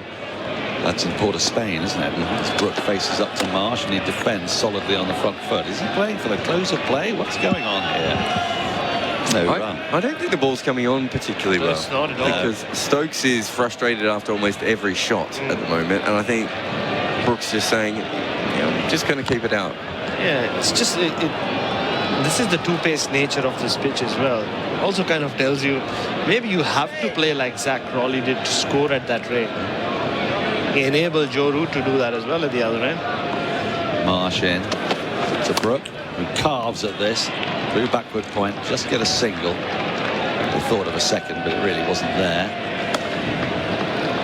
It's now 4 for 374, and I was given a bum steer by the scoreboard earlier. Brook to 9. I mean, it's got to be the slowest 9 in Brook's test career, isn't it? Of 34 balls. If only there was someone here who... If only there was someone here whose time could be wasted telling us the truth to that or not. Yeah, it would be good if we knew someone. Poor old Andrew Sampson. This will happen on days when not a lot of wickets fall. Marsh into Stokes, who looks to punch the ball through the offside, gets a thick inside edge, frustratedly bangs his bat on the ground. End of the over, 69 gone in England's innings, 4 for 374. Learning new skills, bonding with loved ones, exercising the mind and body. All rewarding, but not as rewarding as a Kogan Money credit card. Earn a whopping $300 Kogan.com credit to spend on the most in-demand products when you meet the minimum spend criteria. Did we also mention there's no annual fee? Use it anytime, anywhere. The Kogan Money credit card. It's just more rewarding. Search Kogan Money to find out more. Spend criteria applies. Offer ends August 31, 2023. T's and C's, other fees and charges apply. Credit provider, National Australia Bank Limited. SEN Test Cricket for Maccas. Win free McCafe coffee for a year on the buy Maccas. Yes, Andrew? His current strike rate of 26.47. His slowest is 27.27, 3 off 11 balls at Headingley. Because the one innings he scored a duck, he didn't face a ball. Didn't face a ball. So he didn't have a strike rate. Loving your work. Start of a new over. It's Cummins again. Forward comes Brook and pushes up to mid-off. There's no run. Yeah, Cummins' speed's down to 84 miles an hour. This pitch is interesting. When you look at the way it played yesterday, Chris Wokes got... Daniel Norcross has found a tee bag from somewhere. In his pocket. Yeah. He's stolen from someone. No, I think George DeBell's put it there. You know George DeBell, the esteemed cricket writer. I'm aware of him. Have a drink on me, and then he sticks a tea bag in your top pocket. I think that must have been it. Cummins in, and this is guided past green for once. They might get 2. Brooks come back for 2, and that takes him into double figures. 11 from 36. The lead moves to 59. So, snipping around a little bit yesterday, and Chris Wokes bowled beautifully, so did Stuart Broad in some spells. And during the afternoon, the sun beating down, it looked like a batting beauty. Just the way, like more than even the way Zach Crawley batted, the way Joe Root got his eye, and it felt like a Joe Root wicket. Just in the last hour or so, we've seen balls keep low, balls jump, balls stop. Stuff's happening. Cummins is out, is in, and this is pushed into the offside by Brook. He's going to get an easy single, which you saw on the replay stream with Tyre Power. But from a very similar length to the ball that Hazelwood did for Root with the Mully Grubber, that one just lifted a bit on Brook and took him at the very top of the bat, almost the bat handle. Yeah, it's certainly not consistent bounce at the moment. There was a couple early on today as well. There were some signs that this might have been happening, but it's been a bit more dramatic. My question to you, Bharat, is if England win this test, can Pat Cummins play in the next test? Well, can he not play? Well, he has to, right? He has to. He just has to. He's not going to have any rest. Yeah. That was always the challenge. They were trying to make the most of this big break. Cummins into Stokes from around the wicket. And again, he's turned around slightly. A ball that sticks in the pitch. He pushes it back up the wicket. And there's no run. Yeah, I think it would be a challenge how they read into, forget about how we look at it, how they read into today's performance. Is it just a one-off where Bass ballers come off and they're like, you know what, we could have got Zach Crawley out so many times, it just didn't work out. Or will it be, and Moeen Ali, and all a question of, we looked a little knackered today. It's all happening out there at the moment. Cummins is into Stokes, who push drives, crunch drives off the back foot to short extra cover. He can't beat the field. There's no run. And suddenly batting looks genuinely quite difficult.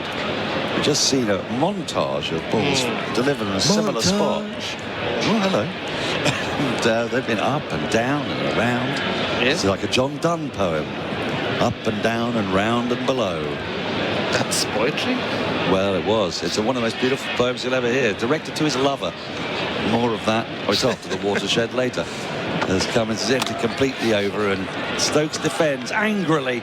His innings has been angry. He has 19 from 29, 70 gone on the Harvey Norman scoreboard. England 4 for 377. Learning new skills, bonding with loved ones, exercising the mind and body. All rewarding, but not as rewarding as a Kogan Money credit card. Earn a whopping $300 Kogan.com credit to spend on the most in-demand products when you meet the minimum spend criteria. Did we also mention there's no annual fee? Use it anytime, anywhere. The Kogan Money credit card. It's just more rewarding. Search Kogan Money to find out more. Spend criteria applies. Offer ends August 31, 2023. T's and C's, other fees and charges apply. Credit provider, National Australia Bank Limited. Joel Marsh, who's become, in these two tests, an integral part of this Australian team. An Australian team with Red Energy, awarded Australia's most trusted electricity provider by CanStar. You said that before, didn't you? I may have done. Is in. It's bowled to the right-handed Brook with a short mid on, and he just works this ball nicely out to deep mid-wicket around his front pad, gets a single. Head does the fielding. The lead 61, 4 for 378. Now, one of the stories that slipped slightly under the radar, certainly for Australian listeners, may be that today, for the first time that I know of, one of the light pylons has been named. Are you aware of this? Was it named after Alex Hartley? It was named after World Cup winner Alex Hartley. Yeah, she didn't know this was happening. She was met by somebody at Lancashire. She said, I just want to have a quick chat with you about Kate Cross, and then took her around the ground and stopped at the light pylon. Stokes defends a shorter ball from the crease back to the bowler. There's no run. And they stopped to have a chat, and suddenly Alex clocked what was going on. And Fizzog is all over it. The Alex Hartley, whatever you call it, floodlight pylon. Hartley pylon? There's strong talk. I've been speaking to you can't call it the Hartley pylon, can you? The Hartley can't call it, no. The Hartley pylon, no. As Stokes drives down the ground, long off, moves to his left to field. Hazelwood, they get one more. 4 for 379, the lead 62, Stokes to 20. There was talk at the Surrey committee that I might get an ashtray named after me. Oh, the Daniel Norcross ashtray. Like one of those expensive ones they have in the submarines that can't be broken? It won't be that good. No. It'll just be a manky, disposable metal thing, I should imagine.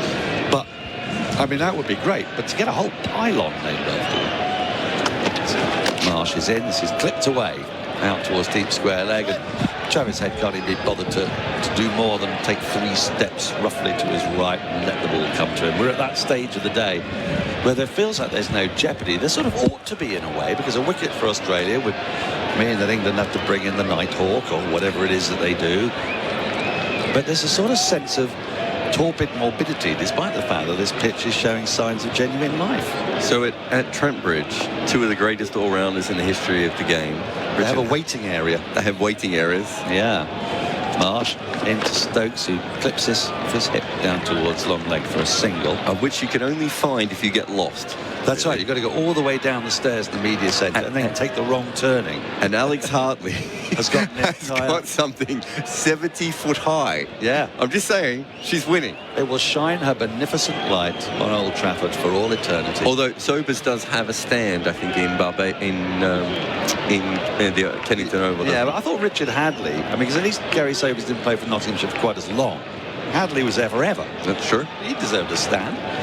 Marsh into Brook, who works this to short mid-wicket. Cam Green does the fielding. End of the over, the penultimate over of the day. So the Nighthawk can take his pads off on the Harvey Norman scoreboard. England 4 for 381.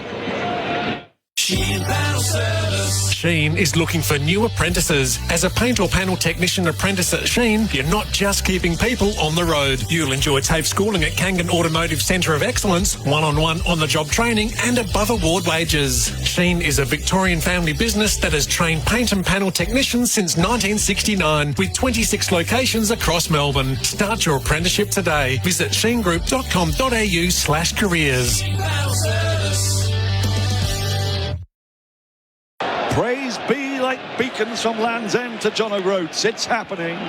Marnus Labuschagne is getting into the attack. The man who picked up the all-important wicket of Jack Leach on this very ground when Australia produced their Ashes-winning performance in 2019. Finally, Pat Cummins for the 72nd over of the innings. For the last over of the day is called on Labuschagne. It will be the last over, so the Nighthawks pads are off. And Adam Collins and Bharat Sundaresan have come to sit down next to us because this is an event, as I say, like beacons from Land's End to John O'Groats. Sing songs and make happy poems for young and old alike. For Marnus Labuschagne, his box office at the best of times. And these are indeed the best of times. I feel like doing a charity walk in his honour. Excellent. This has been the least animated Marnus Labuschagne ever has been this series, just overall. Well, has Bazball finally broken him? No, I think Parenthood might have. I did ask him this. I asked him this when he made 100 at Adelaide last year. Have you calmed down because you don't have as much energy up in the night? He said that's right. Yes. Yeah. And his wife and child have been here with him till pretty much just before this test. So one thing when he bowls, he thinks every ball is a wicket. Yeah. Well, he's very meticulous with his field as well. And they're making absolutely sure this will be the last over of the day. He had the ball in his hands 2 minutes ago and he's yet to deliver a ball. Forward short leg, a slip in place. Mid-off is a little deep. Long on is all the way back. Short extra cover. Short mid-wicket. Deep mid-wicket. And a deep backward square leg as well as a deep backward point. Does Stokes have a go? It's the last over of the day, or does he say, lead by 64, let's come back tomorrow and sort this out? Labuschagne is in around the wicket. Stokes punches off the back foot. There's a long single there. He doesn't take it up to mid-off. He hit the single off the front foot and legged it. It would have been run out by yards when he first came to the wicket. Here, he's hit it to quite a deep mid-off and couldn't be bothered. Now, that was the leggy. The leggy? And it turned a bit. Labuschagne in, and this is carved to short extra cover by Stokes. No run. How much spin is he getting here? They're bowling towards us, so we need to keep our eyes on the replay stream of tyre power. Save on Falcon tyres. As he spins the ball from hand to hand. He's in once more. Short, and that's been pulled out towards deep square leg. Should be cut off. Is cut off. They're coming back for a second. And they make it relatively comfortably. It's Cam Green out there. He's been all over the place today, Cam Green. So used to expecting to see him at gully, and he's not. Just noticing behind Alex Carey there, generally you see a helmet behind the keeper. There's a guard, the abdomen guard, just placed there. Yeah. Strategically. Are they making a statement, Australia? An abdominal protector. 2 more to Stokes. That kept really quite low again as Labuschagne's in, and this is driven up to that deep mid-off. Stokes can't be bothered to run. Stokes has 23. There are 2 balls left in the day's play. Clock's ticked over to 6:31. There'll be nothing more after this ball if it takes a wicket. Or the next ball as Stokes now ambles a single, goes back into his crease and punches a back foot drive to long on. Harry Brook will face the last ball. with England 4 for 384. And delighted to tell you that over 400 runs have been scored in the day. 384 by England, 18 by Australia. Crucial 18 runs that Australia added. Could be. It could yet be, Bharat. Could be. The lead is a slender 67. There are 6 wickets in hand, but... could Harry Brook make a statement, just bookend this day perfectly with a pick 6? Doesn't have time for spinners on most days. I tell you, England's scoring rate has gone down quite a bit since he's been at the crease. 14 off 40. Last ball of the day. He pushed drives to short extra cover. He survives. Stokes survives. And England, they go into stumps on 4 for 384. Brook 14, Stokes 24. The crowd rises to what has undeniably been, for once, an unequivocally one-sided day in this Ashes series, which has warped and weft and twisted and turned. But today, England took a decisive step towards dominance in a test match, and they haven't really looked like giving up that position. The lead is, yes, only 67, but there are 6 wickets in hand. We've had 402 runs, the scandalous 79.2 overs, a run rate of 5.07. It's been thrillingly entertaining stuff, and as the players walk off, well, no doubt for once which side will be happier. Bharat Sundaresan. Yeah, for once it's been that kind of series. It's been nip and tuck. Every time you've felt that one team's running away with the game, the other team has fought back. And you always knew there was going to be one day where that won't happen. And just the way the first half of the series went, you thought it would be England having a bad day where Australia just dominated. You kind of thought that it would be a side getting bowled out. Very cheaply, but the irony is it's England who have dominated, and Bazball has reigned supreme today at Old Trafford. And even for some of us non-converts, we've seen the impact it can have on a fielding team, even the best team in the world, which is Australia right now, World Test champions. And have you become a convert?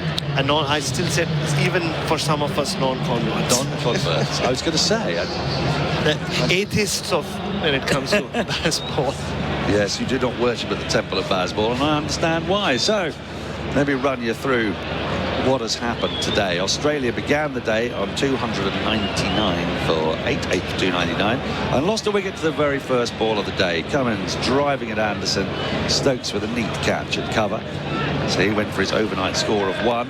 Hazelwood we thought he was out, caught in the very next over off Wokes, but it turned out to be the most marginal, one of the barest of margins, a no ball. But nonetheless, Wokes got his man. A few overs later, he departed for 4. Mitchell Starc unbeaten on 36. His Old Trafford average, therefore, 170. Going to Andrew Sampson, quite extraordinary. They've meant that Wokes finished with 5 for 62 and got on the honours board. And Anderson picked up his 689th wicket, 1 for 51 he finished with. But then really the meat of the day was all about England. Duckett lost his wicket early, caught little thin nick through to a swinging delivery from Starc outside the off stump. He went for 1. Then Moeen Ali, a risky pick at 3, and Ben and Zach Crawley put on 121 in just 25 overs. Moeen making 54 off 82. It was a streaky 54.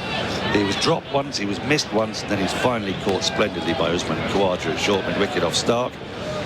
Then a partnership of 206 in double quick time. It took less than 30 overs, 29.4 overs between Zach Crawley and Joe Root before Crawley was out, dragging a ball that kept a little low from Cameron Green back onto his stumps. He made 189 and 182 balls, 21 fours, 3 sixes, vindication of England's decision to select him.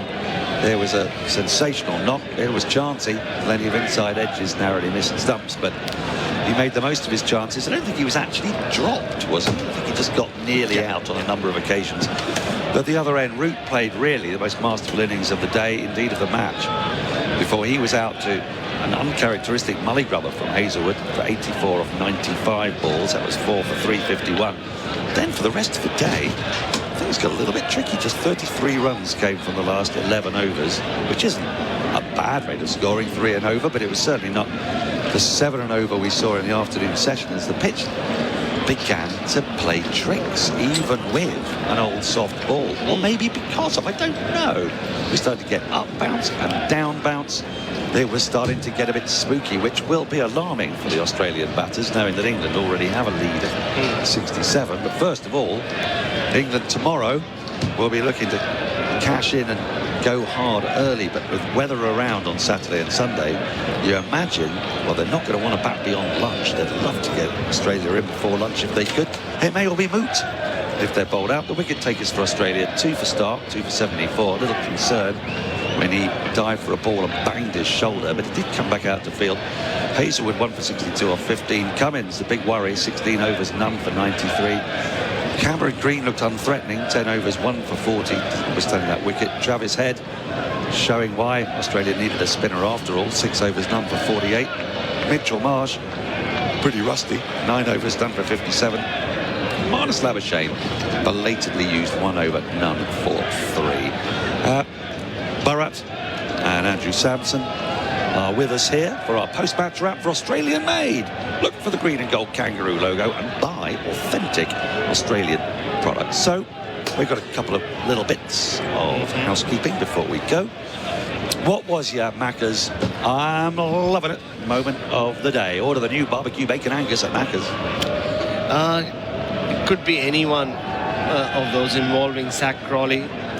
I don't want to talk about the point where he got to his century because it was a pretty ordinary shot. He just bunted it through the offside, and maybe let's talk about the shot he played to take Australia or take England over the line or give them the lead. The 6 over long massive on. 6 of Mitchell Marsh. Unbelievable shot. Just stood tall, stood straight, and hiked him over mid-wicket from that stationary position and played some special shots, some airy-fairy shots, but yeah, that was the moment of the day. Do you have any additions to that, Andrew Sampson? Well, I thought the 4 and the 6 that he had off the first 2 balls that Travis Head bowled. Yeah, that was quite fun, authoritative in making a statement and all that. So no one's going with the reverse ramp again from Root. We're getting blasé about that. Come on, that's just like been there, seen it, front foot defensive shot. Yeah, come off it. Yeah. Okay, yeah, no, I think both of those. I'm not even going to adjudicate. I think I'm going to say it'll go to 5 sets. Might even go to a tiebreaker. I like that. Finally, before we wrap up, what was the Macca's delivery of the day? Macca's order via delivery on the My Macca's app, and surely there can be no doubt about it. Yes, the one to Joe Root. What a ball that was. Unplayable. Perfectly set up, ball length deliveries which behaved normally and went where they should go around the hip region of Joe Root, and then landed one right there. Made sure it went past Joe Root's ankle and smashed into his stumps. Is it a harbinger of doom? Could well be for Australia. It could well be because for Australia. This pitch looked blameless for the entire afternoon. Yeah. And then in the last hour, it's just you thought, up, down, and below. But I think the way Ben Stokes and Harry Brook countered that, Ben Stokes playing an angry innings like it described it. He played a lot of shots, didn't make proper contact with any of them. Harry Brook played very conservatively. Also tells you that what England wanted to do was just see off that period, come back tomorrow morning, and I think they'll just go bang, bang, bang, bang, bang from the very start, so that they don't waste any time out there, get a lead of 150 or whatever they can manage, and put Australia back in. But yeah, this pitch has been interesting on both days. There have been periods where the ball has done a little bit like yesterday, and then of course it looked a dream to bat on, and that's where Joe Root came to the fore and played. You're right, the best knock of the match so far. Deserved 100 before being unfairly clean bowled by Josh Hazelwood. That's cricket. That is cricket, like he said to the support staff 2 days ago. And but then, yeah, it started misbehaving a little bit. And Australia are on the back foot. They're a team under pressure. Mitchell Stark, you said he came back onto the field and then went immediately. He just fielded for half an over. So there'll be questions asked about that. They're already in without a spinner. And Mitchell Marsh and Cameron Green, even though he did take the wicket, Cameron Green off Zach Crawley, looked pretty ineffective. Before we go, is it fair to say that today, for the first time really, There were moments at Lord's in the Stokes onslaught, but actually that was one man. Yeah, that's one man doing something that he's going to do, and they held their nerve pretty well actually. And then I mean, after it was at the tea break or whatever, I can't remember. There was a break, and they reset and they approached Stokes slightly differently, which showed actually good game smarts in the moment. But today, it just felt like a whirlwind had hit them, and there were 5 captains on the field. Yes. There were a million plans. None of them really made total sense, and they looked genuinely rattled, didn't they? I'm going to stick my neck out and say probably Pat Cummins' worst day on a test match field, not just as captain, as his players. Dropped catches, that one that he didn't go for because he was moving in the wrong direction. Missed fields, there was that overthrow that went past him because he wasn't backing up. His bowling was pretty ordinary throughout the day in various spells, even while some of his partners at the other end were building some sort of pressure. He just wasn't able to do that. Most expensive figures, like Andrew Sampson told us, and the captaincy as well was tested, wasn't it? At one point they changed at least 3 or 4 plans within the same over to Zach Crawley. Ben Stokes had them rattled, but they kept their calm. They didn't panic because they'd seen it before. But Zach Crawley of all people, Lurch as you call him, to really rattle the Australians, and it'll be interesting to see how they come back from this tomorrow. Well, on that bombshell, Pat Cummins' worst day of Test cricket, says Bharat Sundaresan. It's time for us to leave you. We are going to be back at 7:30 Melbourne time, 7:30 in the evening Melbourne time tomorrow. This game is not over for Australia. They have got plenty to play for. Early wickets tomorrow. As this pitch is going up and down like this, if they can set England any kind of target in the 4th innings, well, maybe England won't have wanted to chase after all. Maybe England have spurned the best of the conditions. Time will tell. Or maybe rain will come to save either or both sides. Who knows? The clouds are rolling in over Manchester. There are dark and portentous times ahead. We will be back at 7:30 tomorrow evening Melbourne time.